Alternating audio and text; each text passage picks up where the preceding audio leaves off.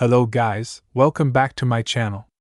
As you can see in the picture today, let's start the story of what if Issei got reincarnated with an Aether soul and got harem in Genshin Impact. My name is Issei. I am a student at Ko Academy. I recently got a girlfriend named Rias Gremry and I'm very happy about it. I'm currently about to walk into the ORC clubroom. I open the door to see Rias. Oh hey, Issei smiles. I see my president and girlfriend, Rias Gremry. Along with Akina-san, Kiba, Kaneko, Asia, Irena, Zenobia, Gasper, Ravel, Raswise-sensei and Azazel-sensei. It looks like Azazel-sensei is holding a strange-looking device in his hand. Azazel, well everyone, I would like to introduce you to my newest invention. This thing can make you travel through worlds with a single click of a button. Issei again with one of your very odd inventions, sensei? Kiba, why don't you give it a shot, sensei? Azazel smirks. Azazel, with proper coordinates, I can send you guys anywhere and bring you guys right back. He aims the device at us and pressed the button. Next thing I know, there was so many colors flying past me. Normal POV. Azazel stood there with glee. Azazel, I did it. My invention worked. Hell yeah! The fallen angel was ecstatic that his invention worked. Now time to bring them back. Azazel and click. Click. Azazel, huh? Azazel pressed the trigger again and nothing. Now he's trying to figure out what went wrong fast. Until he realized, Azazel crap. I got too excited I didn't set the coordinates. He really messed up, now not knowing where they've gone to. With Issei. Issei opened his eyes to see medieval structures all around him. His eyes widen. This is a sight he's familiar with. The Wind City of Mondstadt. Rias. Issei. You're awake. Rias helped him get up. Issei soon sees that they are surrounded by medieval-like soldiers. Who are you and what are you doing here? Issei was about to intervene before. Relax, Huffman. I'll take care of this. One of the soldiers, Huffman, looks at his side to see a blue-haired, dark-skinned man in blue attire with an eye patch. Huffman, yes, Captain Kaeya. Kaeya then looks towards the ORC. Kaeya, my name is Kaeya and I would like to know who you guys are and where you came from. Raswise-sensei stepped forward. Raswise, my name is Raswise. And we've been transported to this world by mistake. Kaeya raises his eyebrow. Kaeya, by mistake you say? Raswise, yes, by one of our professors. He was very excited to show off his new teleportation device, but he didn't say where he would send us, so here we are now. Sorry for the intrusion. Kaeya made a light-hearted laugh. Kaeya, oh my, your professor must be very energetic to use it instantly without telling you guys. Raswise, unfortunately. Then there was long silence between them. Issei immediately chimes in with a forced smile. Issei, alright then. Sorry to trouble you, Mr. Kaeya. We'll be going now. ORC Issei Senpai? Kaeya, hey wait. Issei quickly pushed them towards the gate of the city. Kaeya looks at them curiously. Then a thought hit his mind. Why does he feel so familiar? He thought. Back with Issei, he pushed his friends all the way to the bridge of Mondstadt. Rias, what was that for Issei? Kiba, yeah, what was that about Issei? Issei looks at them with concerned eyes. Issei, it's just I know this place. They were confused. Zenobia, you do? Issei, yes. You all know that I'm an Ultraman and this is my second life, right? The group nodded. Issei, well, I wasn't exactly being honest. This is really my third. Irina, third? Akino, what was your second life? Issei looks over the bridge, into the lake, remembering his past. Issei, I was one of two celestial twins, born from a star, fated to roam the galaxy. Traveling together, it was nice. Until we came here. The group eyes widened curiously. Issei had a twin. Kiba, something happened when you came here? Issei, well. Less came, more crash landed because we were fighting one of the sustainer gods of this world, the heavenly principle. Zenobia, why did you fight a god? Issei, she was blocking our path out. Anyways, I was stripped of my powers and woke up here. What's worse is my twin sister was missing. I had nowhere to go but explore the world, not like that got anywhere. Made it to Nalon too. The group wanted to know more, but they could see that this is a personal thing for Issei, so they back off trying not to hurt him. Rias, so you died here and got reincarnated. Again, Issei was silent. Rias, do you wanna go back home? Issei, I do. I really want to. Kiba Issei. Issei, but I can't now. Kiba Issei. Issei look over to Kiba, who interrupted him. Kiba, let me ask you this, why can't you leave? Issei, because I have unfinished business. If I leave now, then the darkness within this world will. Kiba, can't this world defend itself? Issei, I mean yes, but Kiba, your savior complex is showing. Issei, stop, knowing that Kiba's right. Kiba, we know you recreated the multiverse, but it's not always your responsibility to protect something you just met. They are more than capable to defend themselves. Issei looks down, contemplating what he should do next. Until they heard screaming form inside the city. All thoughts paused as they ran in. Pumpkin paw. The ORC sees monster they've never seen before wrecking the city center while the knights are doing their best to fight it off. Irina, what are those? Issei, they're Abyss Heralds. Orc Abyss Heralds? The boy turned to his friends. Issei, yes, they're from the Abyss Order led by my sister. As soon as he finishes, they all heard a scream that's all too familiar to Issei. Mona Kaeya, Issei. Mona, Kenkin Rekka. He saw the astrologist, Mona, being pinned down by a mage and a lector. He blanked, running towards the lector, summoning Kenkin Rekka to his hand, disintegrated the lector, and with just one heavy strike. He turns back towards Mona, then freezes. Mona, confused. Issei snaps out of it. You okay? Mona, yeah, I'm okay. That swing was very powerful. Issei tries to get the next few words out of his mouth. Issei, yeah, I know. Sees another lector, I have to go. Sorry. Mona, sorry? What did he mean by sorry? She thought. Issei felt conflicted while walking to the lector. But he knew he had to save them. He had to again. Herald, who are you? The herald demanded in a growl tone. Issei, the guy who kicked your bum once before. The people around were curious by what Issei meant. Kiba is Seiken. Be careful. Swai Seiken Nagarii. Kiba summoned Swai Seiken Nagar to his right hand, striking the herald in the chest before sliding beside Issei. Issei, don't.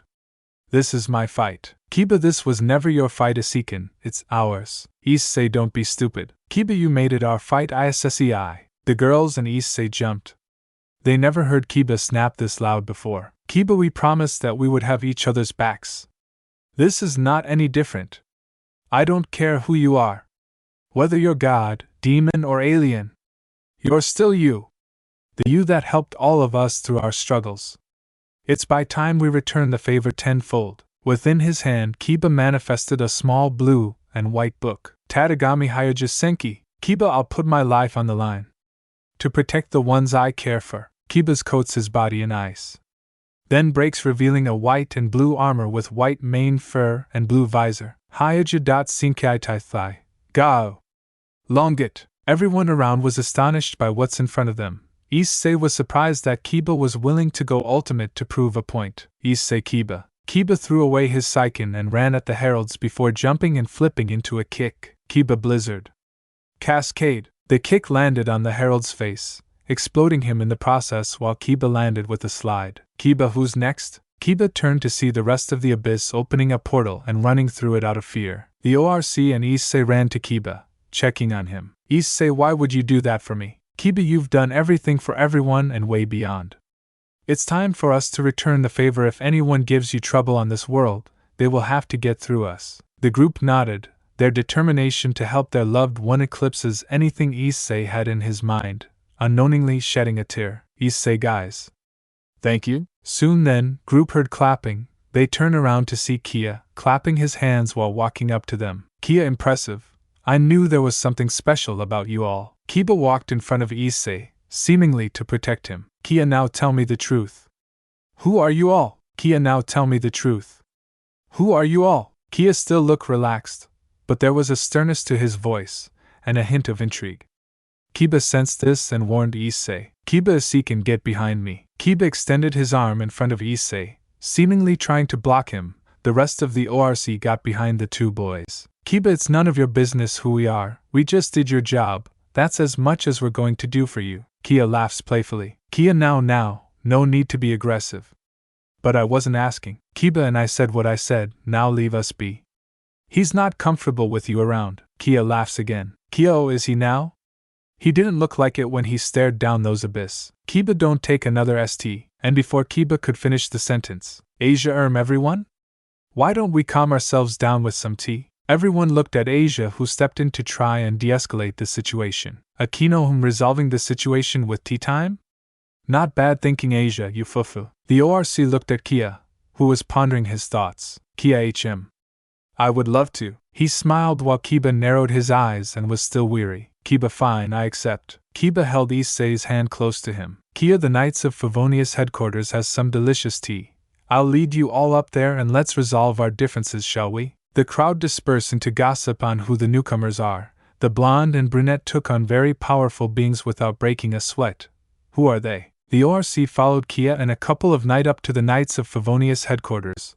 They walked in to see a checkered floor and a light hallway akin to any medieval setting. Kaeya opened the door on the left, leading to an office where two beautiful blonde women are in. One wore a knightly white outfit while the other wore a purple witch clothes. Kaeya, Jean, I got some interesting people for you. The tea's over there. Asia and Akino diverged from the group, making and preparing the tea. The woman in white, Jean, replied. Jean, thank you, Kaeya. I heard the reports. I couldn't believe it myself. Jean gestures to the group. Jean, greetings people from afar. I am Jean Gunhilder, acting grandmaster of the Knights of Favonius. I would like to welcome you all to Mondstadt, the nation of freedom. Rosweiss, thank you. Before Rosweiss could speak up, Rias steps forward. Rias, the pleasure's all ours, although I guess we did come in an awkward time. Jean, you could say that. But I do want to ask, how did you all come here? Rias chuckles. Rias, one of our professors, made a world-traveling device and accidentally teleported us here. Jean's eyes widen. Jean, so it's true. You're all from another world. Rias, that seems to be the case. Asia and Akino placed the teas down on the large table for everyone to grab. Jean, this is something.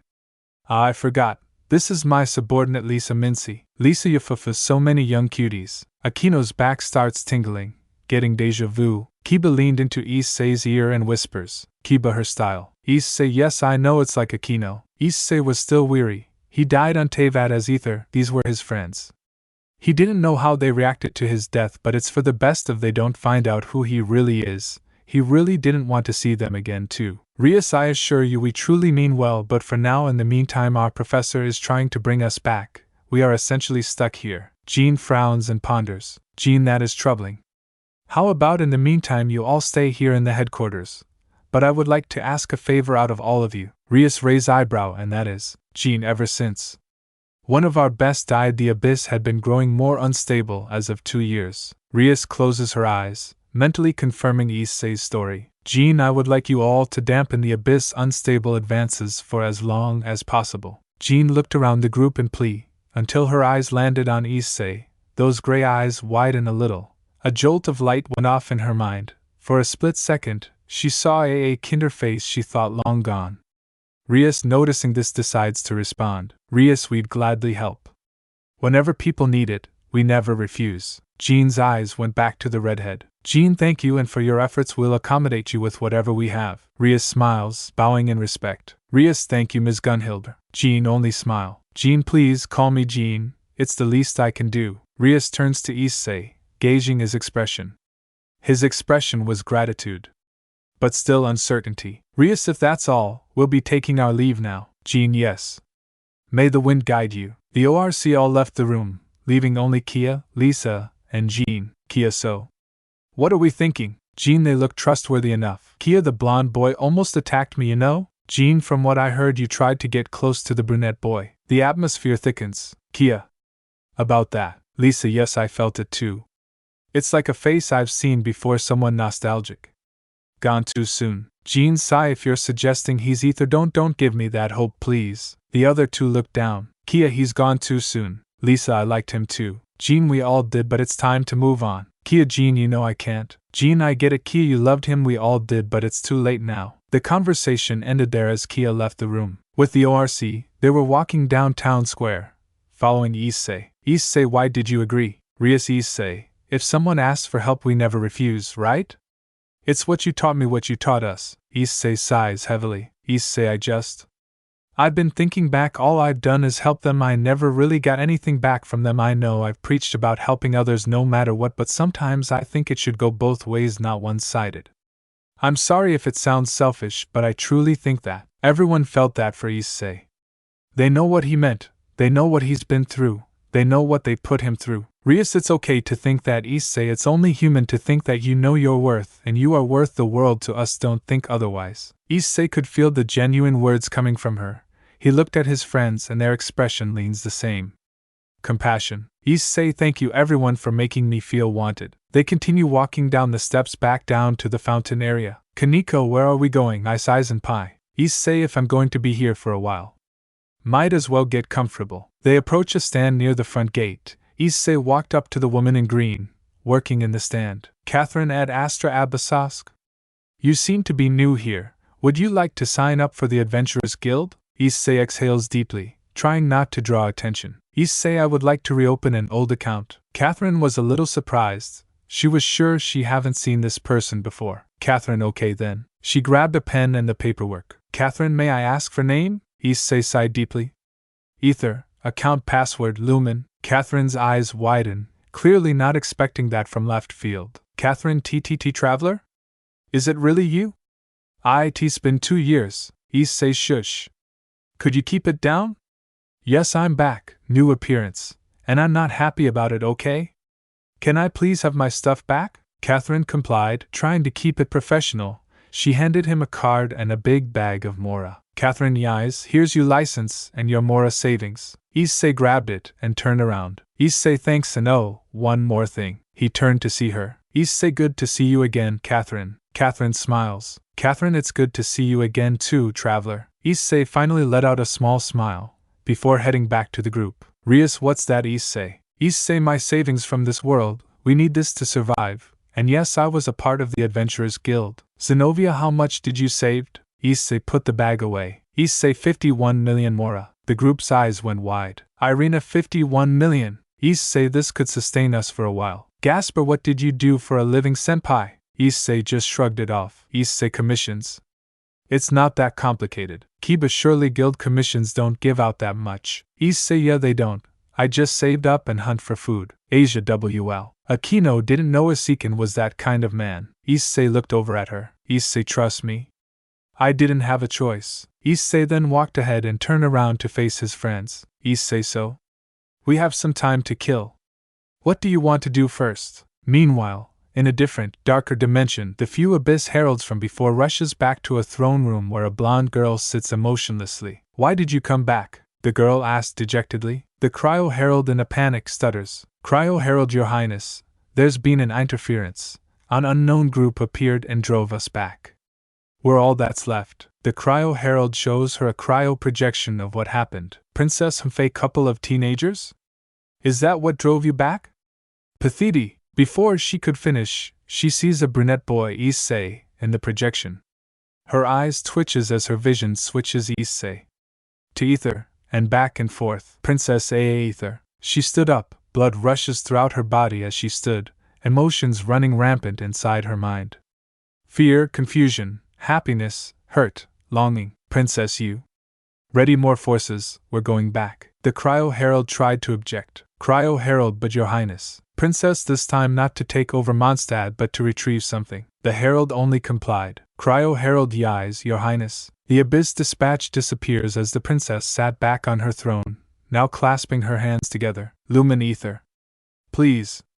Let it be you, it's been so long, I miss you. She could only hope to wherever that is that her hunch is right. Meanwhile, at the harbor of Liyue, a group of youngins went over to the Adventurers Guild to check out some commissions. Chongyin, Xingqiu, Hu Tao, stop that. The young exorcist whines at the blue-haired boy and the sporadic funeral director keeps poking at him. Xingqiu, HM, come on Chongyin, have a little sense of fun. Hu Tao, here.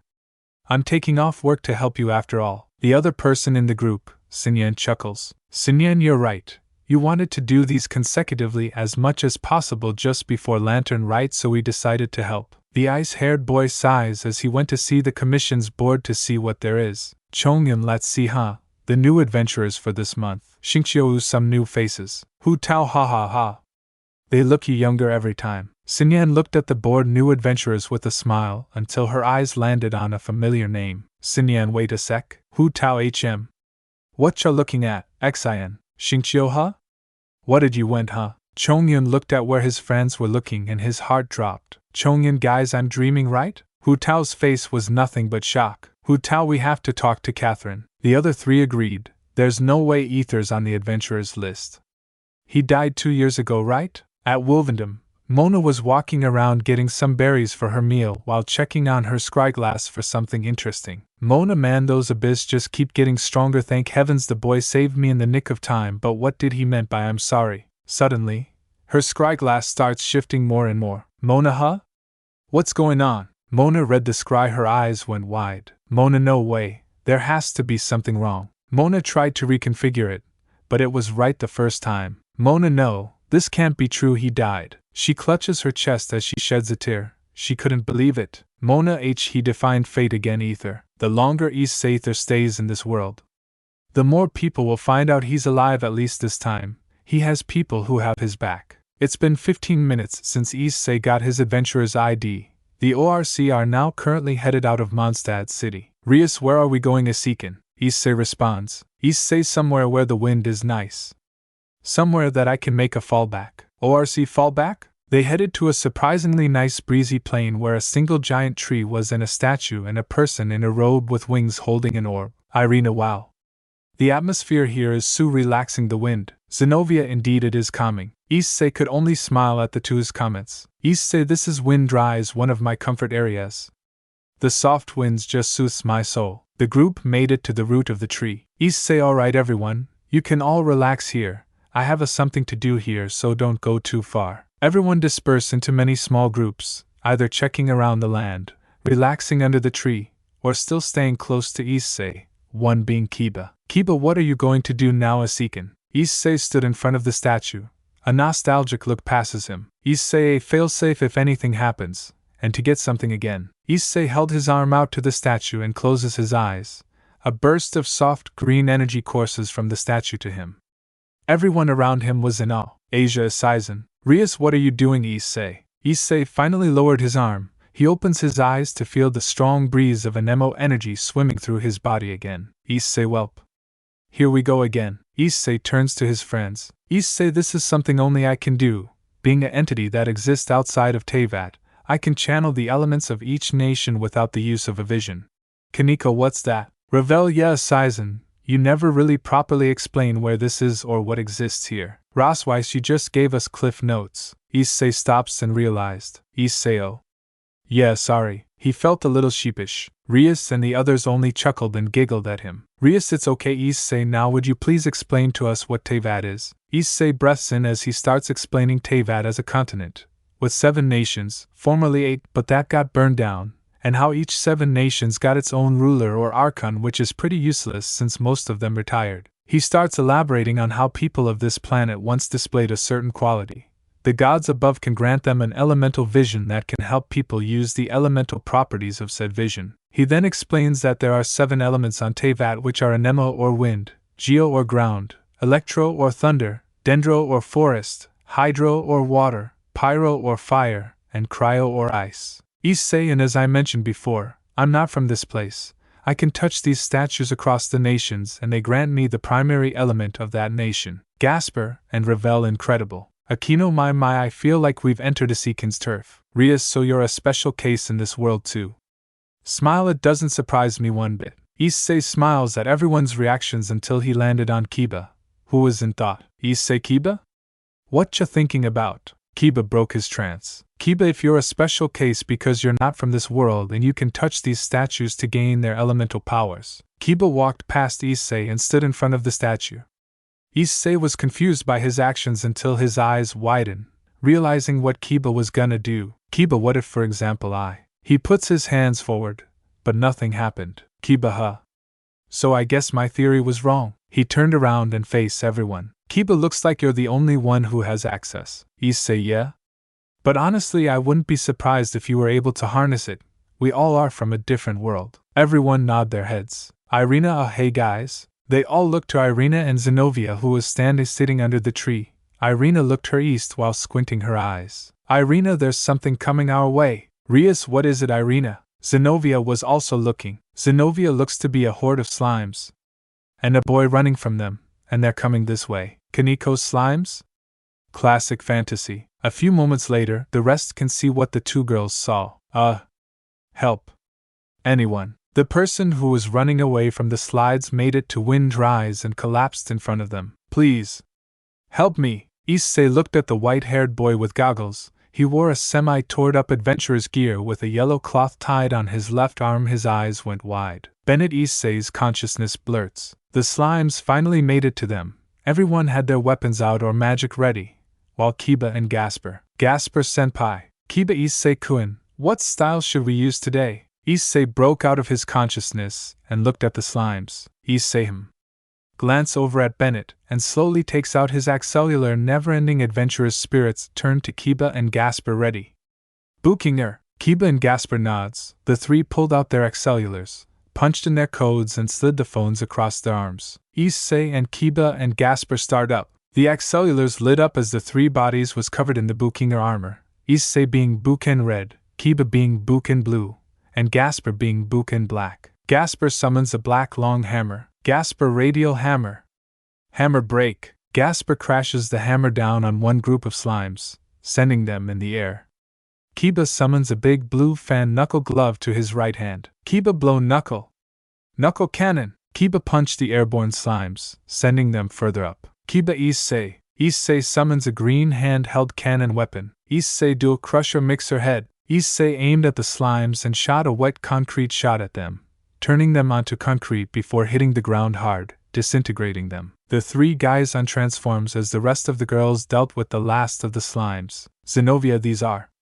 Sheath back Durandal. Kaneko surprisingly easy. Akino of Fufu well they're slimes after all. They all regrouped to help out the Bennett. Bennett oh thank goodness. I thought I was toast thank you. Bennett thanked everyone for saving him. Rias there's no need for that. Bennett straightened himself up. Bennett the name's Bennett, leader of Benny's adventure team. The silent wind passes as Kaneko let out a snicker. Zenobia really? Team? I don't see anyone else but you. Bennett yeah, no one wants to be on my team because of my bad luck. Rossweiss bad luck? Bennett it's like a curse was put on my body. Everything and everyone I come in contact with go horribly bad. Everyone who knows just stays away from me. Oh. Sorry for that, there I go rambling again. Asia steps in front and knelt down. She hovers her hands broadly on him to heal any potential wounds on him with twilight healing. Asia it's okay Bennett, we don't mind. Sometimes it's best for us to vent our problems to anyone, regardless of whether they're strangers or not. Bennett perks up. Bennett really? Aren't all of you busy? Everyone smiled comfortingly. Irina we don't mind, we're just relaxing here. Bennett lights up as he finally had people to talk to other than his small friend group. His wounds eventually healed up as he began rambling about his bad luck, his adventures, and eventually his team-ups with someone named Aether. Bennett Aether is the only guy who could really balance out my bad luck.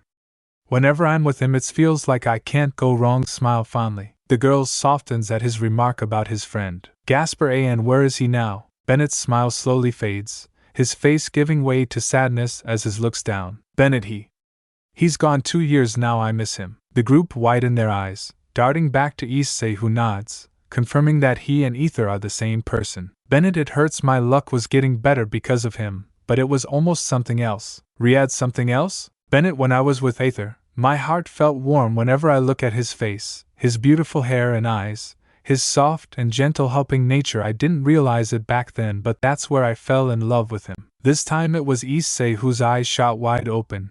His heart aches as he never knew his old friend. Bennett liked him romantically.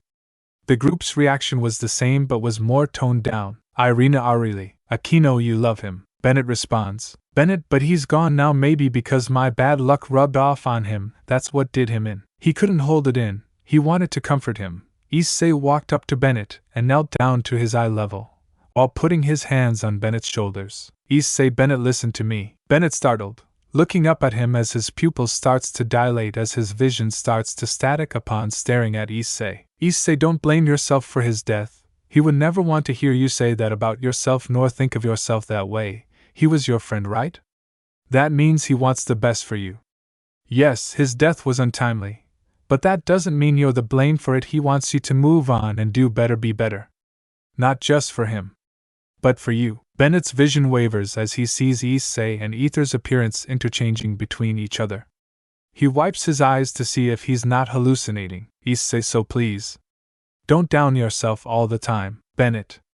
I'll try. Issei smiles softly as he helps Bennett up. Issei now back to earlier, why were you chased by slimes? Bennett jolts, totally forgetting what he was doing. Bennett, yeah. I, was doing a commission for Albedo, the lead alchemist from the Knights of Favonius. I had to get some slime concentrate and some butterfly wing and give it to him at Dragonspine. The girls raised their eyebrows. Zenobia Dragonspine? Bennett, huh? You don't know? Oh, wait, I get it. You're all new around here. Kaneko, you just realized? Bennett, yes, sorry, I'm a little slow. Turn around and point west at a snowy mountain. Over there is Dragonspine. It's a cold mountain that's a landmark in Mondstadt.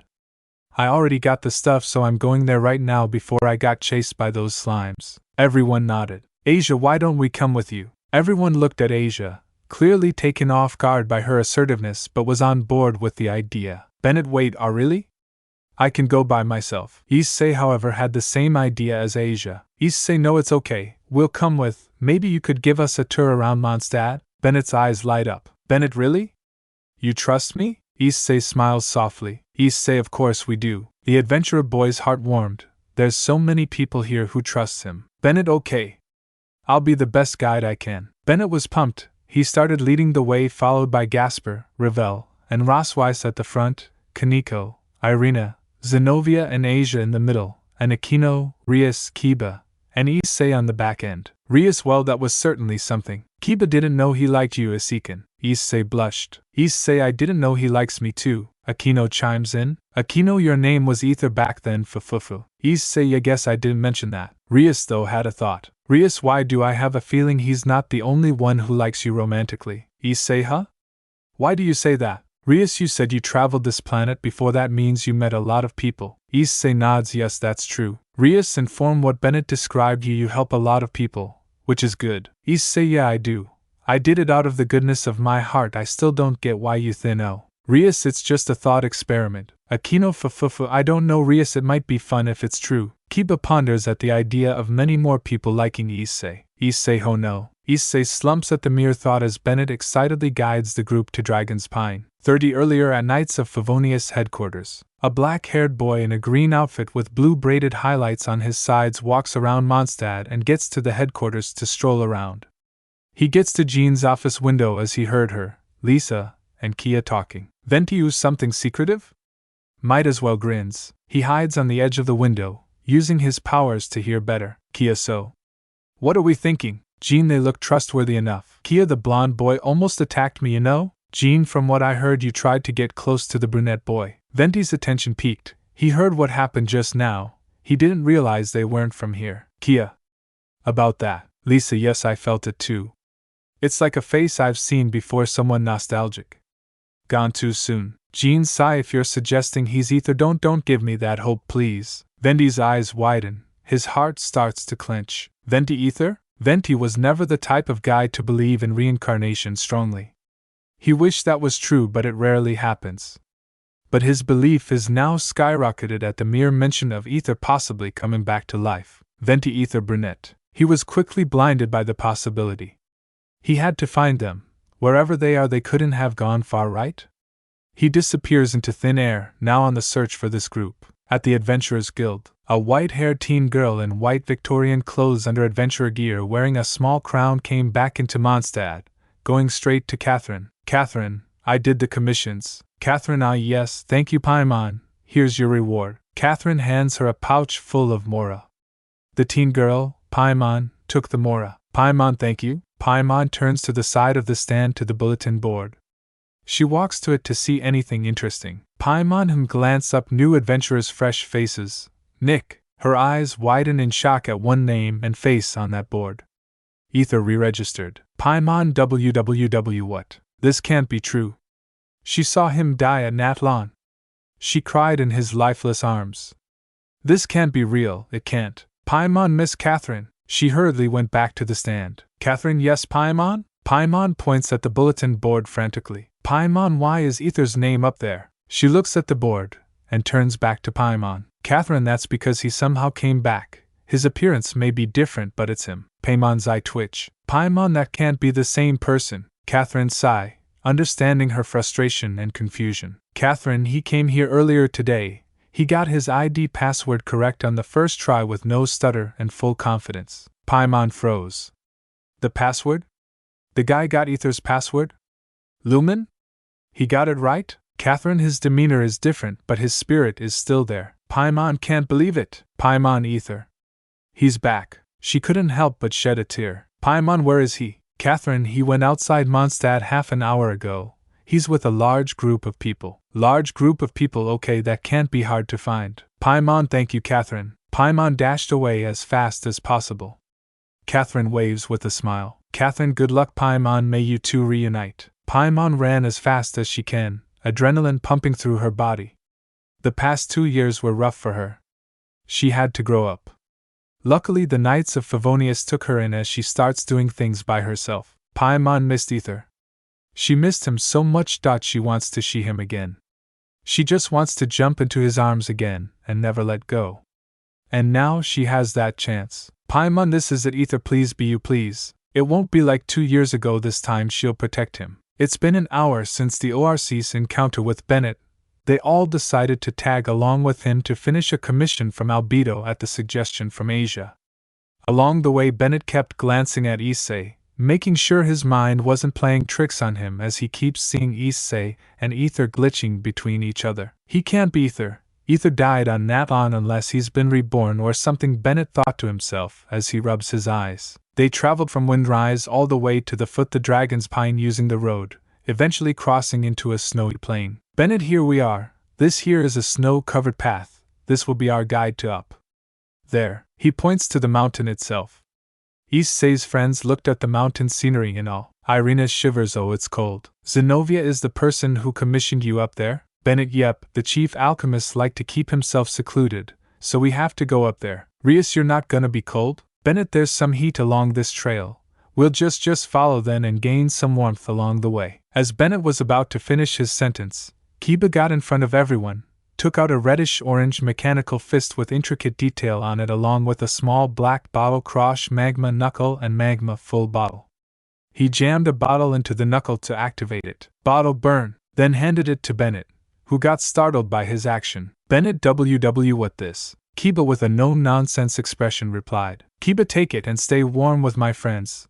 We don't need to look for any other light source. Issei, wait, Kaeya, what about you? Kaeya walked ahead a little bit before turning around. Kaeya, I'm European. I'm used to these temperatures. The ORC crew let out a really?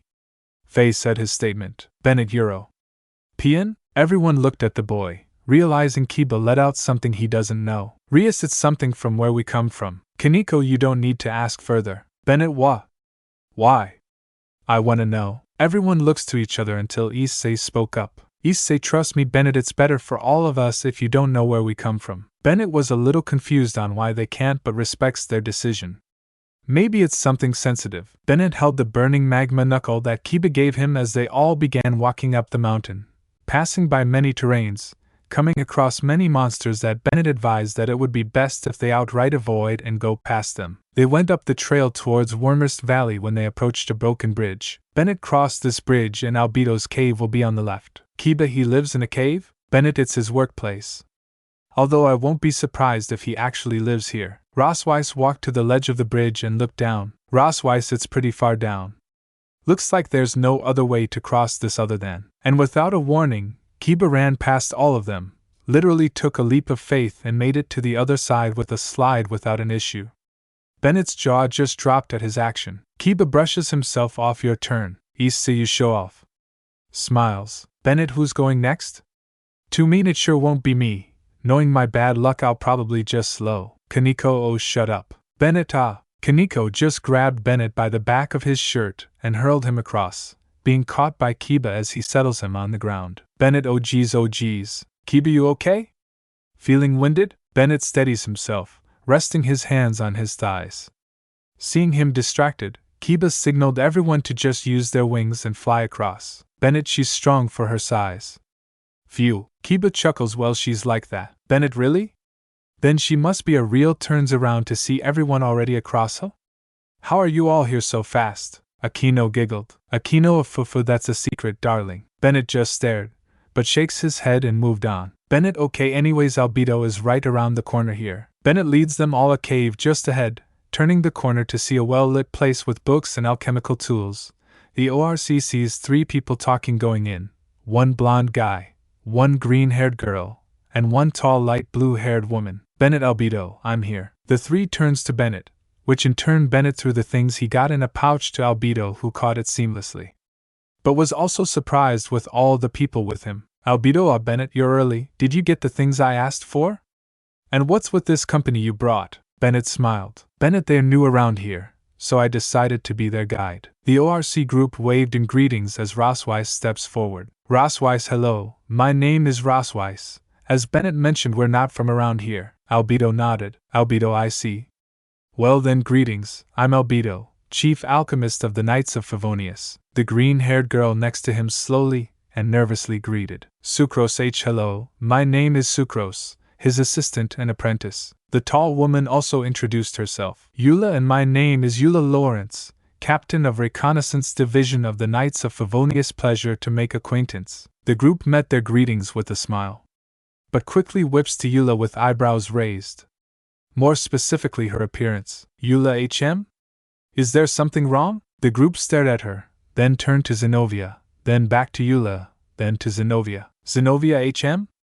Why are you all looking at me and her? Oh, come on, we are not that similar. Irina, I'd beg to differ. Akino, the similarities are uncanny, I see it. Eula chuckled at the banter. Eula, how cute, but this might be the time where you all should introduce yourselves. Rias, well then. My name is Rias Gremery, nice to meet you. Akino Himajima Akino, pleasure to meet you. Asia Argento, nice to meet you too. Kaniko Tuju Kaniko. Zenobia Quartra. Irina Shido Irina. Ravel Phoenix. Gasper Vladi. Kiba Yuto. As everyone introduced themselves one by one, Issei mentally prepares himself. Issei, hi to Issei. And on cue, Albedo, Sucrose, and Eula's sight starts to distort upon eyeing Issei, glitching between him and their old friend Aether. Eula H, huh? Sucrose. Albedo, wait. Your. Albedo slowly gets closer to Issei, his hands hovering the brunette's face, his mind blank with tunnel vision. Issei jolted and started to step back, nervous. Bennett, Albedo? Oh no, please no, Issei internally panicked. Kiba, respectfully, Mr. Alchemist, not another step. Kiba raised his arm in front of Issei with a stern look in his eyes, blocking Albedo from getting any closer. Bennett, Albedo? Sucrose, Mr. Albedo? Eula, what are you doing? Albedo snapped out of his trance, looking at a nervous Issei and a brick wall that is Kiba. Albedo, my apologies, I didn't realize. Kiba, save it. Bennett, Albedo, what was that about? Albedo turned back to his friends, eyes looking down. Albedo, it's just I saw someone else when I see his face. The Mondstadtians' eyes widen, realizing that they all had the same reaction. Eula, wait a second, me too. Sucrose, yeah, me too. It was Aether, wasn't it? Issei tenses up as the moment he heard that. Bennett, wait, really? I thought I was the only one. Hearing this, the ORC raised their guard, with Kiba pulling Issei behind him, getting ready for anything. Albedo, wait. Is he? The four stared at the group, then at Issei. Their vision distorts again. But before anything happens, a couple of knights from reconnaissance rushes into the cave, cutting off any kind of tension they have. Captain Eula! Emergency! One of them pants. The Abyss order came out of nowhere and ambushed us. Another hurriedly said. Everyone jolts up, setting aside any current thought they have now. Eula rushes over to the knights. Where are they? By the outskirts. They're closing in on us. Everyone dropped what they were doing and rushed out of the cave and to where the recon were being pushed. Soon they arrived at the west side of Dragonspine, to where they all see Eula's team trying to hold off the Abyss-possessed Hilichurls, Mitachurls, and more, along with 2 heralds behind the small army. Eula, knights! Fall back. We'll handle the rest. Yes, ma'am. The knights all said before fleeing and letting them all be at the forefront, with Asia also falling back to heal any of them if necessary. Kiba, Bennett, can I have that back? He points to the magma knuckle still in his hand. Bennett, yeah, sure. Bennett hands Kiba the magma knuckle as Kiba pulls out a build driver from his blazer and slap it on his waist. Bennett, huh?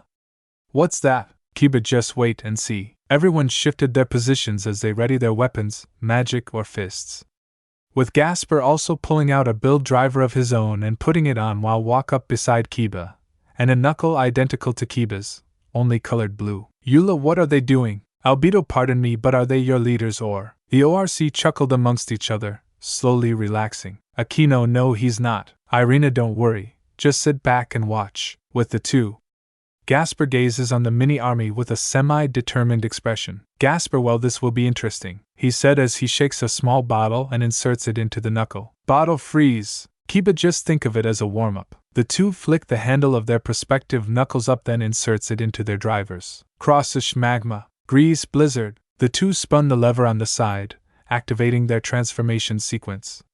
Two large metal foundries appeared from the ground. Are you ready? Kaeya henshin. Gasper henshin. The foundries tipped over, covering them with magma and freezing water, turning them into stone and ice respectively. The Tavations looked on with shock and awe. Sucrosu wow. Bennett holy. Eula wa? The foundries smashed the molds, revealing two suits, one orange magma dragon and one blue freezing robot with a crane claw where his left hand is. The blazing muscle. Crosh magma. Yuwatch. The frozen passion. Grease blizzard. Chill. The Abyss halted their steps as they saw two normal humans donning two polar opposite armor types. Kaeya first and last warning. Walk away. Eula? Why is he telling them to walk away? The girls in the group turned to Eula. Rias had an answer as she glances to Issei. Rias, it's because of him. Issei has always been someone who kept us grounded. Now, not to say he hasn't punch first, asked questions later, but gradually as he became more powerful his views starts to change. Issei, I can take over. Simply put, I don't want to fight that much anymore. If there's a peace option, I'm picking that first. I've killed enough. No more. Everyone looked at him with a sympathetic gaze. For the girls, him turning a new leaf and becoming almost a pacifist is endearing, showing that he's growing up. But for the Tavations, they couldn't stop seeing Aether whenever they gaze at Issei. Could it be Aether? Albedo thought to himself before his eyes widened with one single conclusion: back with the two riders.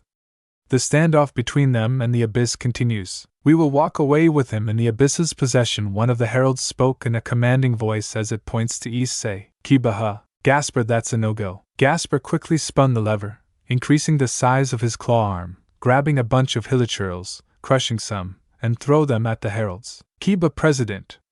Keep Asikan safe. They're gunning for him. Kaeya and Gasper soon engages the heralds and the leftover army that left. Rias got it. Issei's heart sinks. If the Abyss wants him specifically, then she knows he's back. Kaneko-senpai. Stay close to us. Issei Kanekakan, I'll be fine. Akino Red Dragon or not, you've got a target on your back now, Issei. For once in your selfless, kind consciousness, let us protect you. That's when out of nowhere Mitotro leapt over, trying to slam its axe on them before Zenobia blocked it, and knocked it away with Duranal. Zenobia, you always did so much for us. It's time to repay you tenfold. Issei couldn't believe his eyes and ears.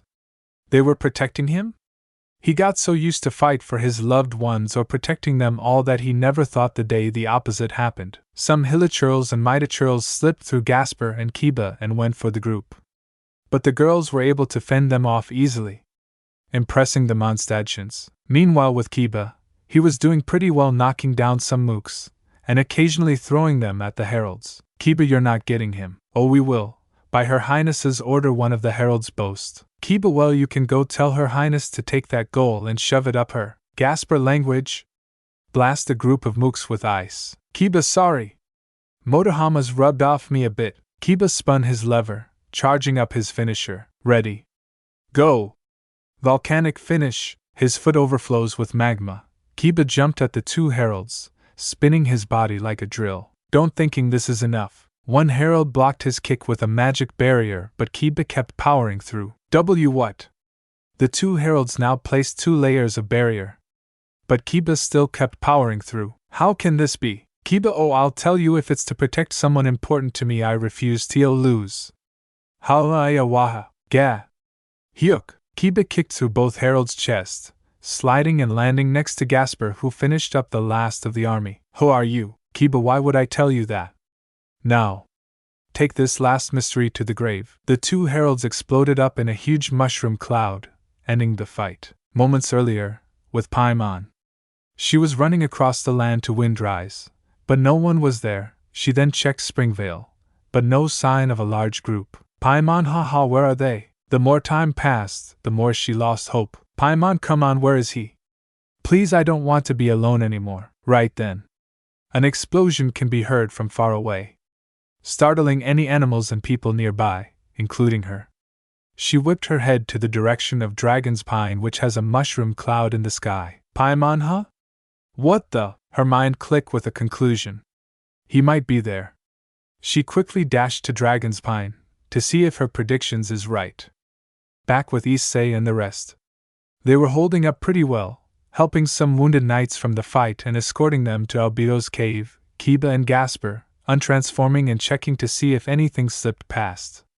Eventually they all regrouped. Issei all clear? Gasper all clear. Albedo soon spoke up, his mind coming up with a single conclusion. Albedo, pardon me, but you all are not from this world, are you? The ORC stiffens, realizing that their cover was blown. Issei, were we that obvious? The Mondstadtians all nodded. Yelan, yeah. Sucrose, why wise? Bennett, I mean, it was a shocker, but it made sense. Albedo, that kind of technology doesn't exist here. It was logical to come up with that conclusion. Kiba, damn well, what else do you know? Albedo slowly walked up to Issei before putting his hands on his waist and kissed him. Issei, mmhmhmhmh. Everyone's jaws just dropped at the scene. Issei was blushing like crazy, Bennett was dazed, the girls were in shock, Gasper and Kiba froze. Albedo pulled away and looked into Issei's eyes longingly with a soft smile, while the latter was bright red and frozen.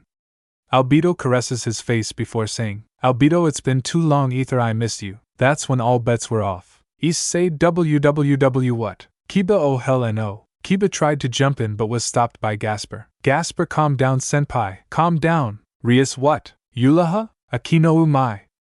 I didn't know this was the case. Irina and Zenobia and Bennett jaws dropped. Everyone else's reactions were sheds of that. Albedo ignored the commotion and only focused on Issei. Albedo, I'm not letting you go easily this time. And with this, Issei realized there were more people who were interested in him on this world than he originally thought. It's been half an hour since the Abyss ambushed. Eula sent her reconnaissance team back to Mondstadt as she regrouped with her friends to Albedo's cave. Rias, Irina, Aquino, Zenobia, Kaneko, Rosweiss, Asia, Ravel, Kiba, Gasper, Eula, Sucrose, Bennett, Issei, Albedo, Everyone sat around the cave, the awkward silence killing them from the inside. Sans Albedo, who was hugging and cuddling Issei without a care in the world while the latter sat on his lap uncomfortably. Kiba, would anyone like to tell us what's the deal with him? Kiba said as he pointed at the two, narrowing his eyes. Albedo, Aether. Pull Issei in closer, ignoring Kiba. Issei, Albedo, he says in an uncomfortable tone. Rias, so I'm guessing he likes him? Rias tried to ask the others. Eula, well, like is an understatement. Zenobia, so love. The three Mondstadtians nods. Irina raised her eyebrows, turning to Bennett. Irina, but wait, don't you also like him, Bennett? Bennett flinched, flustered at Irina's question. Bennett, well yeah, I did tell you all that. Ravel, geez, how many people here like Sisaizen? Right then, Eula, Bennett and Sucrose all raised their hands with tints all across their faces, baffling the ORC. Asia, wow. Bennett, it's not just us. Kiba, I'm sorry, just? Bennett readjusts himself, preparing his next few words. Bennett Tevat was shooken to its core when the news broke of Aether's death in Nalon. A funeral was held days later where all his friends came to attend. After the funeral, people came to his graveside to pay respects or talk to him. Many people from different nations came to his grave, me included, that where I found out a lot his friends actually liked him. I heard a lot of love confessions at his gravestone. It was genuinely surprising. The ORC all stared in disbelief. A lot of people was in love with Issei. Even Issei himself was shocked a lot of his friends liked him that way. Bennett, the past 2 years were rough. A lot of people were out of it. Not knowing how to move forward. Aether impacted our lives so much it's depressing not having him around. Issei felt bad. He didn't know how much impact he had on everyone, and felt bad for dying, considering how he died. Issei, oh Bennett. Bennett, but hey. Since you're back, maybe things will be fine now even if you're a little different. Issei sighs, creating a small light ball in his right hand. Issei, just a sec. Issei flicks the ball of light to himself. His body glows and morphs into smaller individual, with much slimmer arms and body type. The light dissipates as Issei becomes smaller in size. His clothes became black armor that exposes his stomach like a crop top. His eyes were golden, hair a long blonde golden color that's braided beautifully. His face was as white and beautiful too as a flower. Aether, is this better? Everyone looked at him, wide-eyed surprised. Kiba Isikin? Irina, is this what you looked like? Bennett Aether? Eula Aether? Sucrose Aether? Rias I see, how did you? Aether, before you finish that, yes, I was able to do this from the jump. Being the god of fates has some perks after all. The Mondstadtians halted their thoughts. God of fates? Eula, pardon me, god of fates. The ORC let out a sound at his partial explanation. Rias, well, long story. Eula, we have time. Tell us, why is Aether the god of fates now? They all let out something nervous chuckles and began explaining what they know of issei or Aether had one more life before these two. He was a young man named Asakura Riku, or Ultraman Jeed, the son of a universal warmonger named Belial and part of an alien race called Ultras who swore to protect the universe, him also. He was also part of a generational Ultra team called New Generation. But soon after there was an incident that destroyed the entire plane of existence, killing everything. But not before one of the teammates of Riku, Ultraman Jinga, collected all the energy of his fallen friends and made another Big Bang to recreate everything again and bring almost everyone back before passing himself. After that incident, Riku reincarnated into the person they knew, Aether. Which they know the story and ending to that, which leads to the present, where he reincarnated into Hayato Issei, which after 18.5 years, after regaining his past memories, ascended to be the god of fates and made universal travel possible on their world through him. Bennett, eyes wide. Eula, Sucrose, Rias, and that's just from what he told us and what we saw. They looked over to Aether for confirmation. Aether, yes, that is true, that's my life. Eula, Aether. Bennett, my goodness, Aether, you went through all of that?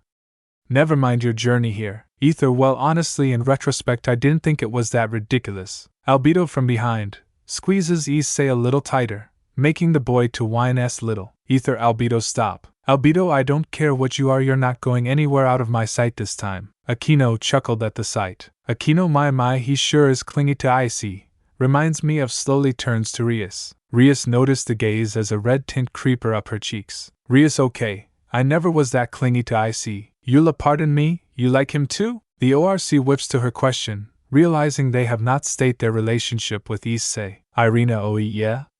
We didn't tell you. Zenobia, we all like him too. Bennett, wait, so you're telling me everyone in this cave likes Aether? Aether interjects. Aether, well, the girls for sure, Kiba and Gasper doesn't. Meanwhile, the former in question glared at Albedo holding Issei on his lap. Kiba, would you mind letting him go? Albedo, no. Kiba, now listen here, you. Gasper, senpai, stop. Eula looked at the hostile tension between the two. Eula, you sure he doesn't like you, Aether? He shakes his head. Aether, don't worry. Kiba's just a little protective, but that's fine. Modama taught him to be like that around me. Bennett, Modama? Zenobia, another friend of ours. Asia, he's very smart and kind, but also very intense. Kaneko, just think, a perverted genius who's clinically a loony and will not hesitate to air out an entire magazine into a person. Bennett, oh wow.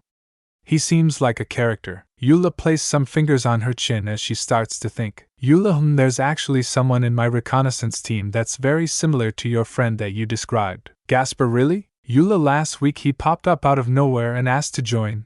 He was very impressive with his abilities and, like you mentioned, was very intense. His name was Luo Sindor, a genius too for a teen. As soon as she uttered the name, both Issei and Kiba turned their heads to her in confusion. Aether Lu Al. Sindir? Kiba, ha, interesting name. Sucrose, yes, he even helped me and Albedo with some of our experiments and hypotheses. Rias seems like a smart guy. Aether, growing frustrated with the derailing conversion, and so finally got off Albedo, who made a little whine and went to middle of the circle. Aether, look, back on topic. The point is, yes, I lived a long life. From Riku to Aether to Issei. I've seen many things. But during my time here, stuck trying to find my sister, it felt suffocating. I tried to be as friendly and helpful as possible to you all, but I have limits. Sometimes I feel like I'm just being used. Do you want to know why I died? The group was confused. There was a reason he died in Navon. Bennett, wait, we thought you died in a war. Aether looked at him with guilty eyes. Aether, I did. At the last stretch. There had to be a sacrifice to end the war.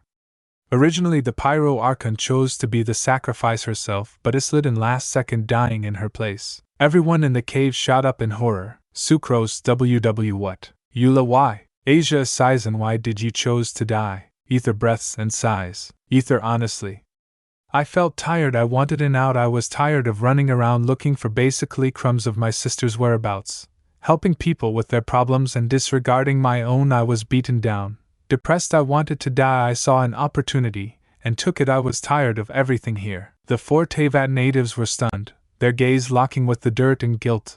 They felt like they didn't do anything for him. Kiba, so that's why you're so conflicted when coming here. You felt like a tool for them to use. You don't want to be like that again. Eula, hey, Aether is someone we care for deeply. We would never treat him like that. Kiba, really? His face and demeanor says something completely different. Aether, Kiba, please don't press them. Kiba, no, I'm starting to see why you're so apprehensive and hesitant about everything here. You're on guard 247, because you don't really trust them. Aether, it's not that. Kiba Isiken, you're always passive and apologetic. You try to take burden and criticism all to yourself. That's who you are, and in turn don't realize that we've done some messed up things to you too. Aether's eyes widen in surprise and confusion. Aether, what? Kiba, may I recall back to the clubroom incident after the call with Ravel's mother. The ORC all felt that one. They looked down in guilt and shame, thinking back to that catastrophe. Kiba, we took turns beating on you verbally, calling you dense and insensitive for not noticing our oh-so-great president's feelings. Not realizing that you just wanted to be respectful with her in front of others. And in turn basically giving you imposter syndrome and constant self-doubt. Thinking back on that moment makes me angry at everyone, and angry at myself. I didn't know, and I regret it deeply. That's why I begged Modama to help run my bones into the ground. Both as a self-loathing way to torture myself for that day, and help protect you. Your fight is my fight. If not, I'm making it mine. I'm not afraid to die. The cave was silent, hearing Kiba's motives and reasons stunned Issei and the Mondstatters. The latter was both shocked and a little mad at what had happened to their important person. Gasper, I'm right alongside him. That was one of a few days I regret the most. I wanted to change and better myself. I went to Motohama-senpai to learn how to fight, not just for me, but for Issei-senpai too. Issei couldn't believe what he's hearing. These two are going through heaven and hell with Modama, who does not pull punches when it comes to him, just to protect him. By then Kiba stood up and grabbed Issei's wrist. Kiba, we did what we came to do and beyond. We'll be taking our leave back to the city now. Albedo, wait, you can't. In a split second, Kiba threw a sword he summoned to his hand at Albedo, narrowly missing his face by 1/4 of an inch, and driving deep into the mountain body. Albedo, Kiba, we'll be taking our leave, and without a second word, Kiba walked out of the cave holding Issei while the ORC got up and followed them. Some waved goodbye, some bowed in respect before leaving the Teyvat natives speechless. Aether, that was a bit too far. Kiba, I wasn't trying to hit him. Aether, that's not the point. Kiba, look, I made my statement. There's no turning back now. You're my responsibility.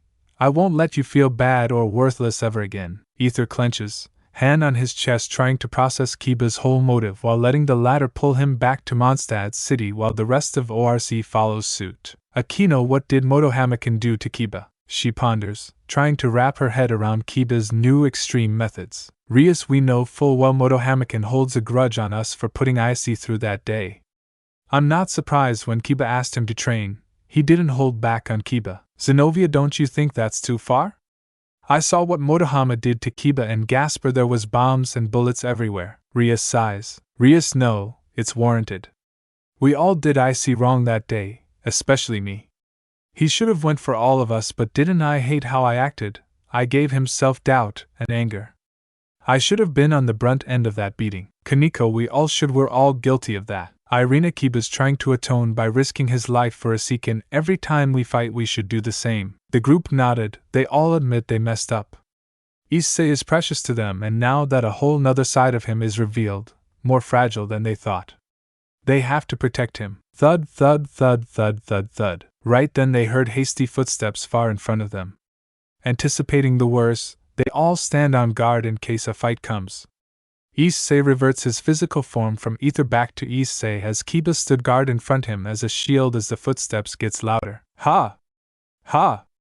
Ha! Right then they all see a medium-sized girl running up the mountain in extreme rush, trying to get somewhere. The girl had long white hair, she wore an adventurer's-like clothes and gear, and from the look on her face she seems to be in search of something. She ran closer and closer, eventually seeing the group. Paimon, ha ha ha, oh god. She stopped in front of them, placing her hands on her knees, trying to catch her breath. Rias, well hello you, looks like you're in a hurry. The girls propped herself up, still trying to catch her breath. Paimon, yeah, I saw an explosion all the way from Springvale, so I ran here. Everyone lowered their guards, sensing that this girl is not hostile. Rias, so? What are you doing here? Are you trying to find something? I mean, you ran all the way over here, you have to be looking for something. Paimon, oh yeah, I'm trying to find someone, a friend of mine. He's been gone for 2 years and now I got word that he's around Mondstadt somewhere. The group immediately turned their heads to issei, who looked at her with wide eyes. Paimon, I asked around where he was. They said he's with a large group of people. They said he looked different too. Wait, you're them, aren't you? Rosswise, who did you ask exactly for information exactly? Don't mind me asking. Paimon eyed the group. Paimon, it was Catherine, the Adventurers Guild's receptionist. The group looked amongst themselves. Rias, yep, she knows us. Paimon, where is he? Rias, excuse me? Paimon raises her eyebrows in suspicion. Paimon, where is Aether? The girls paused before pointing at issei on the side, who was still frozen at the sight of Paimon. Paimon looked over to issei, and like clockwork, her vision starts to distort, switch images of Aether and issei. Her mouth gaped as her heart starts to clench. She stepped forward little by little. Kiba gets out of the way and let these two talk. Paimon, the issei Paimon. Her mind snaps at just the mention of her name. His tone, the way he said it was him. Paimon attrrr. Paimon practically jumped into his arms, hugging and clinging onto him as hard as she can while breaking down. Her eyes were watery, her legs gave out, but she didn't care. She finally reunited with him again. Paimon, Aether. Sniff, it's really you. Issei, Paimon, you've gotten bigger. Paimon chuckled sobbingly. Paimon, I miss you so much it hurts. Issei hugged her back. Issei, I missed you too, sorry. Paimon, no, save it, let me have this. The ORC looked at the sight in front of them. Clearly they've known each other for a long time. And with issei not hesitating or contemplating her, looks like these two had been through thick and thin together. After a while, Paimon stopped sobbing and let go of issei, and introduced herself to everyone. Paimon, are these your friends, Aether? Issei nodded as she waved to the group. Paimon, well, it's nice to meet you all. Paimon's name is Paimon. I was Aether's travel companion when he was here the first time. Kaniko's, so you were his guide. Paimon smiles, yep. His best travel guide. Issei, and only. Paimon, hey. Paimon's trying to take anything she can hear. Everyone chuckled. Seems like they're genuinely friends. Issei seems to not be bothered by her. Paimon, Aether, you died in Natlan and got all these people. How did you come back and what did you do? Issei chuckled sheepishly. Issei, well, long story. It involves reincarnation. We're actually heading back to Mondstadt City anyways. I'll tell you on the road. Paimon, wah. But I just got here. Issei, I'll give you a piggyback ride. Paimon, no thank you. Paimon, just walk. Everyone enjoyed the sight of the two. They all begin to walk back to the city as Issei tells Paimon what he did when he was reborn. Back at the Abyss Dimension, the princess looked through a projection of 2 of the heralds' defeat at the hands of her brother's new friends. They were powerful. And don't hold punches, but honestly, all she could think of is her brother. He's alive again but with a different face. She had to see him. She thought of a plan and called in another herald. Hydro Herald, yes, your highness? What orders shall you bestow upon me? The princess got up from her throne. Princess, get a battalion of our forces. We're setting our sights on Mondstadt City. The Hydro Herald responded while bowing. Hydro Herald, it shall be done, your highness. The herald got up and walked out of the room. The princess looked at the projection one more time. Zooming in on Issei's face. Princess, we shall see each other soon. Brother, screw whatever prophecy there is anymore, I want to see you face. Lumine closed the projection before sitting back on her throne, waiting in the forces that will soon strike Mondstadt, as Issei and friends were making their way around their new situation on another world. Back on their world, Aazel was in his office at the Grigori, scrambling to find a solution to pinpoint the coordinates to where he sent the kids to. Aazel! Come on! He hastily typed away on his computer, trying to find the last coordinates on his world-crossing device's records before he used it. Sursex, honestly, Aazel, why would you do that with safety checks? Aazel, I'm sorry. I didn't know.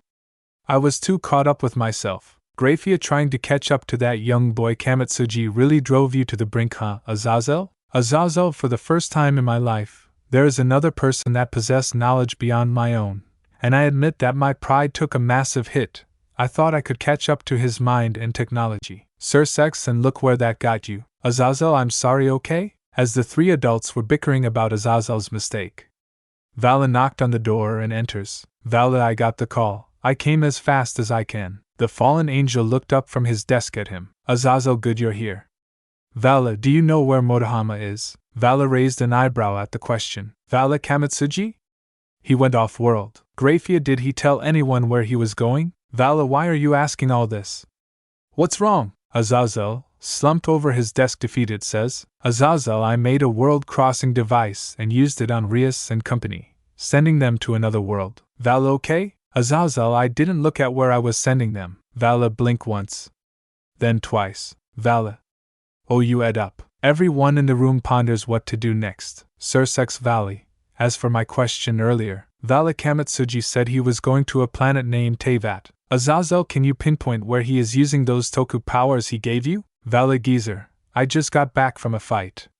I'm drained. Sir Sex, so we just have to wait for you to rest and get your energy back. Vala eyed Sir Sex weirdly. Vala, didn't issei give you something too?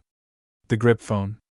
Use that. Everyone in the room stops their thoughts as Sir Sex pulls a gold and blue retro-looking mobile phone with a handle on the side. Sir Sex, I must have forgot. The redhead then turns to Azazel, throwing the phone to him. Sir Sex, here, use this to trace them. Azazel caught the device effortlessly and plugged it into his computer. Azazel, okay, it's in. Just need some time. Vala stretches as he turns around. Vala, alright, I'll be taking a break. If you find issei, call me. I'll get ready. As Vala was exiting, Sir Sex perks up with a question. Sir Sex, hey Vala, when did you start calling Isekan by his name? Vala stops, his back towards the adults. Vala.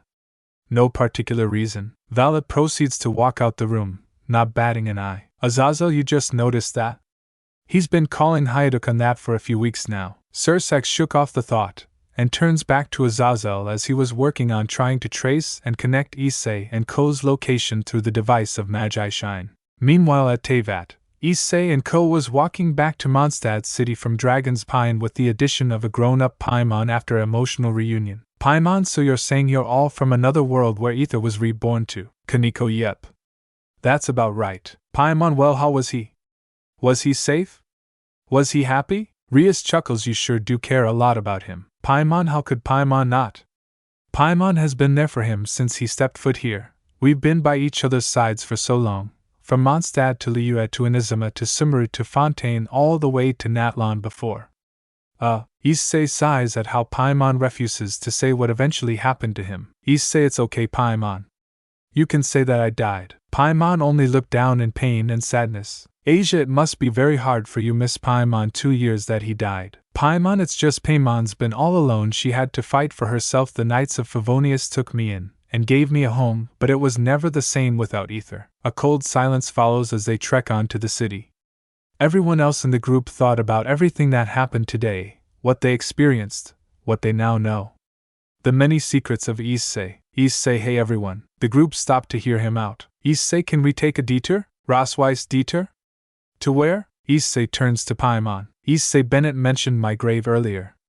Paimon, could you take me to my grave? Paimon gazed down in uncertainty. Issei, please? Paimon sighed, looking up at him. Paimon, okay, follow me. Paimon took the lead as everyone else follows. They walked past the Mondstadt Bridge, past Windrise, up some terrain past the Thousand Winds Temple. The ORC looked around, admiring the sceneries as the group made it to the edge of a cliff high above the ground, looking out at the ocean where a gravestone sits at the top surrounded with flowers of all kind. Issei star snatch, huh? Issei walked up to the gravestone with Rias right behind him, while everyone else stays behind and look around. He knelt down and brushed any dust away to read the words. Aether, the traveler, hero to all, loved by all. Issei, hero, huh, scoffs a joke. Rias, I don't know, I see.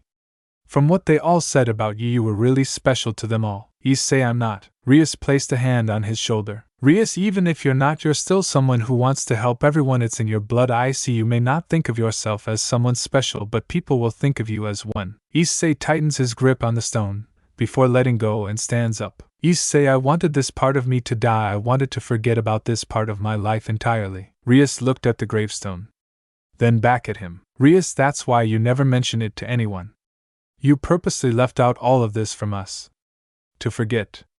Because you were hurt and broken. Issei, and I almost did until Aazel inadvertently brought me back here. Rias walked up next to him and picked up a Cecilia. Rias, I don't think that's a mistake anymore. I'm starting to think it's fate calling you back to this place. Issei lets out a self-deprecating scoff. Issei, you're right, I'm the one who steers the wheels of fate. Rias chuckles, I know you better than that, I see.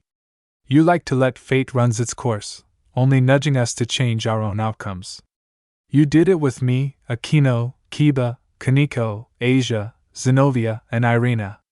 And recently, Vala and Riser. Issei ponders at her words, thinking of everything he's ever done up until now. Rias, you made us all into better people, and I think this is fate's way of telling you to finally come back to yourself and heal old trauma. Issei tilts his head up to the ocean, contemplating his next words and intentions. Issei, if I do that, then I'll have to relive this nightmare again, everything I buried under. Rias held his hand to cut him off. Rias, who says you're doing this alone?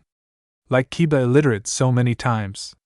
Your fight is our fight, now we're in this together. Issei looks to his held hand, then up to Rias's face. Issei, I don't even know what is left here for me to do. I killed myself to escape my goal. Rias, and that goal is, Issei, finding my sister. Rias, huh? Well, we can't leave her hanging, can't we? Issei, we? As the two were conversing, the rest of the group relaxes on the grass and let them talk. Taking in the cool breeze of Mondstadt. Paimon, man. She really knows how to be persistent. Gasper, well, she is his girlfriend after all. Paimon, oh okay. Wait, what? The group laughed at her confused outburst. Kiba, what? Why is it surprising, Ms. Paimon? Paimon, okay, drop the MS. It's surprising because he's never been in a relationship before, let alone take interest in people. Akino Yufuf, Rias isn't the only one. Paimon, huh? Looked around the group, then back at Issei. What? You all. Irina, yep. Zenobia, we also do have feelings for him. Paimon couldn't believe what she was hearing. Paimon, so you're telling Paimon that Aether has a harem? Kaneko finally caught on. And with that, Issei and Rias turns around and walked back to the group. Issei, okay. Ready to head back now. They all got ready and began walking back to the city with Issei, Paimon and Rias in the front. Paimon, what did you guys talk about? Issei, oh nothing, just on how I'm gonna sling myself to next. Rias, oh don't worry. We're gonna be here for quite a while, isn't that right, Aether? Issei, oh don't be cheeky with my name like that. Rias, what? But it's your name regardless, even if it's past you. Issei shut up and reluctantly let her, and eventually the rest tease him with his old name. He thought deeply about what's his goal here now. Rias wanted him to continue his goal of finding his sister, but he couldn't be sure if Lumine had already moved on from him. He didn't want to journey for nothing, and all the harrowing pain he's experienced. He truly doesn't want to go through that again. But Rias insisted that she and everyone would help him through that struggle. He can't be sure. This is their first time sans Kiba and Gasper in another world. They don't have the experience. The group followed their original footsteps back to Wind Rise and eventually passed it.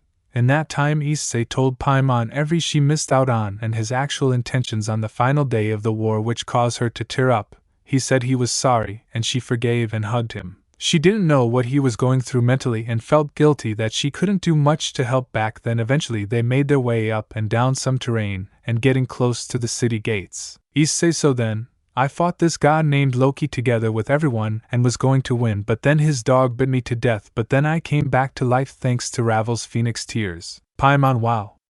You sure die a lot now that I think about it. Issei, well, I wasn't particularly keen on dodging anything. Irina, say that again. We were all crying because we actually thought you died, permanently. Issei, well, I'm sorry. Fenrir made a cheap show. Kiba, everyone, get down. Kiba's sudden order made everyone did as he said.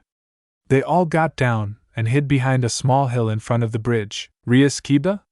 What's going on? Kiba pointed to the bridge. Kiba, look, it's those things from before. Everyone peeked behind the hill to see a battalion of abyss monsters on the bridge and in the city. Paimon, huh? The Abyss Order? What are they even looking for? Issei, me, I think. Paimon, you? Issei narrow his eyes. Issei, my sister knows him here, and she's coming to me. Zenobia, what's the plan? Issei. Issei breaths and exhales. Issei, for now. Liberate Mondstadt. and hopefully see and talk to my sister. Revel, if that's the case, we need to get inside. Kiba, I got it. Kiba slaps on a cross changer to his wrist. Gasper, yes. Flight. Gasper also puts on the changer. Paimon, what that? Irina, you'll see, puts on the changer as well. Issei, we're going Jetman? Okay, puts on the changer. Kiba, okay. I'll get the attention of those guys. Gasper, Irina and Issei will fly everyone inside, okay? Irina and Gasper and Issei, okay. Paimon, huh? Fly. Kiba broke off and ran to the bridge where the rear of the battalion is. Kiba cross changer. Kiba pressed on the bird symbol of the brace. A flash of light consumes him with a black and white armor. Kiba, hey! The rearguard turns around to see him standing before them. Kiba, bring her sword. He pulls out a sword from his side. The handguard shoots out like bird wings as he rushes in and attacks. The rest looks on at him fighting and distracting them. Issei, okay, let's do this. Issei, Gasper and Irina pressed on the brace, donning them with a red bird-themed armor for Issei, yellow for Gasper and light blue for Irina. Paimon, whoa! What? The three held out their arms as white wings comes out from their backs, connecting the arms to the body. Issei, okay everyone, hold on to us each. Rias, Aquino, Paimon held on to Issei, Zenobia and Rossweiss held on to Irina, and Kaneko and Revel held on to Gasper. Then in a swift moment, they all launched into the air and began flying over the wall. Paimon, whoa, Aether! When did you get this? Issei, long story. Let's just say I've traveled many worlds. They all made it over the wall, but before they land, they saw the vanguard of the Abyss Battalion who were terrorizing the civilians. A couple of heralds and a figure Issei recognized all too well. Issei, Lumen, Gasper senpai, where should we land? Issei looks over to the fountain at the middle. Issei, that fountain square right there. They all began to descend down, but before they do, a civilian looked up and pointed at them. What's that up there? Huh? People? Aizensu's up to the site. They all landed by the fountain area and untransforms back.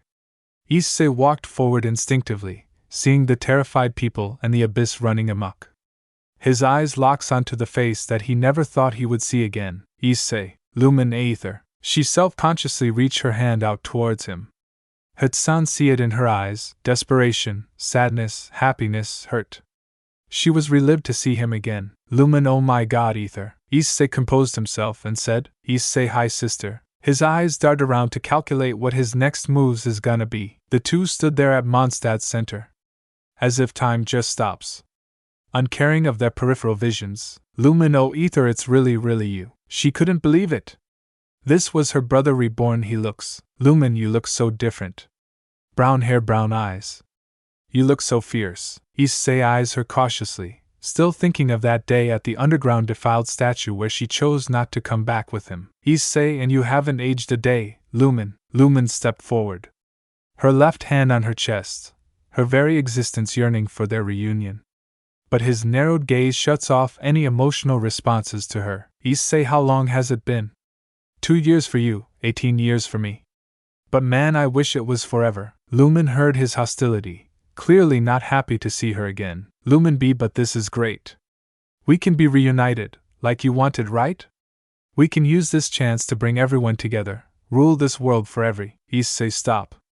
That's the one thing I never got behind even back then. I tried reaching out to you. I tried begging you to come back with me. You didn't budge and said that I have to finish my journey to finally see you. Did you know how much it broke my heart? To know that a former sister who I loved dearly and would die for to turn her back on me? Lumen B, but nothing foretold that you would die at Nat. Issei, oh, that wasn't an accident. I was tired. I wanted to die. Lumen hell, even the Abyss Battalion stopped to process the words he just said. Lumen in particular is shocked and slightly mortified. Lumen W, what? Aether, all I've ever wanted was to leave this world with you. I never cared about any prophecy or fate that was going on in this world. I just wanted you back so that we could leave. Issei unconsciously switched his form over to Aether due to his uncontrollable anger, bringing gasps and shocked faces to the bystanders around them. Oh my goodness! What? Is that the traveler? He came back. Aether ignored the comments and continued on. Aether, but the moment you said we couldn't see each other yet, it broke me, and after Liyue, Inazuma, Sumeru, and Fontaine, I was ready to end it all. I went to Natlan, saw that they were at war with the Abyss. I saw an opportunity and took it. It was Mavuka that was supposed to die, but I knocked her out the way first. The onlookers around them were all in shock at what Aether said. This was their traveler, the one they lost 2 years ago, and to hear his declaration that he planned his death, they didn't expect it from someone like him. The ORC never really heard issei's voice in so much pain before, even with the whole thing with Rainier. This is him being himself. Paimon wa. Paimon, on the other hand, fell on her knees. She looked like she was about to cry as she's trying to process what blasphemous words just came out of his mouth. She didn't know Aether felt that way. She was always aware of his depression and exhaustion. But to know that he planned his own death that day. Paimon, Aether. No, why didn't you tell Paimon? Her voice was just barely higher than a quiet whine. Kaneko and Ravel knelt down next to her, trying to comfort the now fragile girl. Kaneko, hey, keep it together. Ravel, it okay, Miss Issei-sama is just airing out everything in his heart. It hurts us too, but this is him coping with everything. Back with Issei, who was almost out of breath at this point. Issei, I died, reborn anew, and when I thought everything was going well, my boom got sent right back here. Lumine stood still, processing everything said by her broth. Aether, and after everything this world put me through, I don't want to be Aether anymore. I don't want to be your brother anymore. That last declaration was a final straw, as that felt like a dagger through her heart. Her face went dark as she stared at the ground. A Hydro Herald float next to her. Imber, why, your highness, are you alright? Lumine was silent was a few moments, her face expressionless. Lumine. Imber. I want my brother back. Let's get him and go. Imber. Understood, your highness. Everyone stood alert at her order. The Hydro Herald, Imber, signaled the Abyss Mages, the Hilichurls, the Lawchurls to advance through the city. Aether, guys. Gasper, got it. Irina, leave it to us. Zenobia will take care of it. Kaneko. His friends understood what they had to do. They saw a couple groups go left and right around the city. They too spilt off on their own as Issei stood his ground and backed away. Gasper, Irina, and Kaneko went to the left wing of the city, through the narrow street, to be met with a couple of mages and lawchurls. Gasper, alright, you know what to do. Irina smiles as pulls out a blue and orange belt with a box bulging on the right side. She slaps it onto her waist as the belt straps forms around. Libera, driver. Irina, you already did enough today. Gasper, let the girls take over this one. You get anyone you see out of here. Kaneko nods as she puts on a black belt with an emblem of a cat with headset. She then takes out a bright blue and pink buckle with piano buttons and a DJ disc. Irina also took out a blue and orange stamp with a snake emblem on the front. She pressed down on the top and inserts it on top of the box on her belt. Entry. Cobra, what's going up? What's going up? What's going up? Gasper seemed surprised at their artillery. Gasper, where did you get those? Irina, Motohamakin gave these to us. He said to use it whenever we want. Gasper, damn it. That does sound like him. Giving out drivers like candy. The two girls then turn their attention to the horde of Abyss. Kaneko slides the right side of her belt. Set. On the other side, on the right wing of the city, Zenobia, Aquino, Ravel, and Rossweiss ran into a bunch of Hilichurls and mages, mostly Hydro mages. Rossweiss, okay. This is a narrow street and there's still people here. Ravel, you and me will be on evac. Aquino and Zenobia, defend us while we do. Zenobia, got it. Aquino, with pleasure. Rossweiss nodded as she and Ravel began running around, helping people up and guiding them to the stairs up top. Aquino, my new father. Zenobia, looks like we're in it over our heads this time. Aquino giggled. Aquino, I'm starting to see how Icy feels. Aquino reached up into the sky as yellow thunder came down to her, forming into a gray sword with a yellow emblem. She holds it to her waist, then suddenly sheathing into a black belt with 3 slots around her. Zenobia meanwhile took out a red-orange belt with a box on the right side, similar to Irina's, and slapped it on her waist also. She then pulls out a red-orange stamp with a B emblem on it and press it. Weaken driver. Queen Bee. Aquino took out a small yellow book and opens it. Lamp du alangina. Tuaruiko kano chi ni inishikaret suruera fushijai na chi kara o matsu lamp ga ada. Zenobia inserts her stamp on top of the belt as Aquino closed the book and placed it down on the 3rd slot furthest from the handle of the sword. Zenobia, Aquino, Kaneko, and Irina eyes their hordes. Did their individual poses akin to their forms? Zenobia henshin. Irina Henshin, Akino Henshin, Kaneko Henshin. Akino unsheathes her sword to trigger the transformation, with yellow lighting forming with armor around her, ending with a yellow thundering helmet and on her left side of the body. Kaneko slid the disc part of her buckle to transform. Two mechanics discs appeared above and below her, forming a pod in which black under armor latched onto her, ending with a golden cat helmet with a headset and bright blue and pink armor with soundwaves designs on her chest, along with getting a sharp blue electric guitar. Beat. Ready fight. Ikazuchi Batu. Lamp du Alangina. Ikazuchi Asatsu. Lamp no se to Reimikan Ikazuchi Jie Majawara Toki Inazuma no Tsuruji Jie Hikari Kagayaku. Irina and Zenobia transformed with pulling their stamps down to the left side, flipping down the cages that was on the drivers as a cobra snake and a bee appeared and came down on them, deploying Zenobia with red-white armor and a bee motif helmet, and Irina with blue-orange armor and a cobra motif helmet. Libera up. H. Going my way. Kamen Rider. Ja. Ja. Ja. Jean, subvert up. Wow. Just believe in myself. Kamen Rider. H.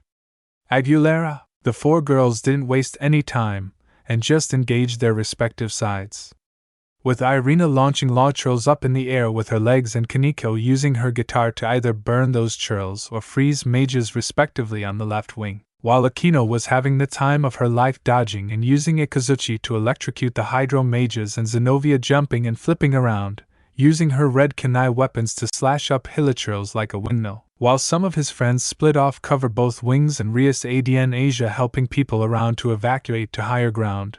Aether eyes Lumen with mild anger and reaching into something behind his back. Aether, why? What's the end goal? Lumen, I won't rest until I get you back, brother. I refuse to believe you gave up on me. I'm cleaning up my mistake by taking you right here and now. I will make up for lost time and be the best person in your life. I don't care if Mondstadt held the entirety of Teyvat Falls anymore. I will get you back. Imber the herald stepped front, reached out his hand to create a hydro cocoon from under Aether, trapping him. Rias, I see. Aether, nice try, but it won't work. Aether summons a black rod with two red boulders on each end to smash through the water cocoon.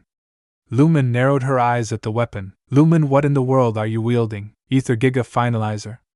Something that's only DNA tied to me. Aether readies his weapon, getting ready in case they made the first move. Aether, I'm not your brother anymore, Lumi. Lumen, shut up.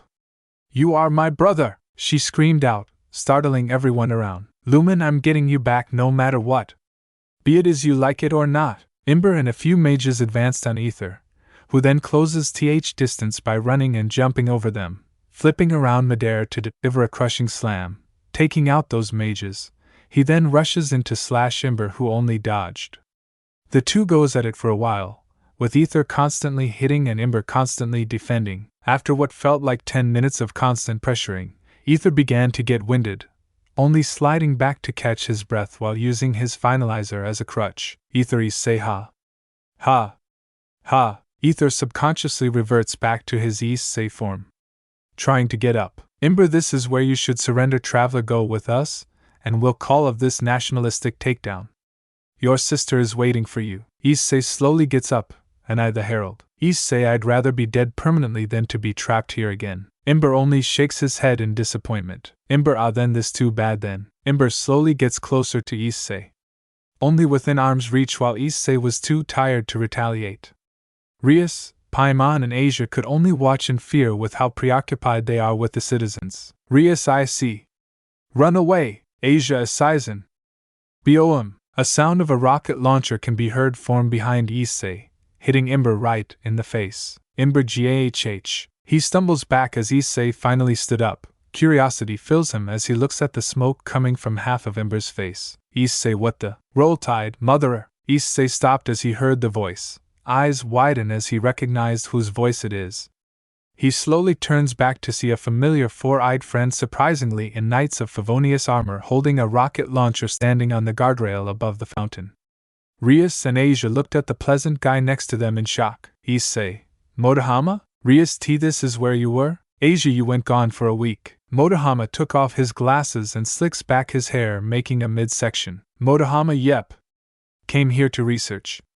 I was surprised when Jean and Kaeya mentioned you lot, so I waited to see you. Modama jumped down, dropping the rocket launcher and tearing off the Favonius armor one by one until the black under armor leggings were left. Modama, so you're Aether? Honestly, I'm kinda mad you never told me. Issei, I didn't want to remember. Modama, and did that backfire horribly? He knelt down next to Issei, his expression sarcastic. Modama, you know, before Guy died, he wanted me to watch over you, to protect you, but how can I do that if I don't even you who you are, Riku? Issei only looks down in guilt. Modama, sigh, get your G-ass back and rest up, okay? Modama picked Issei up like a baby before throwing him to Venti, Paimon and Asia. He landed softly in front of them. Issei, ow. Paimon, Aether, are you okay? Modama, you know, I gotta give you credit. Closing in from here in the church, smart move. The Abyss stood cautious of this individual. Modama, but you bitches forgot one thing. This nation can only fall when I fall. And that's law. Modama grins as a holographic headset appears on his face. Modama, let's dance, migos. Modama grins gleefully at the sight of what he sees as target practice. Modama, oh, I'm about to enjoy every second of this. Modama had his utility belt on him. He pulls out a lot of small gadget and knickknacks and assembled them together into a double-barrel shotgun.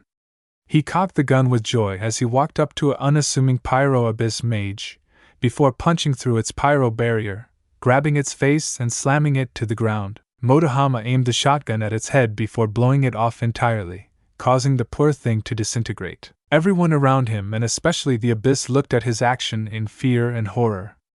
In their eyes, no one has never been able to take out an abyssal being with such brutality, the likes they never have even seen. Imber WW, what did you do? Modama only cocked his head up and turns to the herald. Modama, oh sorry.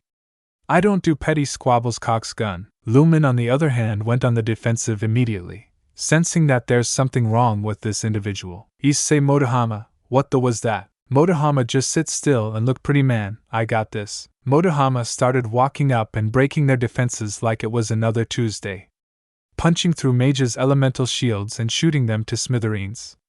Some lectors tried to hit Modama with pyro and electro attacks, but he would just duck and weave out the way with ease, shooting them down one by one. Imber, why, your highness, we have to leave. Lumine, wait, and oh. My brother! The herald grabbed Lumine forcefully and opened a portal, as she was trying desperately to stay. Modama, seeing this, only grinned. Modama, ha! Don't ing think so. Modama aimed his shotgun at the portal and pulled the trigger. Shots fired towards the portal, shattering the Abyss's way out. Imber, what? Modama, nah, you want the smoke. I'm not letting you leave. Before the Abyss could register anything, their battalion at the entrance got blown to bits by an energy blast, courtesy of Kiba still in his black condor suit. Kiba, ha, finally. He looks up to see Modama holding a shotgun. Kiba, Motohamakin? He smiled and waved, while kicking a nearby hilichurl. Modama, hiya Kiba, what's with the jetman shtick? The blondie tilted his head in confusion. Kiba, it's a way of distraction, and pushing inside. Wait a minute, how are you even here? Modama, I'll explain later, let's finish these S first. The two guys got to work disposing anything in front of them that was abyss-shaped. Right now the Mondstadt entrance was just pure chaos, with bodies among bodies of abyss monsters laying waste by the two boys. Lumine, seeing this, and looking back at her brother, she had an idea. Lumine, Imber, get another portal ready, I'm getting him. Imber, wait, your highness. Lumine snatched away from the herald and bolted towards Issei, Rias, Asia and Paimon on the high ground. She jumped up, trying to grab her brother until Rias, I see. She grabbed him out of the way, letting Lumine land behind them as citizens ran towards the church above ground. Lumine, brother, come back to me please, we can be reunited again, you want that, right? Don't you want that? She tried desperately to convince him. But Issei's mind was already made up. Issei, no. I'm done, Lumine, I already made my choice. Lumine didn't like that. She stepped even closer. Lumine, you're coming with me one way or another. Rias, I don't mean to interrupt, but no. Rias stepped in front of him, with Asia and Paimon kneeling beside him for protection. Asia, Sizen, are you okay? Paimon, Aether. Lumine was displeased at this sight. Rias, get through me first, your highness. Lumine, out of the way, he is mine. This doesn't concern you, human. Human? Rias, PTFF. Rias let out a hearty laugh, catching Lumine off guard. Now relieved of all tension from her body, knowing that Lumine doesn't know her yet. Lumine, W what? Did I say something funny? Rias, ha ha ha. Funny you think I'm human? Oh, you're so mistaken, darling. Rias flared out her devil wings, catching the eyes of unknowing onlookers. Lumen W what? Paimon what the? What is she? Asia and issei devil. Paimon what? Lumen was shocked to learn that, sizing Rias up cautiously. Lumen devil? Rias smiles. Rias sure is, and if you're gonna take away my boyfriend, you have to get through me first, honey. Lumen's eyes shot up as she glides here vision between issei and Rias. Lumen know you and my brother? Rias he cut you off, didn't he? He's no longer your brother. It's his choice and I will stand by him for it. For now you should run, little princess. Your army is dwindling by the second.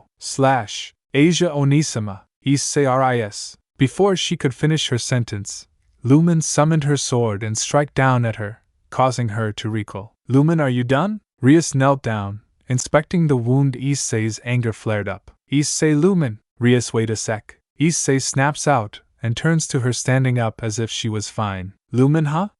Why isn't there any blood? Issei Rias. She touched her wound again.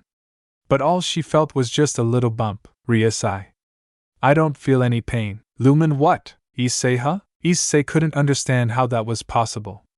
Rias was clearly slashed across the chest, but no wound was inflicted on her, nor was there any pain. Issei Modama. Issei whips back below, yelling for Modama as he was currently blasting some Hilichurl in the face with his shotgun. Modama, yeah? Issei Rias was hit, but she didn't feel any pain.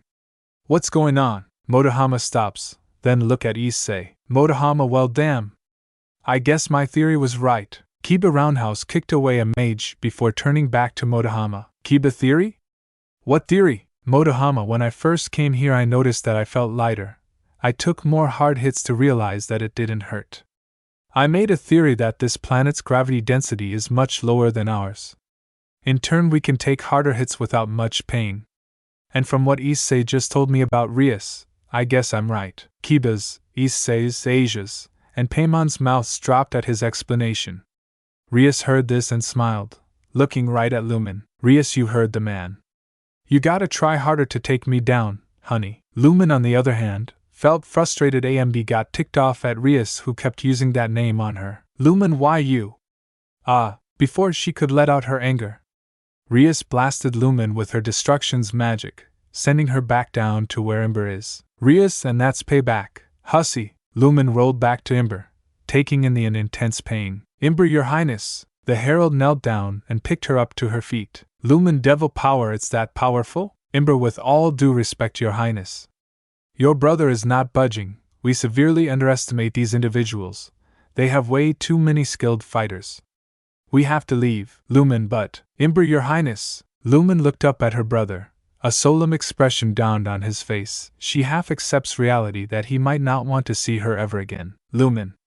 Okay, let's go. Ember and a couple more heralds opened a portal back and rushed in. Modama, hey wait. Modama ran after and shoot at them, but the portal closed before the bullets could hit. Modama, damn it. Modama threw his shotgun to the ground in frustration. Kiba, they're gone. Modama, damn it, I wanted more fun. Kiba looks at him weirdly. Kiba, you have a problem. Modama, don't we all? Right then, two Hilichurls flew from the left and right sides specifically and colliding into each other, landing at their feet.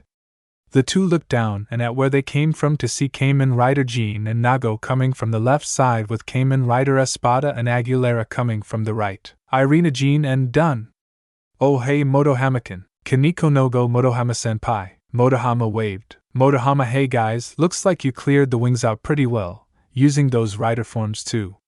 Pretty neat. Akino Espada Fufufu, those were easy cannon fodder. Zenobia Aguilera, did the main abyss people ran? Kiba untransforms out of his black condor suit and answered. Kiba, yeah, one of the Motohama heralds. Kiba, oh yeah, heralds told Asikan's sister to retreat. Motohama, we were about to win too. The girls all untransforms as the battle had ended. Irina, well Sai, let's go check on Asikan, shall we? They all nodded and began walking up the stairs. Switching back to Issei and their part, Asia and Paimon released him as he stood up and walked over to Rias to check on her. Issei, are you sure you're not hurt anywhere? Rias, yes, I'm fine. As Modama said, any hits to us will be lighter compared to our world.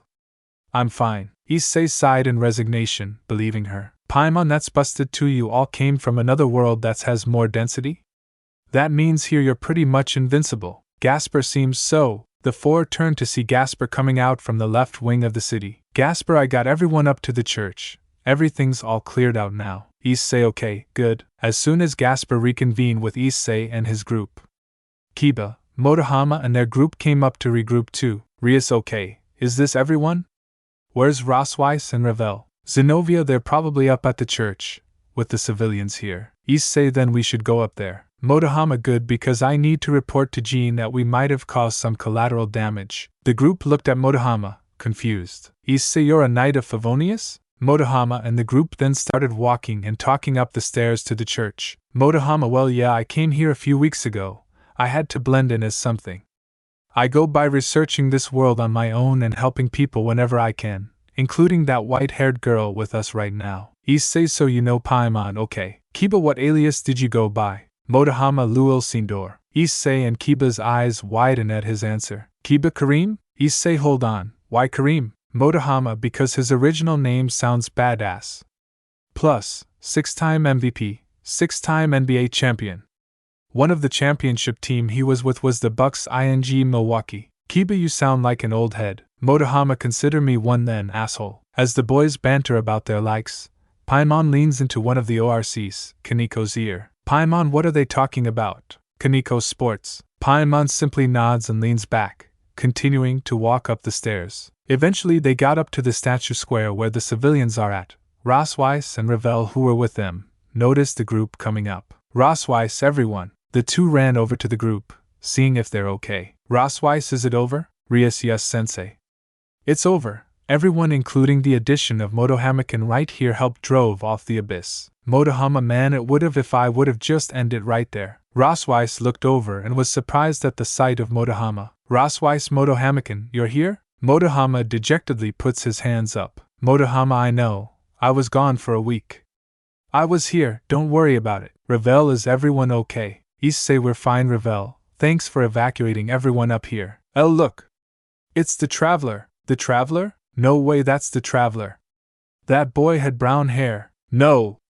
We saw him change forms into the Traveler. The ORC turned to see the civilians talking and debating about Issei being Aether or not. Modama, looks like someone's popular. Issei, shut it. I don't like it either. Before the commotion can get any further, claps can be heard among the crowd, eventually silencing everyone.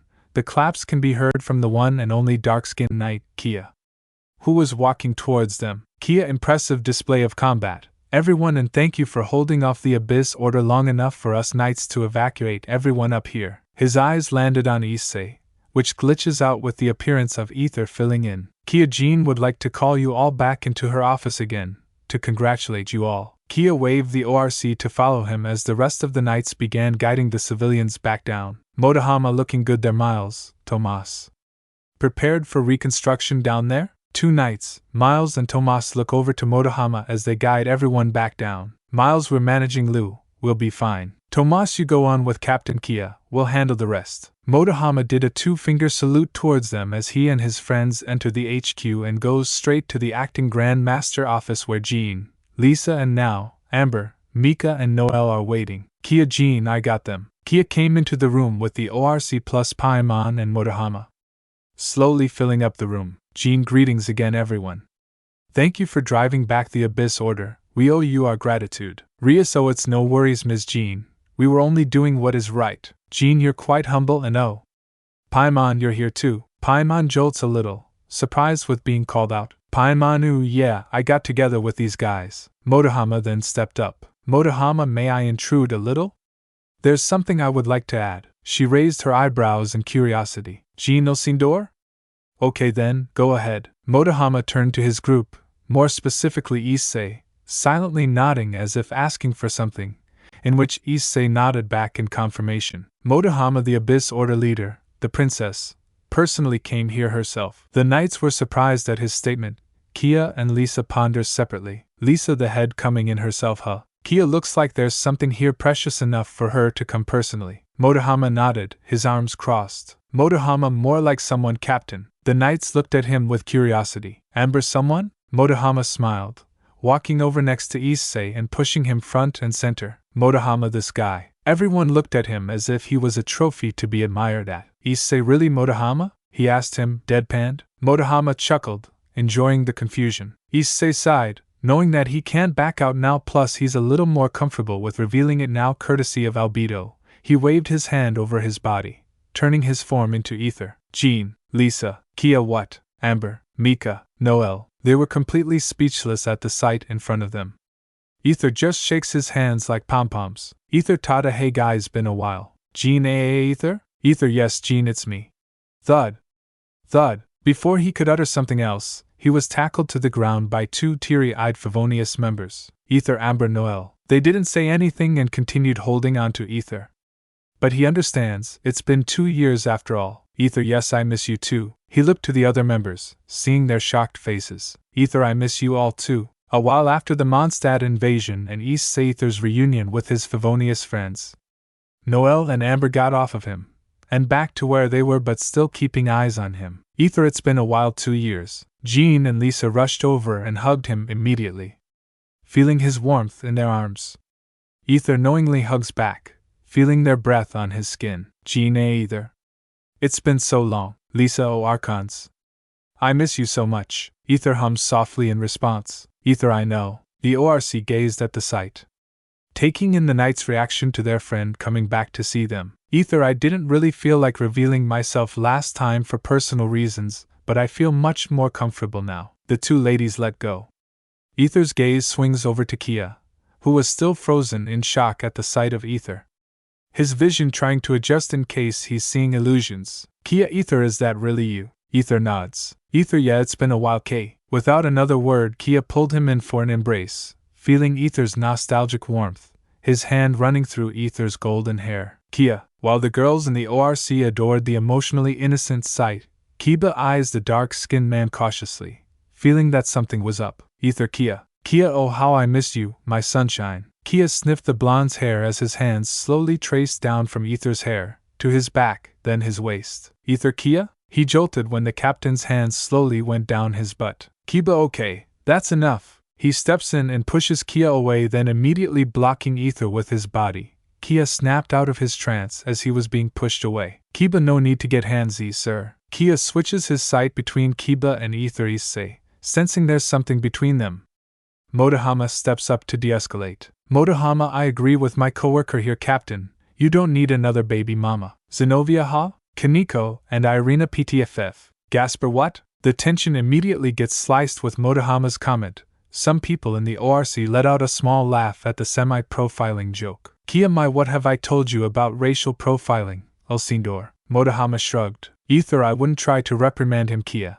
I know him long enough to know that he's unshakable when it comes to grilling anyone. Modama, I can go much worse. Aether, no! With the tension softened and with everyone now relaxed, Aether and his friends began retelling the events after his death to the Favonius group, how Aether became issei, his new life, how he met the ORC, eventually up to the present. Jean, I'm sorry, you're a god? Aether, god of fates to be more exact. Amber, and you died at nap on that day on purpose? Aether sighed. Aether, I wanted an out. Dying was very enticing, so I took the chance. His Favonius friends looks at him in remorse. Lisa, oh Archons. Aether, don't feel bad for me, I wanted it. Seeing the atmosphere around them, Modama leans to Rias and the group. Modama, guys, look after Issei for me, okay? I need 2 seconds with Kaeya and Gasper. Rias turned to him with curiosity on her face. Rias, HM? For what? Modama pep talk. Plus I'm sure you and the girls will handle whatever will come next, right? Rias thought about it for a second, before nodding. Rias, sure, you can borrow them. We can handle these people ourselves. Modama nodded in response, signaling Kaeya and Gasper to come out the room with him. Kaeya and Gasper walked out the room, closing the door behind them. Kaeya, what is it that you want to talk about, Motohamakin? Modama leaned on the wall, arms crossed. Modama, you two are ing sloppy. The other was a little taken aback by his sudden critique. Gasper, I'm sorry? Modama, I saw you two fight. It was appalling. I didn't put you through the in-day treatment just to produce this. I made you two to be board wipers. The two felt attacked at his observation. Kaeya, then what do you want us to do? Modama pushed himself off the wall. Modama, tomorrow. The two of you and me will go to Stormterror's lair to harden your ass even more. I can't have you tripping up out there. What if issei gets hurt on your watch? Gasper and Kiba immediately looked to the ground in potential guilt. Kiba, it'll eat us alive. Modama, yes. So tomorrow, okay? We go there to enhance you two even more. The two nodded before about to re-enter the office. But the door opens to issei and the girls coming out instead. Modama, oh? That ended early. Aether, appearance back to issei, nodded. Issei, Amber and Noelle was very emotional about my reasons, and honestly Mika too. Jean, Lisa and Kaeya was. Modama a little more than emotional? Issei, yeah, that. The group soon went outside, seeing that it's evening. They should probably get somewhere to stay. Ms. Paimon, are there any hotels in this place? Paimon was about to answer her until issei interrupts. Issei, actually, no need for that. Paimon, the Serenity pot. Paimon, huh? Oh, her eyes widened as she quickly took out the golden teapot. Issei grabbed it and placed it on a nearby bench. Issei, let's see if I still remember how to use this thing. Kaneko, a teapot? Issei, hold on a sec. Issei was poking the thing around with little to no success until Paimon stepped in to assist. Paimon, Aether here, I'll help. She hovered her hand over the pot, then suddenly, smoke appeared. Everyone's vision went dark. When they reopened their eyes, they were shocked to see that they were underwater, but not drowning. They were in a giant bubble that was underwater, which has a giant house with many novelties all around them. What the? Issei, so that's how it worked, damn it, I did forget. Issei looked around the inside, taking in the nostalgia his eyes were laying on. He built everything here, even if there's some renovation. When he was gone, everything was still the same. Paimon, I never thought I'll say this ever, but Paimon took his left hand and faces him. The rest of the group noticed the two and decided to give them space. Paimon, welcome home, Aether. Issei stared at her. His eyes softening, he thought back to when he did consider this his home. Issei. This feels weird. Paimon, I know, I actually thought I'd lost you forever. Issei nodded before realizing something about her. He looks up. Issei, since when did you start talking in first person? Paimon perked up at him as she chuckled sheepishly before replying. Paimon, I guess I grew up without you. I had to do things myself. And eventually I grew up. Not just physically but mentally too. Paimon held up Issei Aether's hand. Paimon, I guess I didn't have time to process it until now, but I'm sorry that I didn't notice your depression all those times too. Thought you were fine. As she spoke more, she began to tear up. Issei, you did a good job caring for my feelings. I just did a better job hiding it. Paimon, why didn't you say anything? Issei, I didn't want anyone to save me.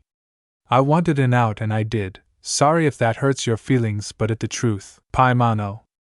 Okay. Her grip on Issei's hand tightens. Paimon, but that's in the past now. You're here. Issei, not of my own accord. Paimon, besides the point. You're here, and I'm not going to lose you again. She held up his hand, her eyes filled with determination. Paimon, whatever happens from now on, Paimon will protect you. Issei was surprised to hear that coming from her. He knows full well that he's 100 times stronger than, but hearing her say that brought comfort to his heart. Issei thanks Paimon truly. Paimon nodded with a smile and then pulls him to the house. Everyone who was around them follows suit. Rias, determined girl, ain't she? Modama nodded. Modama, when I was here, I ran into her a couple times. We had convos about Aether, Issei, and yeah, she wanted to be stronger, to keep his ideals and spirit alive. They all followed Paimon and Issei to the giant house, approaching a big bird in a teapot. Paimon, hello Tubby. The bird Tubby spun around to greet Paimon but was surprised to see she was holding on to someone. Tubby, greetings Paimon. And who have you brought with you today? Is this your boyfriend? The two slightly blushed at her tease. Tubby, I jest, so whom do I owe the pleasure? Issei breathed in and spoke with the voice Tubby was all too well familiar with. Issei, it's me Tubby. Tubby's expression dropped, hearing and starting to see who the man really was. Tubby, traveler? Issei nodded. Issei, I know what you're thinking. New face, new body. Even new name. Tubby just stared in disbelief. Tubby, oh Archons, you're alive after 2 years. Issei, it's been a turbulent 2 years for me. Just know that I'm alive, and I'm here. Tubby hesitantly nods. Tubby, okay traveler. Issei walked past her and into the house along with Paimon and his friends. Tubby, oh wow, there's a lot of people. One by one went by, acknowledging and greeting Tubby. Aquino, hello. Asia, excuse us. Irina, hello Ms. Birdie. Zenobia, greetings. Rossweiss, excuse us. As they enter, Issei got hit by a wave of memories and nostalgia just seeing the marbled living room. He yawns and head upstairs. Issei, okay everyone, if you need anything then call me. I'm gonna go sleep. He then went up the stairs as Paimon follows, leaving only the ORC plus Modama in the living room. Rias. So, Modama, has everyone here already processed everything you've been through today? A majority nodded. Modama, great, any questions? Ravel then spoke up. Ravel, Issei-sama meant a lot to a lot of different people on this world, but he has those hesitant eyes, I saw it. Modama, that means he still wants to go home. Irina, and to abandon these people? Everyone turned to Irina. Irina, I know I'm not qualified to say this. Modama, no. We're both his childhood friend. We are more than qualified for this. Irina sigh, okay. Isekin's existence meant a lot to these people.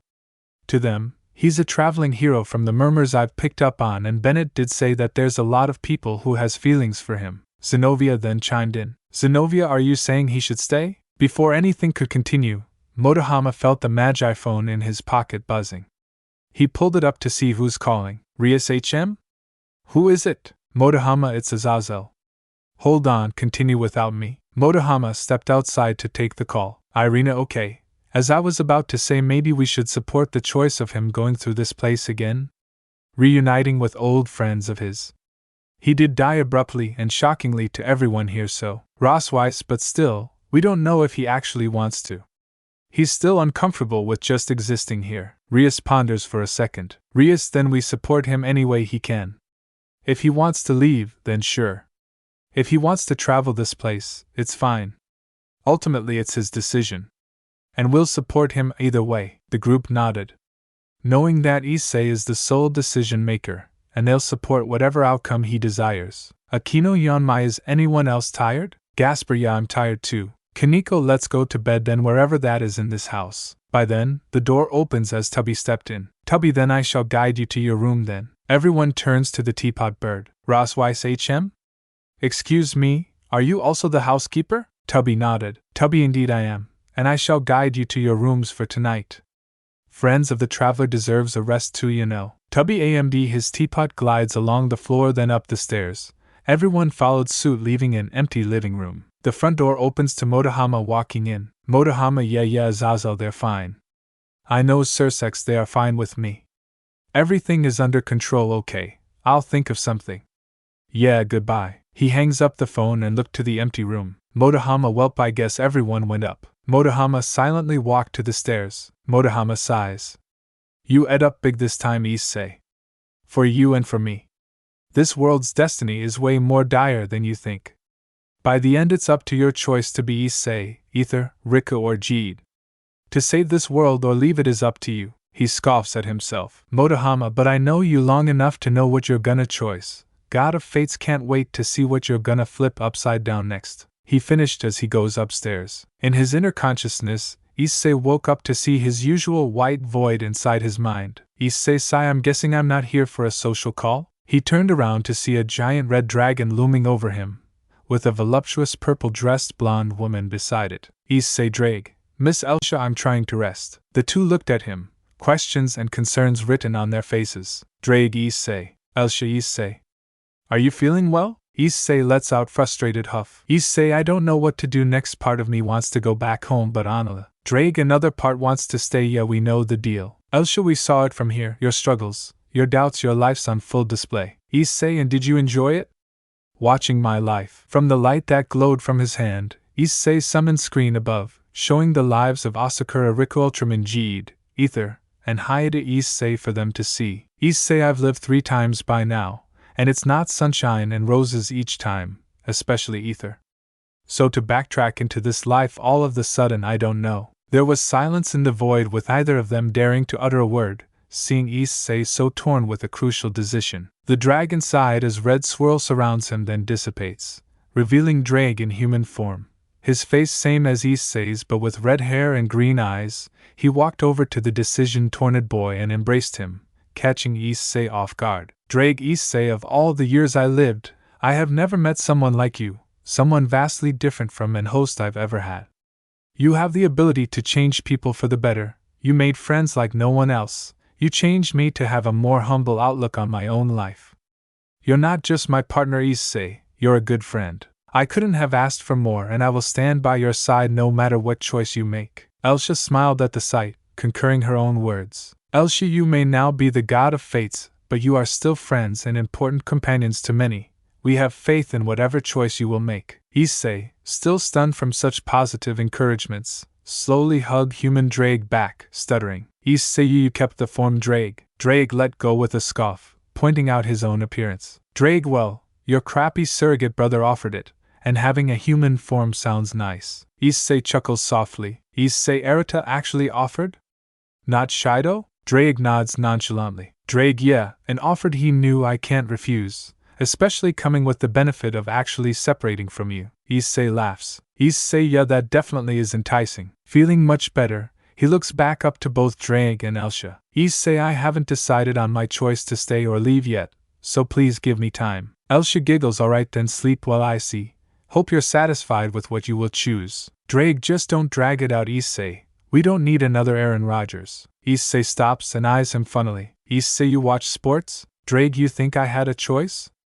I'm forced to watch it with you in glasses. Hearing that, Issei's face turns comically dark. Issei, oh my god, I am so sorry for what you've heard. Drake, Motohamakan tends to be. Drake, passionate? Yeah, I know. I've never heard so many cuss words and anger come out of a single person before. And God, the finals with Chief versus Eagles, holy hell, I'm pretty sure that the guy had an orgasm. Issei's face flushed a deep red. Yeah, that day was wild. Issei, okay, gotta sleep now. And it's called the Super Bowl. He then disappeared from the white void. Drake looked back to Elsia, who was giggling and smiling. Elsia, I saw that moment too. Kamitsuji-kun was really screaming his head off. Drake, well, there's things he hate most. People who knows his past, incompetence, inconsistencies. And white men's sports teams. Issei woke up in his bed. He yawned while rubbing his eyes, realizing this is his house in the teapot. He looked over to his sides to see Paimon in pajamas cuddling him on his left and Rias cuddling him on his right, the latter of course being naked. He stares at Paimon silently, just now processing her new looks and appearance. You've grown up, he silently thought out. He carefully shakes the two awake, stirring them out of their sleep. Rias HNNN. 5 more minutes. Paimon HMMNN, morning already. Issei smiled at their different reactions. Issei, wake up you two. And Rias, you're naked in front of Paimon. Paimon, I'm sorry, what? Paimon immediately jolted awake to see Rias in her full glorious naked body, which she was immediately flustered as hell by. Paimon, why are you naked? Rias woke up yawning, seeing the red-faced Paimon holding on to Issei. Rias, I always sleep like this with him. The former pixie snaps her eyes to Issei's direction, in which he chuckled, amused by her reaction. Issei, it's true Paimon, she sleeps naked. Everyone in the group does. Rias, speaking of which, where are they? Issei, HM, probably in their separate rooms. Paimon, WH. Back up. You're telling me you and her sleep naked? And that everyone in this house sleeps naked too?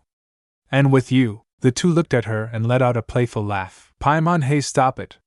What's too funny? Issei, nothing. A few minutes later they all got out of bed, get dressed, and went out the door to the main hallway to be greeted by the others who were also just woke up. Akino, morning I see. Asia, good morning. Irina, morning everyone. Gasper yawns, good morning. Rosweiss, good morning everyone. Kaneko yawns. Kiba, good morning. Zenobia, morning. Ravel, good morning everyone. The three were surprised that everyone's getting out of their rooms at the same time. Issei, oh wow, well this is a coincidence. Rias, did you all plan an alarm clock or something? Kaneko rubs her eyes and answered. Kaneko, well we didn't because someone was screaming at the top of their lungs a few minutes ago. Issei and Rias immediately turns to Paimon, who was understandably embarrassed. Paimon, oh sorry. Issei, I would say I'm kinda mad but I forgot how much you raise your voice. Paimon pouts at his remark as everyone went downstairs.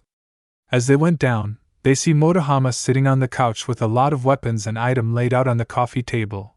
He was staring at hologram projector in front of him, talking to someone. Issei, Modama? The glasses-wearing boy turns to the group coming down. He smiled. Modama, morning everyone. Rias, good morning Motohamakan. Who are you talking to? Sir Sex, huh? Is that Rias? Everyone sans Paimon shot up their eyes as they rushed behind the couch to see that Modama was on a call with Sursex, Aazel, Grafia and Vala on screen. Rias brother, Sursex Rias. Thank devil you're okay. They all talked for a while, with Rias filling the adults in on what happened after Azazel accidentally teleported them, which earned Azazel a swift smack on the head by Grafia. Everyone then collectively filled in on what happened during their time here. Grafia HM. Sursex, so that's what going on. That world's people is seeking your help to somehow defeat this abyss. Kiba, that's the gist of it, sir. As the adults ponder on what to do, Vala raises his eyes on screen at a certain person. Vala Issei? Issei perked up on being called. Issei, what is it, Vala? The White Dragon Emperor squinted his eyes at Issei. Vala, did you get slimmer or something? Why is your body like that? Everyone in the room turned to Issei to see what wrong, now noticing that his body became smaller, his waist slimmer, physique was thinner, height a little shorter, and his hair longer and flowing. Kaneko, what the? Issei, what the hell happened to me? Issei was trying to figure out what happened to him overnight, but then Modama had an explanation. Modama, ugh, you idiot, you switch forms way too often, now they're blending into each other. Everyone, what? Issei couldn't believe his ears. Issei, wait, what? But if that's true, why is my hair still brown? Modama spun his body over to him. Modama, because your current body is the base, and the more you switch over to your past selves, their attributes are gonna spill over to you. Azazel, wait, I'm sorry, past selves? Modama explained the Aether situation with the adults, telling them how he was actually Aether and knew and helped the world they're currently in, back in the day. Sursex, so the ultimatum is basically they want a Seekin or Aether to save their world again. Issei nods, causing Sursex to think hardly on his situation. Sursex, I know it's not my decision to choose, but if I must give you my thoughts. Everyone looked at the call screen, anticipation running. Sursex, I think you should stay and save them. Issei's eyes him thoroughly. Issei, are you sure? Sursex, I know it might not be the answer you want to hear, but you as a person has transformed every single one of us. You in 2 years transformed the landscape and politics of the underworld and supernatural. You broke long-time grudges and rivalries by creating bonds and friendships we didn't even know was possible, and as of recently with you ascending to God of Fates and the knowledge of the cosmos, you have the ability to change the fate of a world for the better. You are the right person for this tenure, and if you find yourself with trouble again, we'll come at your call. Everyone was silent, processing everything that Rias's brother said. Modama closed the call and turned to Issei. Modama, so wanna think first or? Issei, in deep thought, spoke. Issei, I have a feeling everyone is trying to push me to this choice. Rias, I see ultimately, it's your choice. If you want to leave, it's fine. The uncomfortable silence continues as he wrestles with his mind. Paimon, Aether? Everyone turned their gaze to Paimon. Paimon, if it's too much on the brain, you could take a breather in Mondstadt. Issei raises his eyebrow. Issei, huh? Why? Paimon, today, Mondstadt is holding the Windbloom Festival again. You can take a break thinking first and relax your mind there. Issei, Windbloom. Everyone in the room perked up at the mention of a festival, feeling interested in what can it be. Meanwhile with Issei, hasn't heard that name in a while. The nostalgia was nagging at his heart. Issei. Sure, okay. Issei walked over to Paimon, who held her hand out for him to grab it with a small smile and leads him out the door, followed by everyone else, in the lush green forest scenery of the Kingdom of Knowledge, Samaru.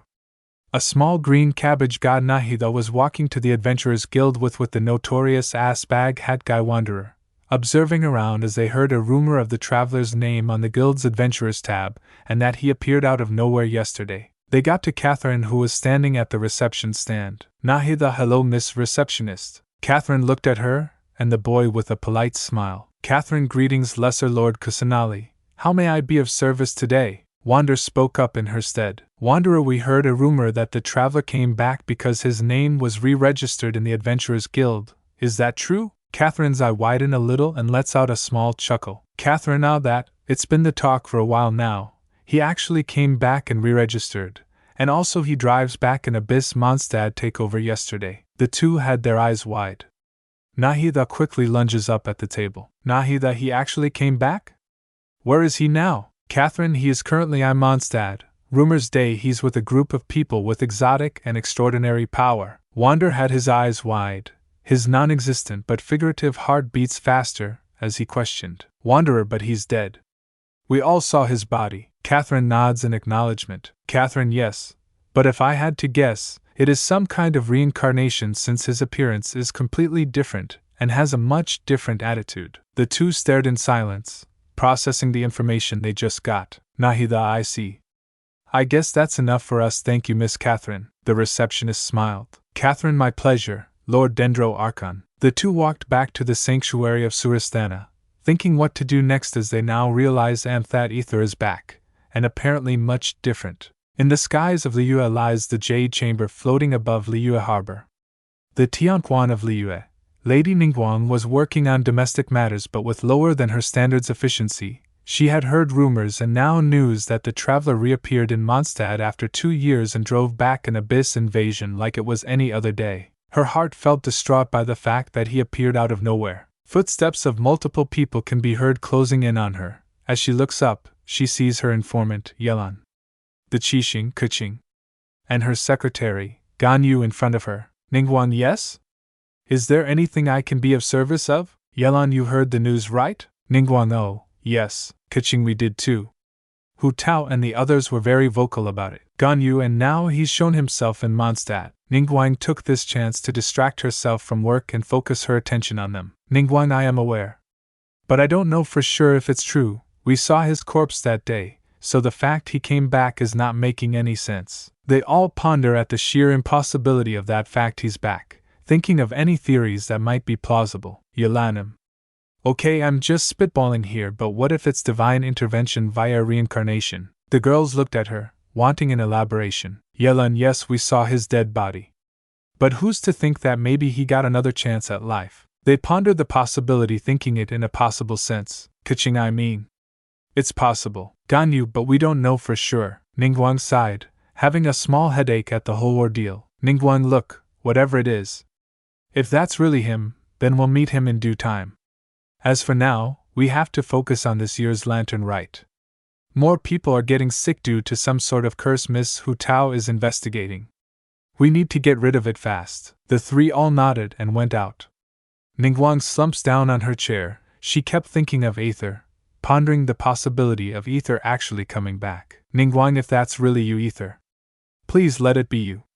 This world needs your help more than ever. In the far future, the planet of Teyvat. On the land of Mondstadt, the bustling city has been standing strong for many decades. A group of distinguished teens gathered just outside of Springvale on one of their say. Okay, Ray, you got us here. Some of us are still in the city helping our moms. Mind explaining what you want us for? The blonde boy in knight armor akin to Jean smiled and answered. Ray, okay. The academia just sent us a prototype time watch for us courtesy of Aunt Nahida to test out, so I wanted everyone here come with. The rest looked at Ray like he was a ma. The red-haired girl, a dark business suit akin to Diluc objects, clearly not impressed with the boy's idea. Ray, what in the absolute hell are you saying? You expect us to just time hop with you to anywhere you want? That's ludicrous. Another boy dressed in an outrider blue uniform with colors similar to Mona also interjects. Yeah, and we don't even know how it'll affect the timeline. All our parents are very strict on time travel, even to themselves. Ray, oh, calm your panties, Elizabeth. Sugu, this is the perfect opportunity to see what our family's lives were like. I'm telling you, our other siblings at Summer sent this to us for a reason. Ray turns to the rest of his siblings. Ray, Ag, Klaus, Leo, Felix, you in? Some of the boys he mentioned looks at themselves and nods nonchalantly, having nothing else better to do. The brunette-goggled outrider in red with a touch of gold akin to amber.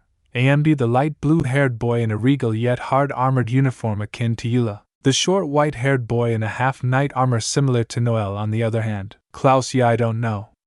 It's probably too dangerous, I'm out. Sorry guys. Elizabeth, count me out too. Sugi, yeah.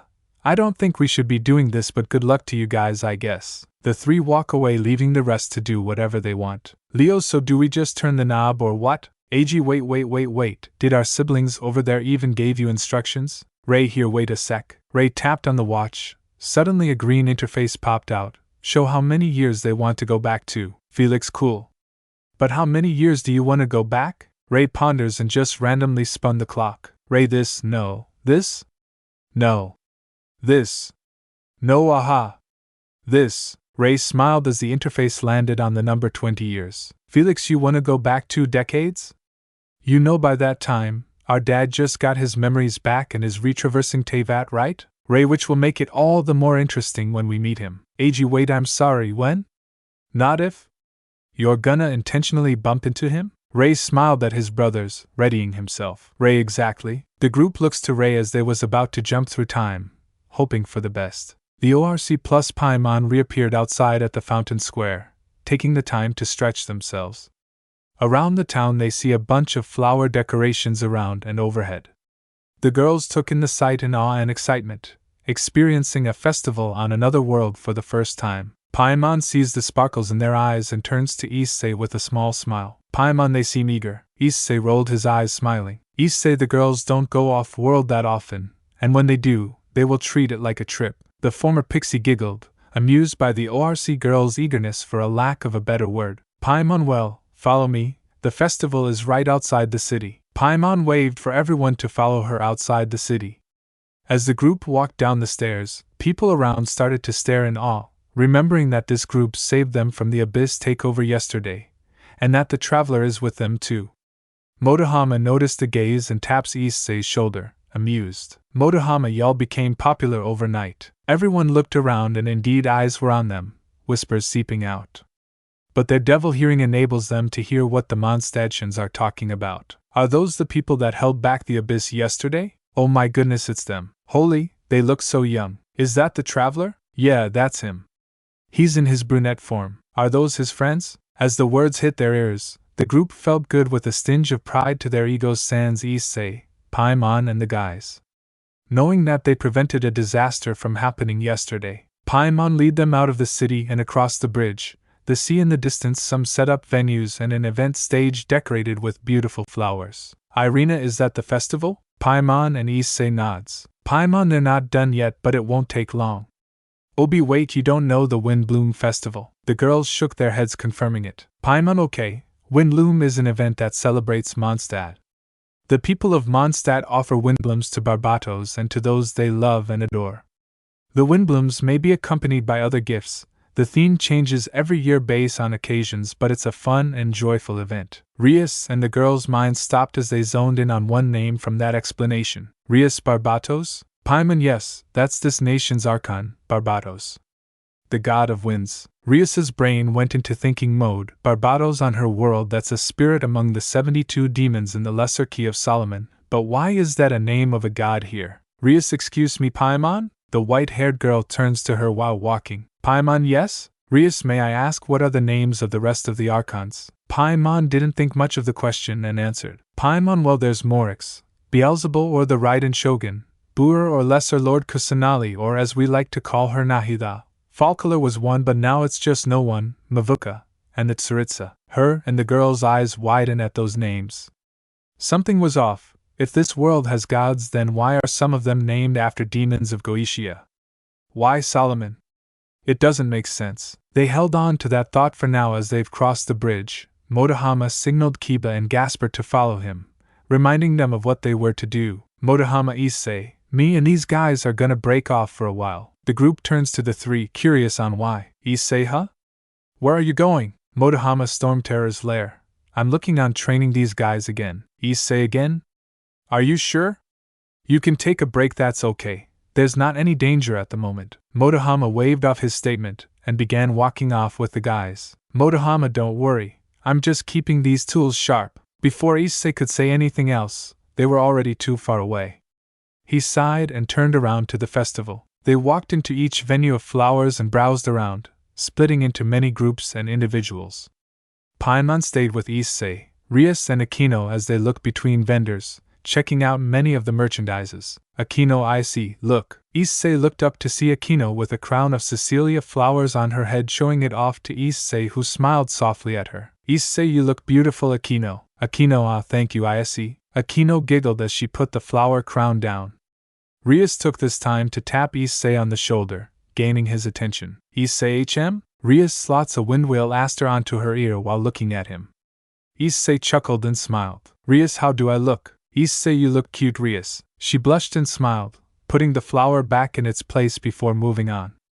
Paimon sees these interactions and couldn't help but to feel a pang mixed feelings. She's happy that her Aether was in a much happier state, but was also sad that she couldn't help him when she had the chance. They walked around to see a wine venue store right next to the stage with a small pink-haired catgirl running it along with a small blonde girl with elf ears in a red outfit playing with her. Issei, hold on, is that Paimon? Oh look, it's Diana and Klee. His eyes widen as he recognizes the two. He felt the urge to go meet them but was still hesitated. Rias, are they friends of yours or? Paimon, yeah, they're our friends.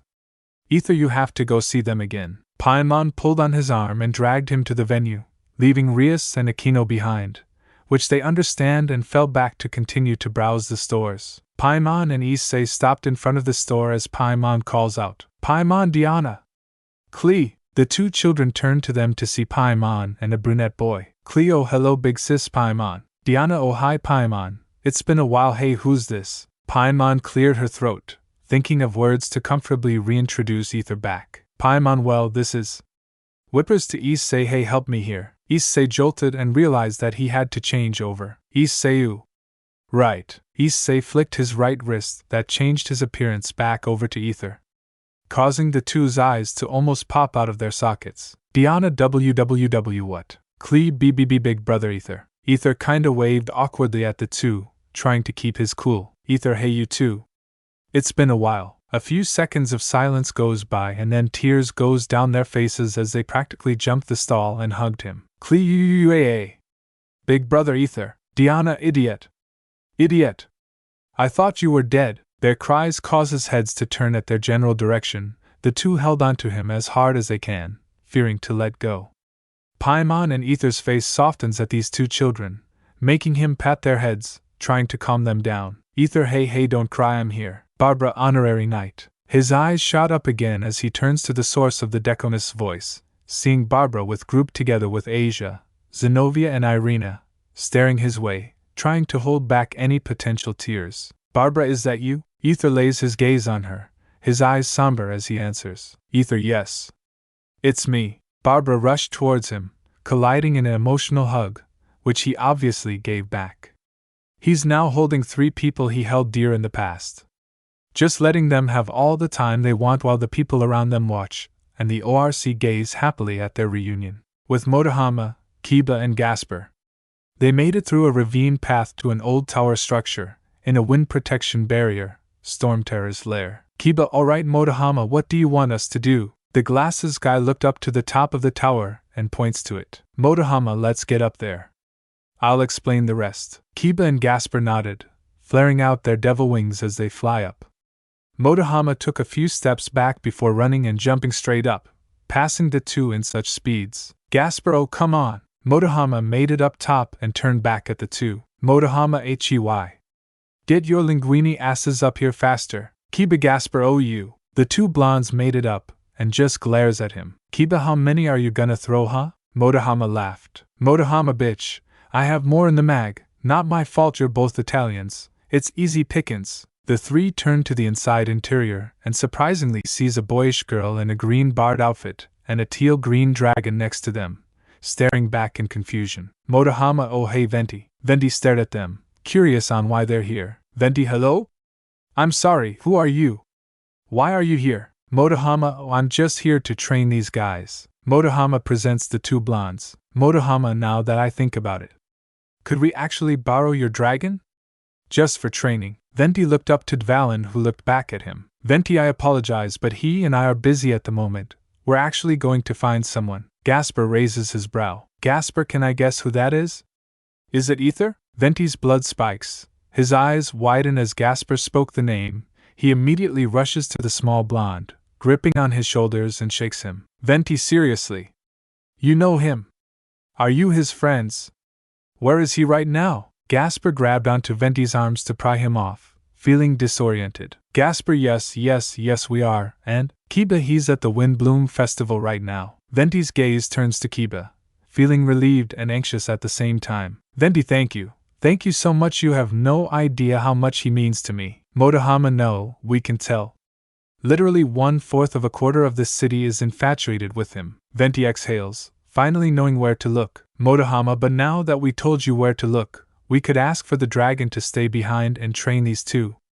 Just a favor. Venti turns to him with a smile. Venti, yes, absolutely.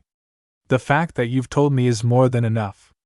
Please, go ahead. Venti walked back to Dvalin to tell him. Venti, Dvalin, I want you to train these people. Oblige with whatever these people want, okay? Dvalin turned slowly to the trio, before nodding at Venti. Understood, Barbatos. Venti smiled, before spinning around one more time. Venti, thank you once again. I'll be going to see him now. Venti thanked them before his body glows green and was about to disappear. Modama, you're welcome, man. Just keep your in your pants, okay? Venti, excuse me, wah. Then he disappeared, leaving only Dvalin and the boys. Modama, alright, Dvalin, was it? Whatever training regimen do you want? Modama grins as he darts his eyes back to the boys. Modama, give them hell unlike what thy mam has ever given them before. Kiba and Gasper can't help but gulped at Modama's words, fearing that this time it might, or most likely will be more painful. Dvalin nods as he starts to fly and readies a dragon breath of his. Then let's have some fun, Dvalin said, slightly cackling. The two blondies felt their backs aching at that moment,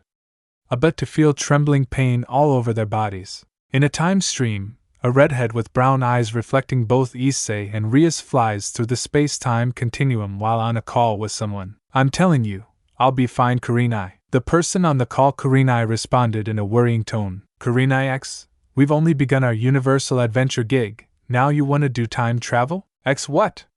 We did time travel once when we accidentally went to Dad's past. Karinai, yeah, and you tried to press him. That time was an accident. This time you're willing to go back. X, hey. I'm cooled off now, forgave him and everything. Karinai on the line let out a frustrated sigh, finally giving in. Karinai, just don't do anything stupid, okay? X, I'll be fine. X hangs up the call and put his phone away, AMB continuing the journey, grinning and chuckling. X, I'm high to X Gremory for sake. I can do things spectacularly. He made it to his dad's timeline once again, now in the depths of space, trying to find Earth. X then felt something off. He felt his dad's heat signature, but it was coming from the planet beside him. X looked confused on why his dad's signature was here and not home. X, what? Why? He shakes his head as he thought. X. Why not? Doesn't hurt to check. X then flies down onto the planet, not thinking too much of it, and just checking. Above the skies, the green dragon of wind, Dvalin, can be seen in the middle of several platforms surrounding him in a circle. He blasts the platforms with his wind breath as Gasper and Kiba, and Kamen Rider Kenzan and Kamen Rider Garen Armor struggles to hold on while Modama was sitting on his bike Cyclone, with its thrusters pointing down, keeping him afloat as he watches the two blondes get thrown around by the dragon. Modama, keep it steady, golden mozzarellas.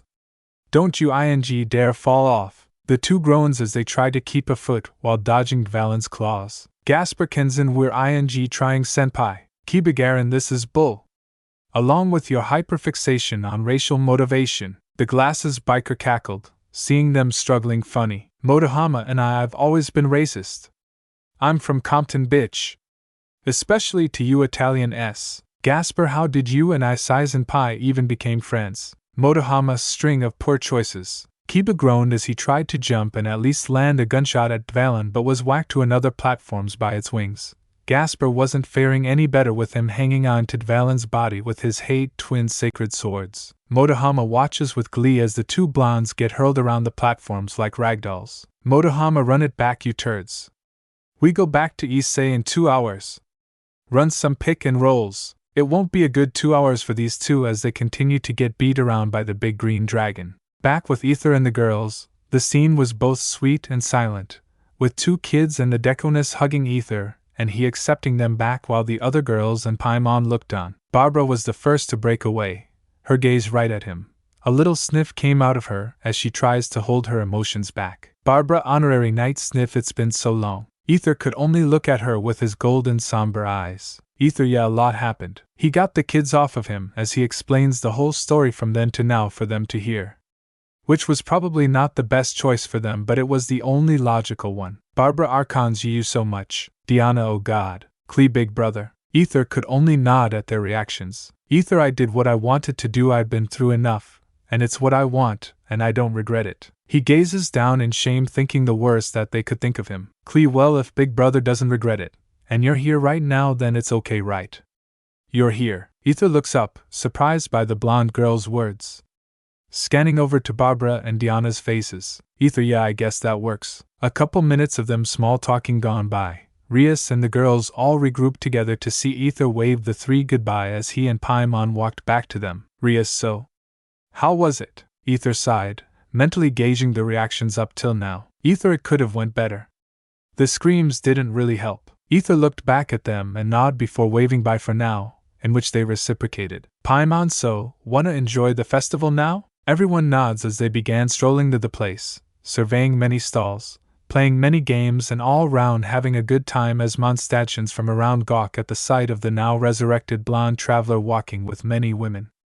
Aether finally relaxes as he reverts back to issei and starts letting go and having fun. A few hours go by as they stop by a bench and rest. Issei looked up to the skies as he reminisced on his past as Aether, going around the past 6 nations, doing what he does and what it all meant. Asia, hey Assaizen. Issei looked down to see Asia staring at him. Asia, do you truly want to leave this planet for good? Issei's breath hitches as everyone's attention turns to Asia and him.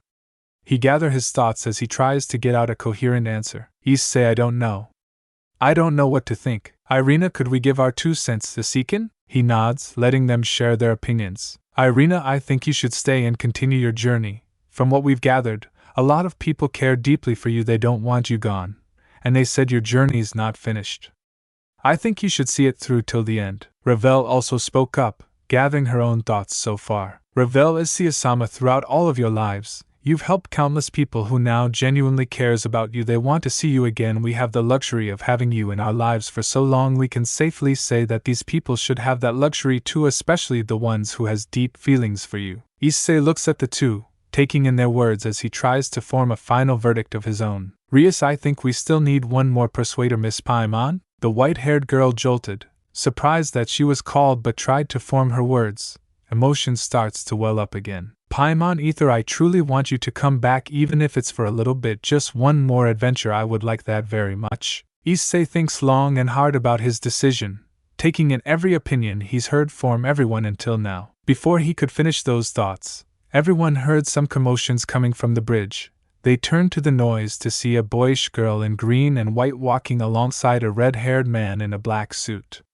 The boy in green seems to be talking very loudly. Venti, I'm tell you, Diluc. He's here.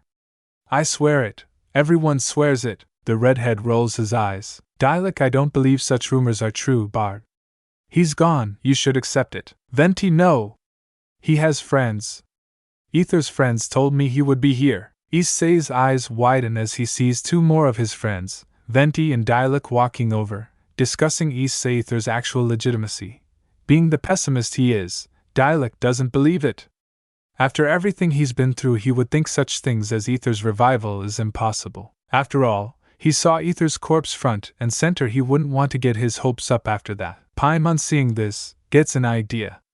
She stood up and ran up to them. Paimon, Venti, Diluc. The two turned their attention to the former pixie, with Venti speaking first. Venti, oh Paimon. Thank goodness you're here. I've been telling Diluc this one news. Diluc again, Bard? It's not true. That's not the same person, he's long gone. Seeing Diluc shutting down every word Venti spoke, Paimon decided to confirm it herself. Paimon, oh, you mean the news about Aether coming back? Yeah, there's something I want to show you too. Paimon pulled them to the ORC group, much to their interest. Wonders what could she want to show them that's related to what they were talking about. The two approached them with moderate interest, thinking of who these people are. Paimon, these are some friends I made yesterday. Venti, oh hello, are you all new here? If you are, then welcome to Mondstadt, during this Wind Bloom Festival too. I'm Venti, a plain old bard. This beside me is Diluc. Stop. I'm Diluc, a wine businessman. The girls nodded, staring at the two. Rias got up and extended her hand with a soft smile. Rias, hello, I'm Riad Gremory, pleasure to meet you. Diluc shook her hand. She looks at him, her eyes reminiscing him for her brother Sursex, in which she invertedly chuckled, amused at their similarity. Letting go of the handshake, Issei stood up and went to them also, calming himself as he approached them, trying to smile as he held out his hand also. Issei, hello, I'm Hayata. Issei, nice to meet you. Venti, Diluc. Diluc, nice to meet you to GNH. The two stared at him, and like the same drill, their vision starts to distort at the sight of issei, flicking over to Aether. Their eyes widen, recoiling from what they just thought they saw. Venti, what the? Like what? The rest know the drill. By now it's like clockwork to them. Issei sighs as he switches his form back over to Aether. Aether, hi guys, good to see you again. They were flabbergasted at the sight of Aether in front of them. To them he didn't look like aged a day. Venti, aha! Told you so! The green femboy bard pointed at Diluc triumphantly. Another I told you so moment in the books. But Diluc didn't care. His mind was occupied by something else. Diluc subconsciously pulled Aether in for a tight embrace, holding his head and sniffing on the blonde traveler's hair in desperate confirmation as the latter squirms and blushes hard. Aether Diluc? The others around them was taken aback at his action. Venti, on the other hand, tried to interject or call him out. Venti, hey! Hands off him! Diluc shot the bard a dark glare, still holding on to the blonde. Venti tried to pry Aether off of Diluc but struggles. The girls during all of this looked on in surprised and slight amusement, with Aether issei being the center of these two newcomers. Irina, anyone here any chance likes BL? Asia Ikasan tried to get me into it many times. Irina, close enough. Rias chuckled, turning to Paimon. Rias, are most people in your circle always like this? Paimon, you don't know a quarter of the stuff I've seen. They chuckled, only imagining the many intimate situations. In the deep forests of Wolvendom, sparkles of light manifest into 4 different teenage boys who steadies themselves after the ride back in time. Ray, we're here. Felix, oh god. Leo, I'm about to puke. Ag, what was that? We were basically free falling. After a couple stretches, they got comfortable fast as they survey their surroundings. Ray, Wolvendom, nice. Leo, so oh great. Ray, what do we do now? The blonde knight smiled confidently. Ray, joyride. Felix, so no plan? Ray, nope. The other 3 stumbles as soon as his confident denial came out of his mouth. Ag, great, no plan, no idea what to do. They stood there for a while until they heard someone talking in a distance. They carefully walked over to check out what it was. They got to the walkway to see a Hydro Abyss mage with a group of Lawchurls and Hilichurls. They quickly hid in the bush to eavesdrop on what's going on. Hydro Mageger. Those wretched humans from nowhere, we were so close to taking over Mondstadt too. Now Her Highness has ordered us on alert, only I can't take it, we have to try again even without Her Highness's order. The horde grunted in unison, agreeing on going back for an attack, even though their forces have diminished. Seeing this, the boys readies their respective weapons as they cannot let these guys attack their home. AGA planned ambush. Felix, alright, we'll stop them right here. On my mark, let's. Ray, engage. Before the mini spindrift could finish, Ray jumped down with a silver hand device with a blade on top. He takes out a gold ring with a picture of Kawagata Ogre on it, and slots it in the middle knuckle of the device. Sentai ring. The jingle commences as he claps to the beat, and eventually a gold amber engulfs him and a stag beetle comes in to break the amber, transforming the mini dandelion knight into the red Kawagata Ogre. King Ogre. Kawagata Ogre. Ray in ranger form, slashes at a couple of Hilichurls, catching the horde off guard. Hydro Mage, what? Meanwhile, the rest looked at their attacking brother, baffling at his recklessness. Felix, god ing damn it. Leo, alright, like usual then. Improvise. The 3 jumped down. Felix took out the same silver hand device Ray has and puts in a ring that has a picture of Ryasul read into it. Felix, engage. Sentai ring. He claps to the beat and transforms into Ryasul red and attacks. Ryasulger. Yahahaha. AG cross changer. AG presses on a brace that turns into a V shape as he flashes into Red Hawk, taking his sword and wings out to do aerial attacks. Leo meanwhile taps on his waist where an imprint of a hand was with a silver ring, turning the imprint into a silver belt. Driver on. Please. Shabadubi, touch to henshin. Shabadubi, touch to henshin. Shabadubi, touch to henshin. Leo puts on a red ring and flips down the visor on it. Leo henshin. He scans the red ringed hand on the belt to initiate the sequence. Flame, please. Hi hi. Hi hi hi. A red magic ring forms and goes through him, turning Leo into the red flame magician, wizard. Leo's showtime. The 3 caught the horde off guard too and started to dismantle them. Hydro Mage, what are you all? Ray, not your problem. Dead meat. The Lawchurls tried to stomp them, but AG just files close to them and slash at their eyes, temporarily blinding them, Liyue just flips around setting the enemies on fire. Felix uses his blade to fight the hilichurls gracefully. The Hydro Mage, in a panic, sets up a massive water tornado that scoops everything up, including itself, and flings everyone towards the nearby festival location. Ag whoa! Look out, Felix, we're caught! A portal opens as Hayate X Gremry came out on the outside wall of Mondstadt. Looking around his surroundings, X alright, what's going? He then sees a giant tornado spinning towards a festival in its path. X whelp, no thinking now. He then runs toward the tornado, thinking of ways to stop it. Diluc, so that's what happened. Aether gave him and Venti a full rundown of what happened after he died. Diluc was still holding onto his shoulders while Venti held onto his left arm. Aether, ya didn't mean to scar you all, I just didn't want to deal with it anymore. Venti cupped Aether's face while looking at him dead in the eyes. Venti, why didn't you tell us, Aether? Why did you keep it all to yourself? You know that I'm always here for you to open up to yourself. When you died, my heart shattered. You don't know how many nights I stole away at Star Snatch Cliff. I missed you, I love you. Venti pulled his face in, his lips pressing onto Aether's while the latter took aback but didn't deny it, slowly giving in. Diluc, on the other hand, didn't like the sight, so he pulled Aether back. Diluc, that's time, Bard. Venti pouted, annoyed that Diluc took away his traveler, tried to go in again but the redhead just stops him. Diluc pulled Aether in before whispering, Diluc, from now on if you need an outlet I'll be here. He then pulls him in for a kiss as well, which Aether also didn't anticipate. The girls, who were just amusing on what the three are doing, talked amongst themselves. Zenobia, is anyone else finding this hot? Kaneko, I was just about to say that. Paimon, wait, you're all condoning this? Rias, well yeah, even if he's my boyfriend, Isikin deserves all the love he can get. And also this is like super hot, I'm not going to lie. The girls nodded, agreeing with Rias. Akino, yufufufu, I'm getting wet just looking. Isikin is such a cutie when he's with men. Irina didn't pin Isikin to be biual, but we learned something new every day. As they were discussing among themselves at the sight of their man plus 2 actual men, Asia spots a tornado in the distance coming in their direction. Asia, wait, everyone, is that? The girls turn to her direction and sees the tornado. The common folks also starts to see it, and began running away, screaming. Rias, oh no, I see. Behind you. The 3 guys stopped what they're doing and looked back, seeing the water tornado coming their way. Everyone immediately got up and thinking of ways to stop it, until they hear a voice from in the tornado. Ovja, charge.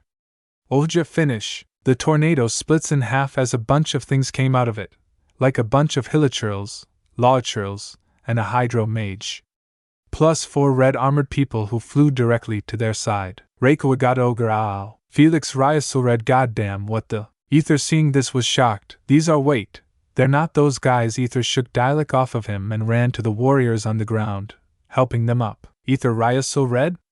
Red Hawk? Wizard? Wait, who are you all? The 4 kids realized through the pain as they were being held up. Leo, Wizard, oh crud. Ag, Red Hawk, oh. Hey Dad. The blonde's eyes widen at the mention of him as dad to these people. These are not the original wielders, that's for sure. Aether, wait a sec, you're all my. The 4 untransforms, revealing their faces to him, which indeed, they look similar as all hell. Ray, hi Dad, just a call from the future. Aether was absolutely floored. These were his children, also apart from those he had on his world's future. The ORC and the 2 men overheard it, and came running up to them. Rias, you're all future children? Again? Paimon, whoa, what do you mean again? Leo, okay everyone, calm down. Yes, we're from the future. We came because this guy over here, Leo points to Ray. Leo was being Anthem and took us for a joyride back in time. If you don't believe me, deal with it, I don't care. The brunette in purple clothing then walks front, ready to transform into wizard again. Ray, yeah? That's that. Felix, we should probably go back to the fight. The children all stepped up to bat the remaining abyss, while the others look around, seeing many hilichurls and mitachurls causing collateral in the festival. Diluc ignoring this fact for now. Venti, keep him safe. Diluc pushed Aether into Venti's arms as he took out his wolf's gravestone claymore and rushed at the monsters, destroying the stalls. Venti, you. Okay. Venti held on to Aether as he looks around, then at the girls. Venti, I beg your pardon, everyone seems like I can't let go of Aether at the moment. Do you all possess the ability, Zenobia, to fight? No words needed. The girls nodded as they also step up to bat. Aether then turns to Paimon, who was about to take out her sword. Aether, Paimon, Go get Jean and the others, everyone we can. Paimon was hesitant but nods before running into the city. Aether also took this time to switch back into issei and pry himself off Venti. Venti, whoa! Aether, you changed. Issei, yeah, I know. Issei pulls out a black buckle deck with a symbol of a dragon on it. Issei, if you want to protect me, then that's fine. Just don't hold me back. Venti took aback at his attitude. Seems like he's more prone to fight more than before. But nonetheless, Venti softly smiled and walked up by his side. Venti, no holding back needed, my wind bloom. Issei sighed as he spots a nearby water puddle reflection. He took his buckle up to the reflection, and a silver belt appeared and latched onto his waist. He thrust his offhand to the other side of his body as he yells, Issei Henshin. He slots the buckle into the front of the belt. Silhouettes of an armored red dragon warrior came onto him, materializing onto his body, making him Kamen Rider Ryuki. Venti, huh? Looks like you're more loaded with toys this time round, my windbloom. Issei sigh, let's get this over with. Issei takes out a card from his buckle deck and inserts it into the dragon arm knuckle on his left arm. Sword vent. A steel red sword descends from the sky and was caught by him with ease, lunging himself into battle. Venti follows suit, taking out his bow and starts shooting some abyss monsters. The battle was few and far between, Irina and Zenobia dueling together in the midst of a horde of hilichurls. Aquino and Rias raining down darkness and lighting down from the sky, Asia and Ravel providing special buffs to everyone from the back, and Kaneko and Rossweiss being brutes and vanguards, swinging hilichurls lawchurls out into the stratosphere with ease. Issei meanwhile decided to get to know his apparent future kids more by fighting alongside them, starting with Liyue Kamen Rider Wizard. Jumping in and kicking the hilichurls, Liyue was fighting across the ground. Issei Ryuki, hi there. Liyue Wizard, oh hey dad. I'm Liyue, by the way, didn't have time to mention that before. Liyue and Issei spun kicked a mitochurl in front of them before Liyue lit it on fire. Issei, so who's your mother? Liyue, Lisa. You cured her curse not long from now. You and her have a great relationship. Issei slashes at another hilichurl before moving on to the next kid. Issei, okay. Well then, good luck, Liyue. Liyue, righto dad. Issei runs from Liyue and flips into a fight between Eiji and two lawchurls. Issei, hey kid. Slashes at one of their stomachs. Eiji, Red Hawk, hi dad. I'm Eiji.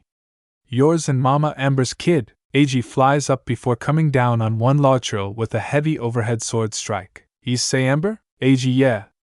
Crazy, isn't it? The first person you ran into on this world. Issei nods as he kicks away one lawchurl hard to the ground before it explodes.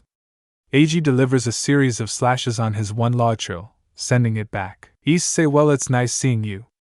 I got to attend the last two. Eiji, go for it dad. Issei nods and ran out and into a scuffle between Ray and Felix versus a bunch of hilichurls and the Hydro Abyss mage. Ray, dad. Felix, dad, you're here. Issei walks up in between them, panting. Issei, yeah, just thought I would cycle through my kids and you two are. Felix, Felix, son of you and Mama Eula. Ray, son of you and Mama Jean. Oh, don't worry about that, there's more. Issei lets out an exhausted huff. Like he knew it wouldn't be that simple. Issei, of course there's more. He then notices that these two had a silver-bladed hand device on their right hand. To his knowledge, he'd never seen these transformation items before. Issei, hey, what are these? I don't remember having these. The two boys looks down on their devices and answers. Ray, these are Tiga swords. Felix, these are basically wish-granting items by a god named Tiga Sword. He granted us these to fight for our desires. Issei raised an eyebrow at this. Tiga Sword? He had never heard of a god named that before. The two boys turn their attention back to the mage. Ray steps front, readying his Tiga Sword. Kingoger. Finny Yayish. He uses the Tiga Sword to slash at the horde plus the mage, blowing half of them up and pushing them back. Ray, nice. Meanwhile, during all of this, Paimon finally came back with Jean, Lisa, Amber, Noelle, Kaeya, Rosaria, Mika, and Fiscal following her. Paimon, Aether. I got a lot of people. Issei looks back, seeing the sheer amount of people Paimon brought. He runs back, and untransforms back into Aether, stunning both Rosaria and Fiscal. Aether, oh wow. Good job, Paimon. The pale nun and the blonde Chuyuni lunged forward to hug Aether tightly, feeling his warmth to make sure he's real. Rosaria, oh my god. Fiscal, why you're real, you're really, really real. Aether hugged them back. A small smile grows on his face. Aether, I know and I miss you too, but we don't have time. Aether lets them go as he turns back to this weakening rogue abyss horde. The mage was desperate, thinking of ways to turn the tide around. It turns to a wounded Lawchurl and has an idea. Mage girl, looks like there's only one thing left. It lifts the beast up and imbued it with overwhelming amounts of water magic, making it colossal, towering anyone and everyone. The fighters and newcomers sees this, and dread starts pumping into their blood. Irina slashes one Hilichurl down and turns to Aether. Irina is seeking. We need a mech, but Aether rebuttals back. Aether, I can't. Kiba, Gasper, and Modama are not here. Irina, huh? What about a Baron? No. Aether, Kiba's missing. Irina, Gekitoja? Aether, also Kiba. The ORC groaned in annoyance, thinking this is the worst time for the other guys to go off ever. Aether turns to the newcomers and lay down some plans. Aether, Jean, go over there to assist him, points to Ray. Lisa, go to him, points to Leo. Amber, to him, points to Ag. The rest of you try and help where you can. Let's go. They all nodded and splits off to their own things, with Jean, Lisa, and Amber unknowingly going to assist their own kids. Aether focused his attention on the now giant Lawchurl and the Hydro Mage beside it. Mage, finally some common ground. The giant Lawchurl bends down to smash the ground, but something else attacked it, causing the beast to fall over backwards, catching the attention of everyone. Mage, what? Who goes there? The culprit steps slowly into view from the bridge. Red hair, brown eyes, a cocky grin with a gold Tiga sword on his right hand. Aether and the ORC girls widen their eyes in shock. Aether in particular case he had met this person not long ago. X boom bitch. It. Oh hi dad. Coincidence to see you here. Oh, and also, cool blonde hair. X waved at Aether playfully with a smile. Aether couldn't believe what he was seeing. What is X doing here? He just got back to his own time and few months ago. Ray, on the other hand, was confused on X. Who is he? How is he another one of Dad's son if he never met him before? Also, is that a gold Tiga sword? X cracks the bones of his neck as the giant Lawchurl stood up, getting ready for the upcoming fight. X, alright then, let's rock, asshole. He pulls out a red ring and slots it into the middle finger of the Tiga sword. Clap your hands. Engage. A loud jingle began playing as he claps on the device like a hand. Once, then twice, then once again, then twice again. Gold rings appear above him as it showers him in light, donning him with red and black armor, complete with a deep red helmet with gold wolf motif on it. Good you, wolf! Everyone on field was taken aback at his transformation. XAWO! X howls, stunning the monsters on the field momentarily. X, y'all are my prey for today. X, now goes you. Wolf rushes in with full adrenaline at the giant Lawchurl, full force, without a single shinning shed of hesitation. In Azazel's office, he finally pinpointed the kid's location with the help of Surseka's Magi Shine grip phone and Modahama's directions. He pulled away from his computer and loaded the pinpointed planet to his teleporter gun. Azazel, I got it, ING got it. Sursex and Grafia, who were sitting on the couch, jumped up immediately at the fallen angel's declaration. Sursex, seriously? They went over to Azazel to check his progress. Azazel held his teleporter gun for them to see closely. Azazel, I got it. The location Kamatsuji-kun gave me was a planet named Tevat, I think. It was a bitch to find, but I found it. We can finally bring them home. Right then Azazel's office door opens to reveal Rainier and Vala coming in. Rainier, Azazel-sama, is everything okay? Vala heard you yell. Azazel held the gun in his hand as he walked to them. Azazel, I got the coordinates down. We can finally bring the kids back. Vala, wait. I thought Kamatsuji was already there. Can't he just bring them here himself? Azazel, that's true, but Sursex and Grafia are really busting my balls here if I don't find a way to bring them back. Sursex, actually, on the contrary. They looked back to Sursex, who stood there with his arms crossed, pondering. Sursex, I have a feeling that Isikin is not done with that world just yet. With everything we know, Isikin might just stay there a little while longer. Azazel, you sure? Shouldn't we get the kids back first? Sursex closes his eyes and shakes his head softly. Sursex, no, I changed my mind. We now know where they are. But we do not interfere yet. This is Isikin's personal issue, with Rias and the others guiding his soul through it. We use that gun to pull them here only if necessary. Sursex motions Grafia to Azazel's office with him, leaving only Rainier, Valley, AMD Aazel, who stared at his gun before sighing, AMD putting it back. Aazel, I just hope you're right about this, Sursex. Rainer, wait, Azazel-sama. But how do we keep track on Issei and the others? Vale Kamitsuji's there with them. He'll keep Issei safe, I'm damn sure of that. Azazel, hearing Vale call Issei by his first name, turns to look at the silver-haired man, weirdly. Azazel, seriously, when did you start calling him by his first name? Vale paused for a bit, trying to pick the right words to answer. Vale, there has been some development on my end. The two fallen angels looked at him like his was a bonfire emitting dark smoke. Rainer, development? Wait, you didn't catch feelings for him, did you? Vale paused again before walking out the room. Azazel, well, I guess that answers that. Rainer turns to Azazel once again. Rainer, since when did the White Dragon Emperor fell for Asikan? Azazel, well, I have no idea, but I guess pretty recently. The older fallen walked back to his desk and sat down while the other casually walked to the exit, unsure of what to think of Vale's sudden development. Back with Issei and company. With the sudden appearance of his children and the re-encounter with X, everyone tried to fight back the remains from the initial Abyss takeover, pushing back any churl they can, while X, in the Gozi wolf suit, jumps up at the giant Lawtrill, digging into its flesh with his Tiga sword and clawing through its entire body from top to bottom. The others, seeing this, were in awe and a little fearful with how brutal this kid was handling an opponent. Eventually the giant fell down, dead from X's gruesome gash. Mage WW, what? No! That's impossible. X heard the mage's disbelief and turns to its direction. X, you're next. X slowly creeps his way to the mage, readying his Tiga sword to strike it down. Issei, who just took down the last of the Hilichurls, saw what X was doing and yelled out to his son, Issei, X, wait. But it was too late as X lifted his right leg above his head before slamming it down on the mage, effectively turning it into a bloody pancake. X fatality winner Gozi Wolf. As everything calmed down and the last of the Abyss all gone, everyone regrouped to ask what's going on. Liyue and Felix explained the situation as best they could. Jean, so there were remnants of the Abyss from yesterday days still around, and they went rogue. Kaeya HM.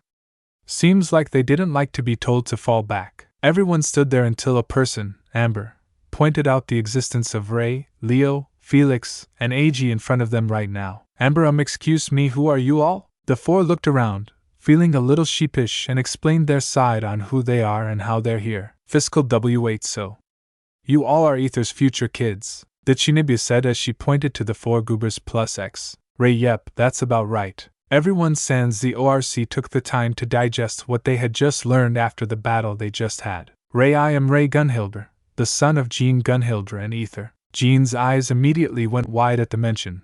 Her cheeks slowly gets hotter. Liyue, I'm Liyue Mincy, son of Lisa and Aether also. This time Lisa went silent, her eyes wide as she couldn't form and thought. Felix, name's Felix Lawrence, son of Amber. Oh, I'm guessing you're Eula's and Aether's son? The boy nods. Amber felt proud of herself for guessing correctly. Amber, yes.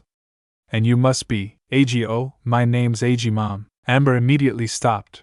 Her face went pale as he slowly digested the name and the final boy's origin. Amber, Hiyua. Liyue sighed. He explained why and how they're here. The prototype Time Watch ship from Sumeru. Ray's trigger-happy nature of just traveling on a whim. Things like that. The others around who were hearing this felt a little tinge of sadness and jealousy.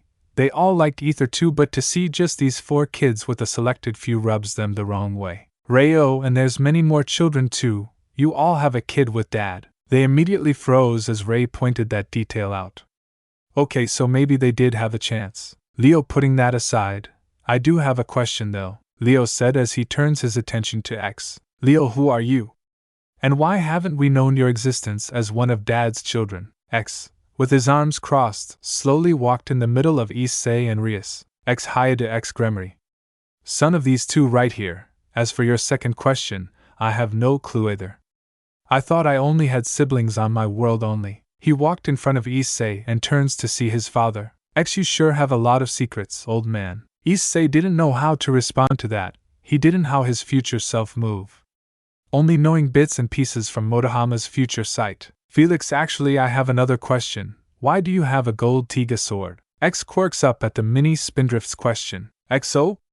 It's cause it's from Tiga sword himself. You may be universe warriors, but I'm the apostle's baby. The redhead grinned, The other four couldn't pick up on what X was thinking, finding it hard to pin down what kind of man X is, after a while, seeing the collateral the ambush caused. The vision holders and the ORC started helping the civilians out by rebuilding the festival from the ground up. As the adults helped with the rebuilding, the four kids plus X had a little time to themselves as they talked to X, who was basically a stranger to them. Ray, so? X, you want to know more about me, right? The four nodded. X sigh, alright. Seems like our old man has hid secrets from both sides of the family, so here we go. The redhead boy took his breath as he began. X, there's two worlds that Dad seems to reside in, my world and this one. And it seems like he didn't tell neither side of the family about this. I am from the Earth branch of the children of Haidu. I am the sixth born, I think, so I'm pretty old. I have the advantage of using Dad's entire Toku arsenal, AMD having the ability to travel the multiverse at will. Currently me and a couple of my older brothers are trying to find the eldest brother in our family. He's lost out in the universe somewhere, and it's our job to find him, courtesy of Dad. The four boys looked at X in awe, realizing that there's more to their large family than they originally thought. AG holy, Felix, so you're our older brother. X, yeah, basically. Ray, wait, how many kids did Dad have in your world? X thought about it for a moment before answering. X, around 11. They stared at him, a hint of surprise in their face. Leo, just 11? X's eyes widened. Leo's words caught him off guard with how casual they ate. X, wait, what? Just. That's a lot, you know? Ray, well. The four looked to each other sheepishly. AG, on this side we have way more. X. What? Felix, it's around 80 plus. At that moment, it felt like something cracked X's mind. The sheer amount of now new siblings that he's aware of is ludicrous. X 80 plus? X felt like he was going crazy than he already is.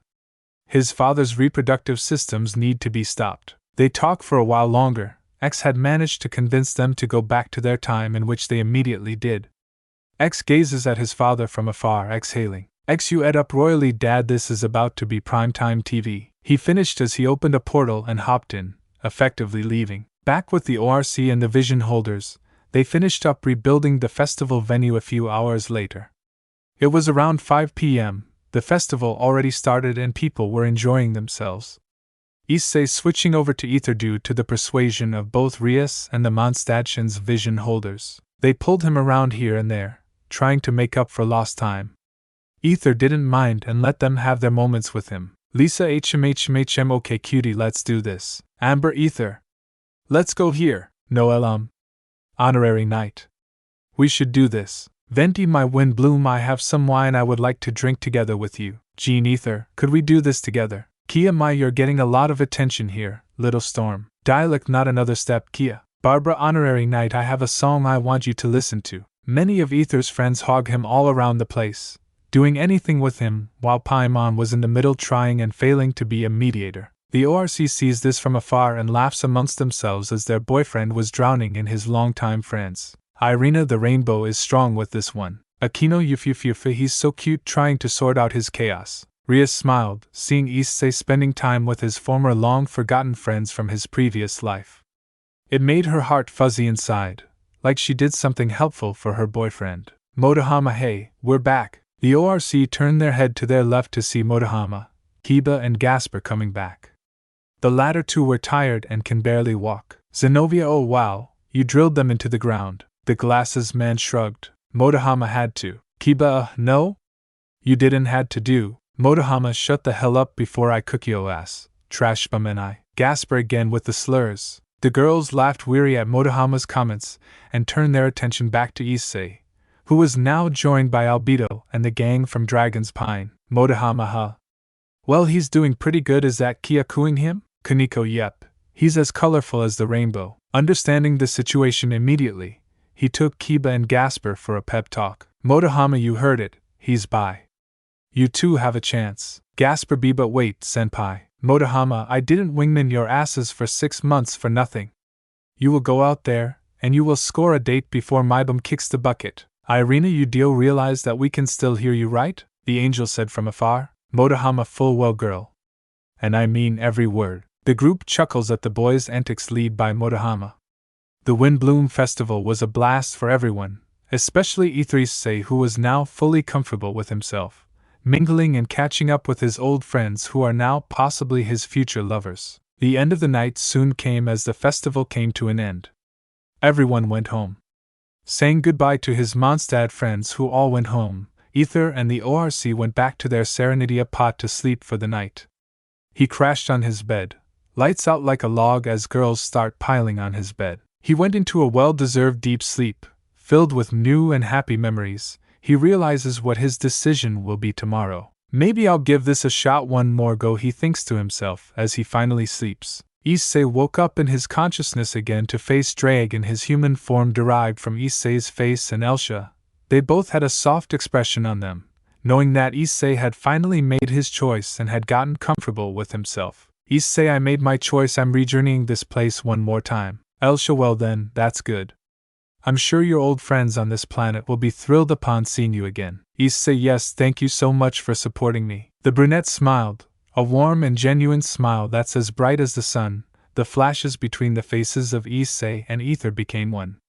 The two were taken aback and had a little red tint on their faces. Elsha, my how cute. Drag, well, we're glad that you've now chosen a path, partner. And like I said, we'll support you till the very end. Issei, thank you, Drag, Miss Elsha. Elsha, glad to be of support, my dear. He nodded. He closes his eyes once more to finally wake up. When Issei woke up, he felt the weight of all his girls on him on his bed. He looked around to see everyone was naked as usual. He looked over to his right to see a fully clothed and sleeping Paimon next to him, sound asleep. He smiled again, reminiscing on how much she had grown while he was gone. He was about to get up, but an incoming flying foot from Zenobia came and smacked him on the head. He looked to his feet and sees Zenobia sleeping upside down like usual.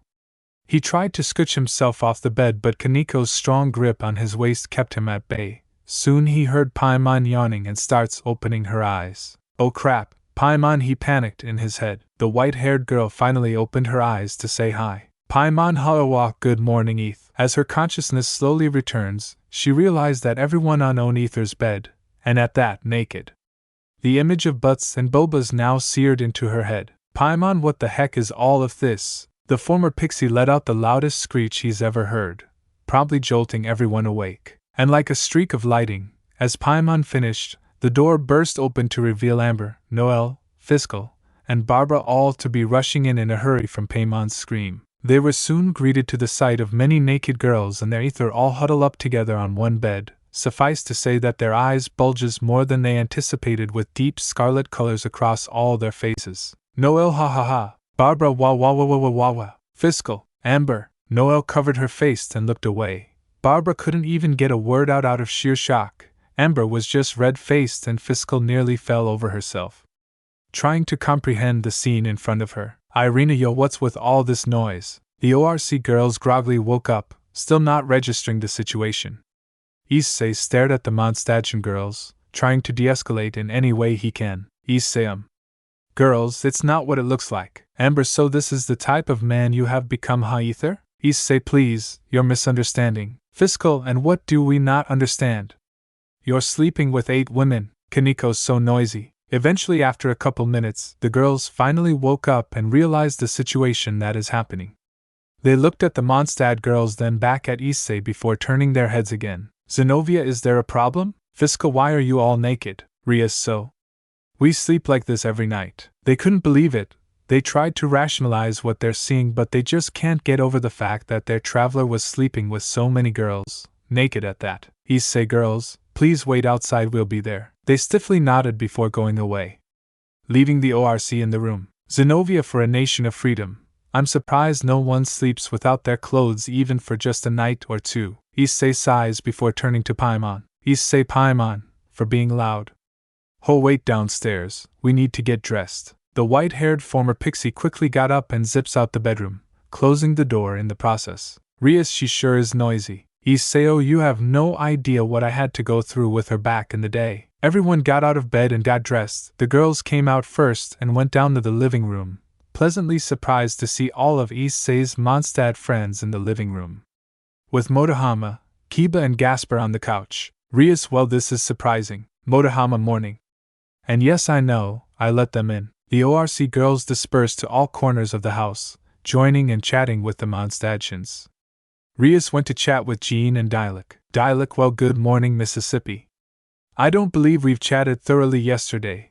I was too caught up with seeing the Traveler again. Rias, HM, it's no worries.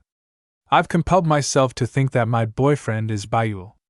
And I'm correct. Jean, wait, pardon me. Boyfriend? Rias, well, yes, I believe so. But it doesn't change the fact that he has a harem of 2 genders, and I fully stand by it. The 2 stiffens at her admission, but was pleasantly surprised that the girlfriend of the one they had feelings for was open to a big relationship. Lisa, I hear a lot of people say we act the same. Aquino, oh really?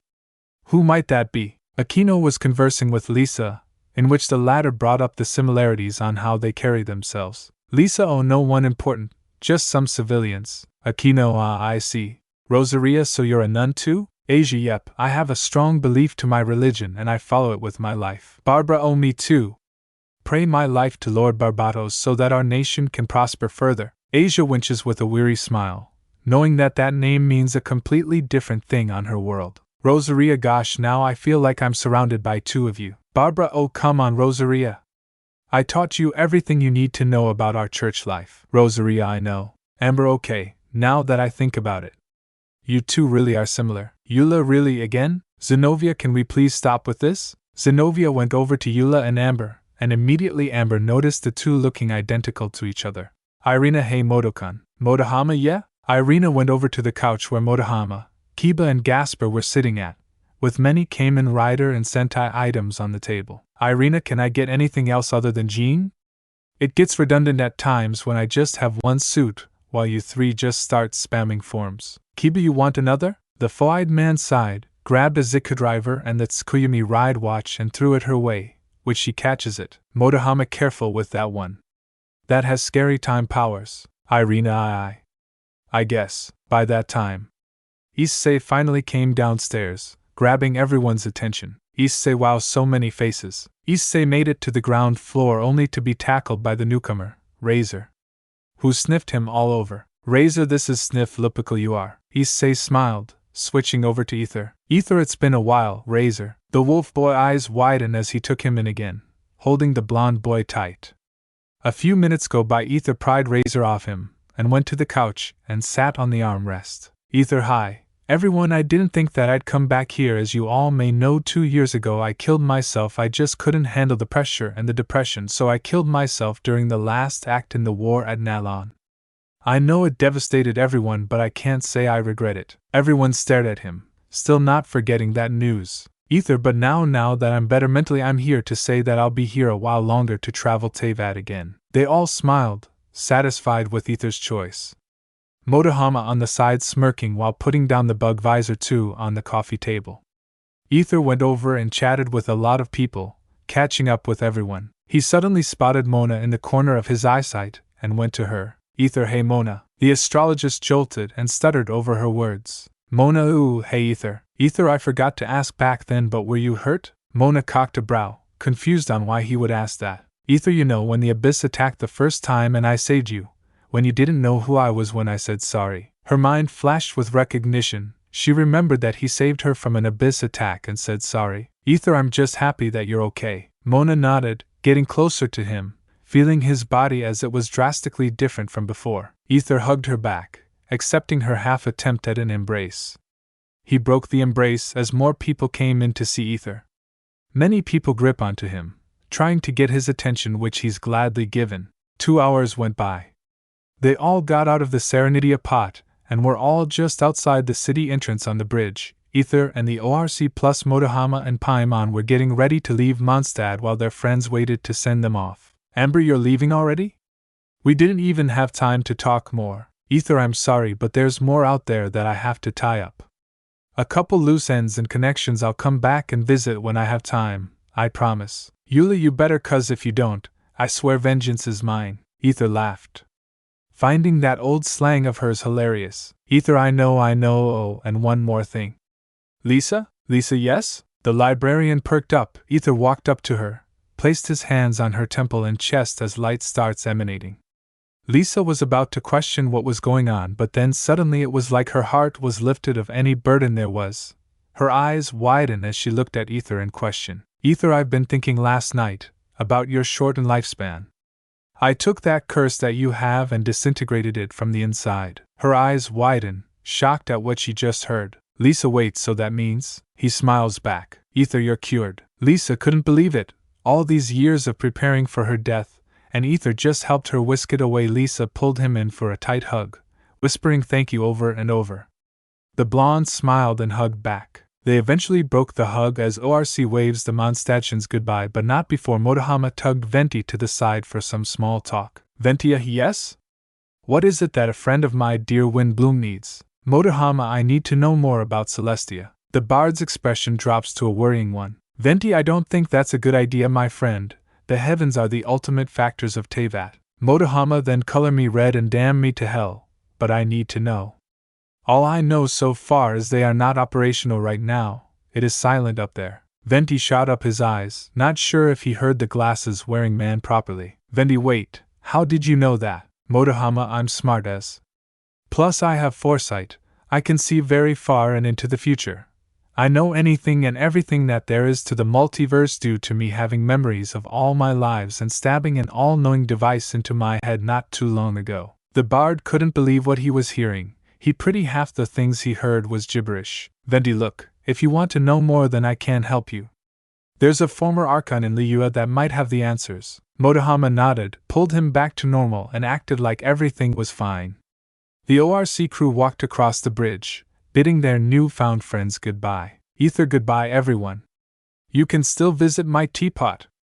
I'll come visit when I have time. The Mondstadtians waved back with a smile, happy that after 2 grueling years their loved one is finally alive. On top of the city walls, a pinkish-haired boy in white and red church attire leaned on the stone rails looking down at the traveling troupe, smiling. Dahlia, interesting, so this is the traveler, huh? Can't wait to meet him. They walked around the clear path ahead of them, taking in the vast brightness of the terrain and world around them. Cliffs and mountains, rivers and lakes. Some girls pull out their phones to take pictures. Rias, it sure is calming, I see. Aether, yeah, I remember back in the day I would just walk around with no thoughts and just relax. It's calming, this planet is. Seems like when we get further away from Mondstadt, the tightening aura seems to be fading. Drake inquires. That's probably just Valen, a wind dragon, probably sovereign, but I don't pick details, Aether responded. I see. Drake finished as his voice fades. They soon made it a wooden pathway with some stone buildings. They walked till they turned the corner. The green scenery and lakes around. The girls were stunned at how beautiful the terrain is. Ravel, oh my goodness. Roswise, I can see why you used to travel. Isikin. Paimon, Aether, how are you feeling? Aether stared at the nostalgic scenery with a small smile and answered. Aether, amazing. Paimon, it feels like home. The white-haired girl nodded and took his hand. Paimon, it's good to have you back. Now where do you want to go first? Aether scanned the area to see a giant gold tree with stones carrying a building with wooden structures on the ground in the middle of the terrain. Aether, Wang Shuin first. I want to see someone first and foremost. Kaneko, you know Chinese? Aether, no Kaneko. The next place we're going to is Liyue, the nation of commerce and welfare. I'm just making a pit stop first. Aether began walking and everyone followed. On top of the inn lies a dark green-haired man with tattoos, holding a spear, looking out over Bisui Plain. His amber eyes sharp as ever. Kiba, wait, I'm sorry, there was an ambush. The group had now left Mondstadt and was treading along the path on their way to Wanshuin first. The girls brought up the incident where an abyss horde tried to ambush them during the Wind Bloom festival but was sabotaged halfway by Issei's future children. Modama, I see, so Issei has more kids in the future, not just counting X, Kurenai, Shin, Zen, Eri and company. Modama ponders on what it could be. Modama, maybe Issei really has a future here, and our supposed future from before just molded into this one. Kiba, skipping that for now, you said a mage that was leading them somehow grew a giant Loatril. The girls nodded in confirmation. Irina, yeah, it was like big. We couldn't do anything since we didn't have any robos on standby cause the 3 of you were gone, so we had to. Kiba, what about Galaxy Mega? They stopped at their tracks. They had completely forgot about Galaxy Mega. Gasper, yeah? Go Busto Ryucio Red Puncher. Modama Shino Bimaru, Magi Phoenix, Gawakaris, Battle Fever Robo. Issei, alright, we get it. We didn't think that far. The girls and Issei hid their embarrassed faces while Paimon was just confused on all the name throwing. They walked along the narrow path and over the bridge. Not long after that they made it to the ground floor of the inn. Issei led them around to some rudimentary wooden elevators that took them up. Rias, these are very creative for a medieval world. Issei, trust me Rias, nothing about Teyvat is medieval. Paimon, yeah, there are nations with far more advanced tech than just this. This is just the beginning. They eventually made it to the top as a woman who looks to be a receptionist walks over and greets them with a smile. They're welcome to Washu Inn travelers. My name is Vergoldet, how may I assist you? Issei turns his attention to her. Issei, hi, I'm here to meet someone upstairs. Ver, then right that way, sir. Ver smiled as she gestures to the stairwell up.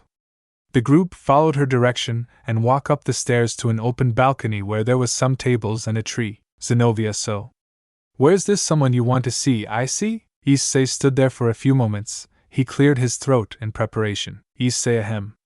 Shao? 1 second, 2 seconds, 3 seconds, and suddenly a black swirling smog appears from the roof, and put comes a dark green-haired guy with amber eyes looking distressed as he stares at the group, startling a couple people. Shao, you? Shao points at the group. Shao, who called me? Wait a second, this signature, you're all devils. Issei, relax Shao, I was the one who called you. The Yiksha jumped down to observe Issei up and down, concluded that he was devil but was curious on why his voice sounded so familiar to him. Shao, why did you call me?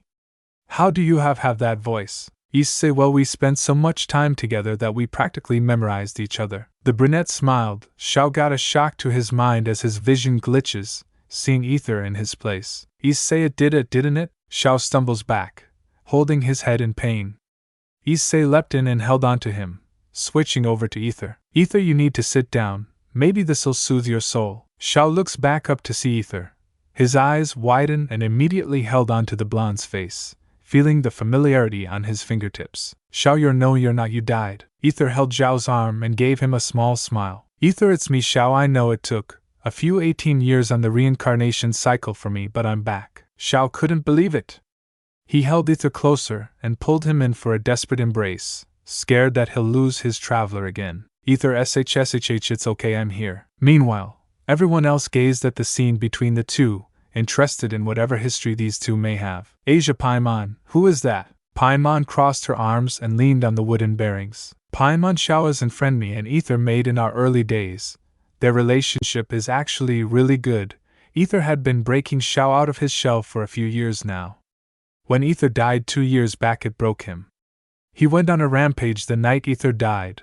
A lot of dead bodies were found the next morning with him kneeling over a stone crying. The girls' hearts stung at Paimon's description. They gaze upon Shao hugging Aether, seeing the yearning that Shao is exhibiting. A moment later, they finally let go of each other, but Shao was still holding him in place. Shao, it's been so long. Aether, I know, just focus on the now. Shao closes his eyes, breaths in, trying to get his mind right. Shao, okay. Okay. Shao opened his gaze back up, then at the ORC. Shao, you're all his friends, right? They all nodded. Rias, yes. We've been his companions for a year or so now, some of us even 18 years. We accidentally came here a few days ago, which was a coincidence cause his past life was here too. He chose to retrace his steps all the way back to him. Paimon, Natlan, Shao. Aether wants to retrace all the way back to Natlan and continue there. Shao widens his eyes at the former pixie's words and held Aether back in again. Shao, you're not going back to the place that killed you. I can't protect you from there. Aether, I know, but I have these friends to help me fight. Shao, that won't be enough. I have to be there. Modama, wait. Was that disrespect I hear? Zhao's sharp eyes darted to whoever disbelieving voice that was just now, which was Modama. Modama, you think me and these bitches can't protect him? This Brublon has been my friend for longer than your lifetime. I have been protecting him back when you weren't even a thought, and I've been grinding these fools into dust to shield him. I'd say we're more than capable to protect your boyfriend. Shao senses that something was different about Modama despite his human appearance. Like something very, very freaking old was in there. His eyes narrowed in caution as he pulled Aether in even closer to potentially shield him. Aether, Shao, it's okay, he's my friend. He won't hurt me. Shao, but his scent, his karma, it's darker than anything I've seen. Modama, well, congratulations, you've found someone moodier than you. Now let him go, we're currently on our way to Liyue. Shao slowly let Aether go, eyes still locked with Modama's. Shao, for lantern right, I presume? Aether yes, for lantern right. We'll go to revisit some friends then old friends. Xiao hesitates but slowly nods. Xiao okay, just let me go with you. Aether smiles and took his hand. Aether then let's go. The conqueror of demons nodded before leading him down the stairs, followed by everyone else.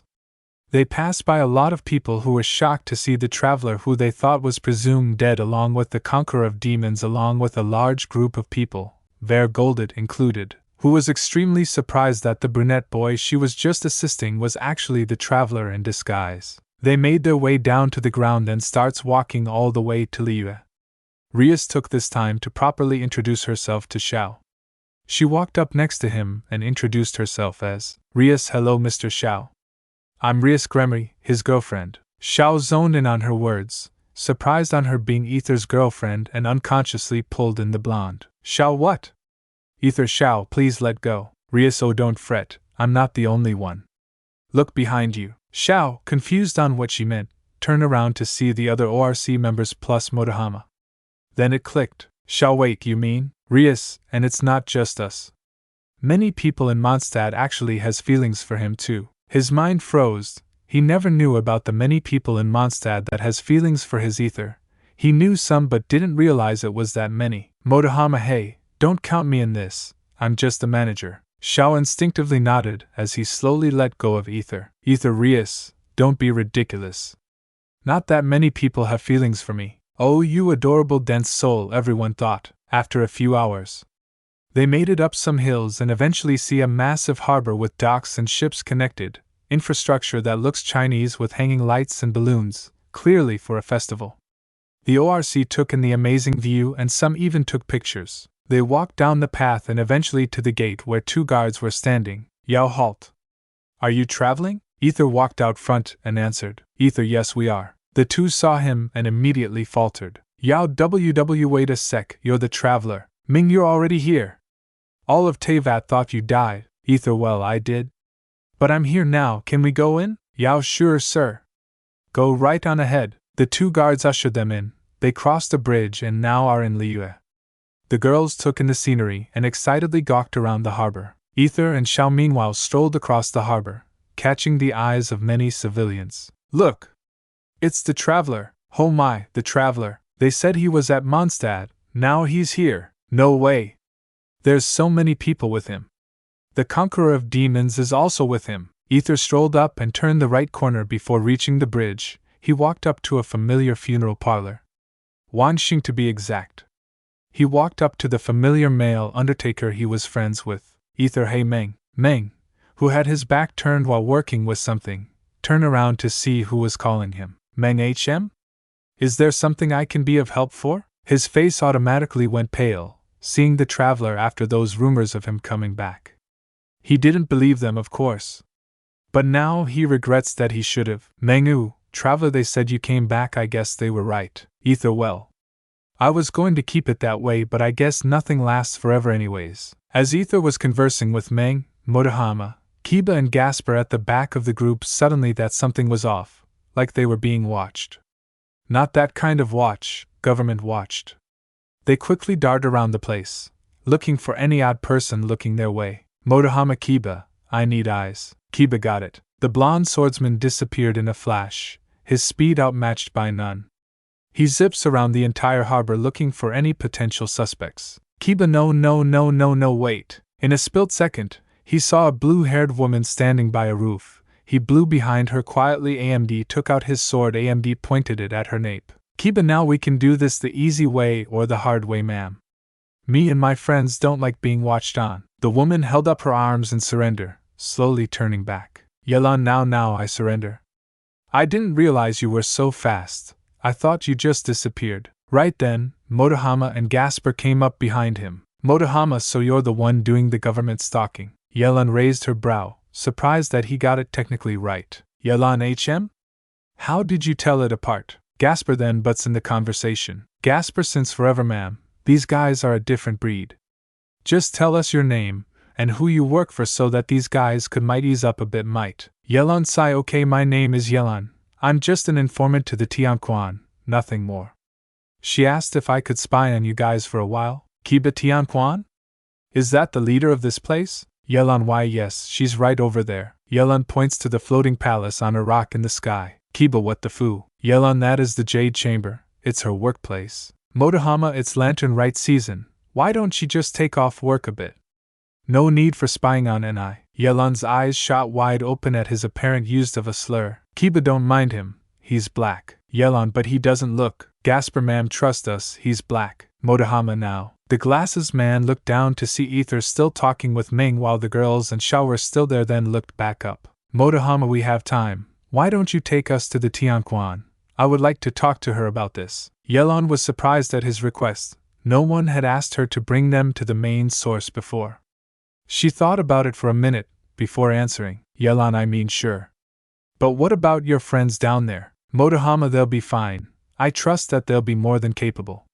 Let's go. Back with Aether, Xiao and the group. Aether was finished up with Ming when a familiar face came out of the parlor's doors, her brown hair, red eyes and ghostly inspired clothes and hat. Hu Tao, it's fine, I have to do this. Fairy lady, but director. Hu Tao, it's okay, this year's Lantern Rite has to go through, even if it will cost that. I'll have Zhongli be the next. Paimon. Hu Tao. The director turned and was immediately hugged by Paimon, in which she hugged back. Hu Tao, ho ho. No time no see, Paimon. And what are these friends you have brought, Jian? She scanned the crowd and immediately landed her gaze on Aether. She froze like most people, trying to process what she's seeing. She let go of Paimon and slowly staggered to Aether. Hu Tao, Aether. Is that you? Aether, it's been a while, Hu Tao. The girl instantly jumped into his arms, holding him tight with slight tears down her eyes, tears of happiness, sadness, doubt, and regret. Xiao was about to jump in and hold the two apart out of slight jealousy if not for Kaneko and Irina's interference. Kaneko, for her sake, no. Irina, please let her have this moment. They're not doing anything flirtatious, just reunion. Xiao sighed and stopped at his tracks, letting Hu Tao practically cry in Aether's arms. Happy that he's back, and sad at what she has to do tonight. The walk was something, with Yelan leading Modama, Kiba and Gasper up to Yujing Terrace and to the former, offering space to Rex Lapis. Modama, hold on a sec, this ain't the chamber up there. Yelan, trust me kid, the Tianquan is currently here right now so that you can talk with her there. Modama, kid, huh? Cool. You're gonna feel so wrong with how you phrased that, lady. Yelan perked an eyebrow as his statement. He was older? She brushed it off for now as she led the three boys to the white-haired boss lady who was talking to raven-haired girl in green. Ningguang, thank you, Miss Lanyan. We'll keep in touch. The girl, Lanyan, nodded. Lanyan understood. I have to go see Miss Hu Tao now. Goodbye. The girls walked off as Yelan and the boys came in. Ningguang, now Yelan, you're here? The fair lady turned to see her with three boys, all with varying degrees of mild reactions. Yelan, yeah, they caught me instantly. They had a guy with super speed, believe it or not. Ningguang's eyes widened at her failed observation. These kids are something else. Modama, alright lady, fun's over, now tell us why you're putting hawks on us. Modama stepped forward, insinuating and assumingly pressing her for answers. Ningguang. You're Aether's friends, I presume? The glasses man eyes her cautiously. Modama answers. Now, mother of Fu. Kiba, okay. That's probably enough out of you there. The blonde waved him off as he stepped forward. Kiba, but he is right. We would like some answers on why you're spying on us. Ningguang sighed, mentally gathering her words. Ningguang, a few days ago, we had heard from word of mouth that our longtime dear friend and comrade, Aether, had reappeared in Mondstadt after he was found deceased 2 years ago. We had a gut feeling that he might be coming here next due to his footprint history. Modama crossed his arms. Modama, and you didn't bother welcoming him with open arms? Instead you had a spy, a Taiwan at that. On the side, Yelan felt her pride shot at and herself bristled at his rather rude comment. Ningguang, that is because we are having issues during this year's Lantern Rite and didn't have time to welcome him back. She moves to the guardrail beside her. Ningguang, recently our people having been getting increasingly ill all across Liyue. We suspect that the border in between the land of life and death has been compromised. We've been scrambling for weeks trying to find a solution in which we only recently found. This is around the time that Yelan spoke up, continuing the train of topic. Yelan, several rituals has to be set off across the entire land of Liyue all at once, funneling the spiritual energy all into one place where our key player, Miss Hu Tao can dispel the mass concentrated energy, curing everyone. Kiba and Modama nods in understanding. To them it was a logical plan explanation. This nation has a problem and they found a solution in which incantations was in the mix. But Gasper on the other hand was unsure on one aspect. Gasper, but isn't this lethal for Miss Hu Tao? Being exposed to that amount of spiritual energy concentrated in one place, it's basically inhaling radioactive gas point blank. This could kill her. Gasper steps forward, largely expressing his concerns. Back in his days as an ostracized vampire, he saw this kind of rituals many times, and almost every time the people who take part in it never comes out alive. Gasper, this is extremely dangerous on all fronts. Are you forcing her into this? The white-haired lady was surprised how much the little boy knows about this kind of ritual method. Ningguang, initially we tried to talk her out of it, insisting on trying to find a less dangerous way to solve this problem. But being stubborn as she is, she insisted that they should do this, and she should be a final sealer due to her experience with the dead. The vampire's mind couldn't comprehend it. He had seen so many die to this ritual, and he would certainly don't want anyone to do it again. Ever. Modama and Kiba could see the conflict in the boy's eyes, clearly wanting an alternative. Gasper closed his eyes and took a deep breath. An idea appeared in his mind. Gasper, could you at least tell me where she'll perform the ritual? Ningguang and Yelan were certainly curious with his request, but Ningguang answers him anyways. Ningguang, she will perform it at Wuang Hill, where all the spiritual energy will be funneled to. Gasper, okay, thank you, I don't know where that is, but thank you. Kiba and Modama both eyed him cautiously, trying to figure out his plan. What are you doing, Gasper? They both thought. Gasper, that's all we needed to hear, ma'am, thank you. We'll take our leave now, Gasper said and walked back where they came from. Modama, hey Gasper. Kiba, wait. Confused on what Gasper was thinking, stumbles on themselves, then follows him. Leaving the two women alone. Yelan, the little one, is definitely planning something. Ningguang, indeed. I have a hunch he might try to disrupt the ritual. Yelan, keep an eye on them and him in particular. Yelan, way ahead of you. Ningguang turns to her side to see Yelan, but only for her to see no one. Yelan was already gone. She sighed and leaned on the rails. Ningguang, Aether, you have gotten some odd friends. Back with Aether and company.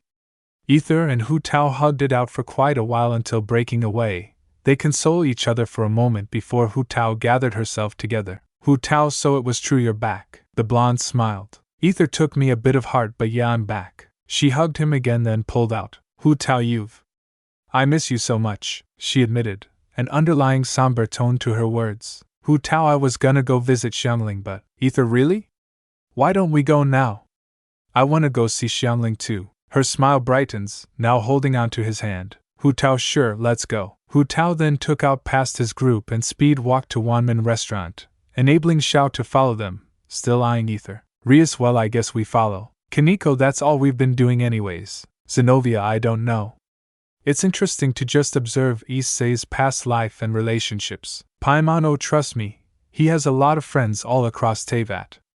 I think you'll find at least one of his interactions interesting. The girls and Paimon all bid farewell to Meng and the fairy lady before following Aether and Hu Tao. With Xiangling in, she had changed to a different, more festive outfit earlier for herself, standing in front of the restaurant waiting for Hu Tao. She turned side to side of the road, waiting in anticipation. Xiangling, come on, where are you, Hu Tao? She turned to her other side one more time to see Hu Tao walking towards her. She waved excitedly to see her but saw who Hu Tao brought with her. That's Wuchi. She froze in shock. It was Aether. It was actually Aether that Hu Tao was holding, along with a group of people, mostly girls, that were following them. Hu Tao, Xiang! Look who I brought! Xiangling couldn't move. Her eyes were solely fixed on Aether. She didn't even realize her eyes were watering. Emotions she had a hard time repressing starts seeping out. Aether noticed the tears on Xiangling's face, let go of Hu Tao and walked up to the cook, and placed one hand on her face, wiping off her tears with his thumb. Aether, please don't cry, Xiangling, it's gonna ruin your clothes. Xiangling stiffens up as she embraced him. Xiangling, Aether, I miss you so much. He hugged her back. Aether, I know I'm here now. Don't cry. After a while, they let go. Xiangling looked past Aether to Hu Tao, who smiled warmly at her, knowing that she'd have this reaction. Aether's friends all catch up and things proceeds as normal. Hu Tao and Xiangling banter playfully, and Xiao walking up and grabbing Aether's hand tightly, Rias and everyone else looked on at the sight, amused by their chemistry. Soon, another person joined in the fray, a raven-haired girl in green. Lanyan, Miss Hu Tao? Hu Tao turned to see Lanyan, who was standing behind everyone else. She perked up and walked towards her. Hu Tao, ah, Madame Lanyan, is it time? Lanyan shook her head. Lanyan, not yet, we're almost done. I'm just here to confirm that you're ready. And you too, conqueror of demons. Xiao simply nodded. Hu Tao also nods, her expression slightly more serious. Aether stared at this girl in green, not knowing who she is. Hu Tao, ah, I forgot. This is Aether, by the way, and these people are his friends. The blonde traveler nods, walking up to Lanyan and holding out his hand. Aether, my name is Aether. Nice to meet you, Madame Lanyan. She eyes him slowly. She had heard the tales of the great traveler and the tragedy that befallen him. She also heard that he got resurrected somehow. She then shook his hand with respect. Lanyan, pleasure to meet you, traveler. I am Lanyan, from Chinyu Vale. Her and Aether broke off the handshake as Lanyan chatted with Hu Tao some more about something. Everything went on as normal until Hu Tao and Xiao had to eventually go off with Lanyan to somewhere, leaving them with Xiangling. Things move on as Aether introduced the ORC to Xiangling, who invited them to eat at her restaurant. They enjoyed themselves for a while until the evening when they left Xiangling and the restaurant to go back to the funeral parlor. They went up to the entrance to see Hu Tao standing there with Meng, waving at them with an enthusiastic smile. Hu Tao, hey! Over her Aether and the rest all stoked to see her. Aether, Hu Tao, Lantern Rite is almost here. We can celebrate together, you know? She chuckled. Hu Tao, no, I'm a little busy right now. You see, this year's Lantern Rite celebrates the circle of life and death. I am part of the operation of this festival, to put it bluntly, so I'll be a little busy. Aether was surprised that she took part in the festival but nodded, until he notices that something on her outfit was off. Aether, Hu Tao, where's the little tree branch on your hat? Hu Tao, that. It's right here. Hu Tao pulled out the branch from her pocket and gave it to Aether. Aether, wait, what? Hu Tao lets out a cheeky grin. Hu Tao, what? We couldn't spend as much time as we wanted, so I'm giving that as a good luck charm to you. It's just a little trinkets when you miss me, that's all. Aether awkwardly nodded, a little tint of red rose upon his cheeks. Hu Tao, welp, I better get going now, goodbye, Aether. And happy Lantern Rite. Hu Tao ran off and waved goodbye with a large smile, before facing forward and put on a serious expression. Mentally preparing herself with what she's about to do, they all stood there as Hu Tao leaves. Silence falling on deaf ears. Akino Hayasikan. Aether turned around, switching over to Issei. Issei, yeah? Irina, you do realize she's faking that smile, right? Issei frowned, looking down. Issei, I had a feeling she's always like that ever since I knew her, but I couldn't pinpoint why. Issei clenched his fists, feeling helpless that he couldn't be of any help to her. Rias walked up to him and held his fist, untightening it back into a palm. Rias, I see you don't have to beat yourself over anything. She wants you to enjoy this festival after coming back. Come on, let's stroll around. Issei sighed, putting the matter aside, and let Rias pull him along with everyone else to enjoy this Lantern Rite. They walked down to the middle of the harbor and went down the stairs. Festive lights glowed everywhere as people set out Xiao lanterns. The group admired all the scenery and minigames they had. They found a letter booth that the girls can write messages on. A few hours go by with the night soon envelopes the skies. The group stood in front of a stage show with Yunjin performing for the people. Irina, hey, wait. Has anyone noticed that Motohamakan, Kibakun and Gasper-kun are gone for a while now? They looked around and see that Irina's right. They had completely forgot about the three. Issei, damn it, where can they be now? Motohama, yeah. Over here. They look behind to see Motohama and Kiba walking down the stairs. Issei, there you are. Geez, we were just talking about you. Kiba, sorry, we got sidetracked. Motohama, yeah. For 4 hours.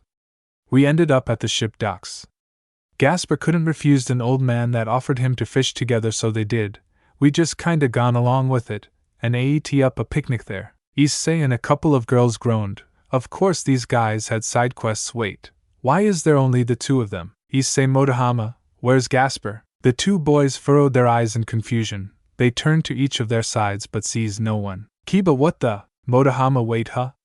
He was just here. The group now started to get worried. Rias, Motohamakan, Kibakun, where's Gasper? The two then realized. Their faces paled. Motohama, oh no.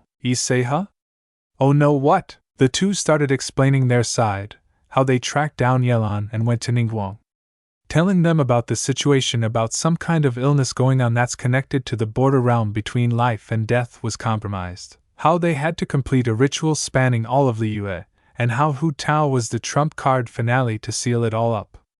But at a possible of killing her. Is he what? Paimon, Hu Tao dying. Issei paled at the thought of Hu Tao dying. He couldn't let that happen. Modama anyways. We saw how Gasper looked at that moment. Kiba, and if he's not here then he's going to intercept her. The group couldn't believe it. Gasper went rogue and is trying to stop Hu Tao. Issei, tell me, where is Gasper heading? Modama Wawang Hill. Without a word, Issei ran off at that direction, with Paimon right behind him, following along with the rest of the group. As all the spots all over Liyue had completed their part of the ritual, only Hu Tao was left at the front of the border, mentally preparing herself for the overwhelming amount of Aether energy coming. She started her incantations, lighting the fire of life to the tree. Her doll went to absorb the Aether that was accessing out from the border, but to no avail as it was knocked away, leaving her vulnerable. And thus the Aether energy started flowing through her body, deteriorating her at a rapid rate. Hu Tao HNNNN, falling to her knees, panted struggles escaped her breath as she gets up once again. Hu Tao, come on, just a little more. She gripped her staff tighter as she stood up, opting to the last resort of giving up her lift. Fusukan Hayate. Suddenly, green gale winds came in, pushing the Aether energy out of her. Caught off guard, she turned around to see a blonde-haired boy wielding two green swords. Hu Tao WA. Kid, get out of here. Gasper didn't budge. He ran up to her and threw her far back, taking in the energy instead. Gasper GNH. Gah. He writhed in pain. Hu Tao got up and tried to get in again but was knocked back. Hu Tao, kid, what are you doing? Gasper, I'm not letting anyone die. Gasper struggled to stand up straight, but when he did, he crossed both his arms in front of the right side of his shoulders and shouted, Gasper HHHH. Kariki Henshin. His body turned into a black suited armor with gold accents and a gold chest plate, stunning Hu Tao. Hu Tao, what? Gasper could see the fire on the tree starting to fade, putting two and two together. It's the ritual to seal the borders of life and death. Clenching everything he has, he held his hands out to the fading fire and shot out a powerful energy blast at the tree, burying it even more. Hu Tao, what is that? Gasper Kariki. It's all enhanced power. Give it to life and make it stronger. The fire was burning brightly as Gasper was knocked out of his transformation. With Aether energy coursing through him, he turned around and had another trick up his sleeve. Gasper HHHH. Kurioku Tenshin. Kiba Chenja. Gasper slots some sort of key into his brace, turning him into a white ranger armor, with a tiger aesthetic. Surprising Hu Tao even more. Gasper then took out his wit sword with a tiger head on the end of the hilt. Gasper Byakashinkan. He drives the sword into the ground and poured more of his energy into it, sealing the border even more. Hu Tao, stop. If you do too much you're gonna die. Gasper, you made your choice trying to sacrifice yourself, ma'am. I made mine. Gasper grunted in sheer pain as he continues. Gasper, I have seen this type of ritual so many times that I lost count how many people died. I promise myself if I see anyone else trying to do this, I will personally stop them. By this point, his helmet disappeared, revealing a paler and paler Gasper who starts losing consciousness, who smiled at the horrified Hu Tao. Gasper, please, if you have time, send my regards to Aether. And with that, back to the harbor, the flaming tree of life was successfully reactivated, and Gasper falling down the steps and rolling to her feet, lifeless. Thanks for listening to my video. Don't forget to like, share, subscribe and comment below your favorite part. Sayonara, see you in the next video.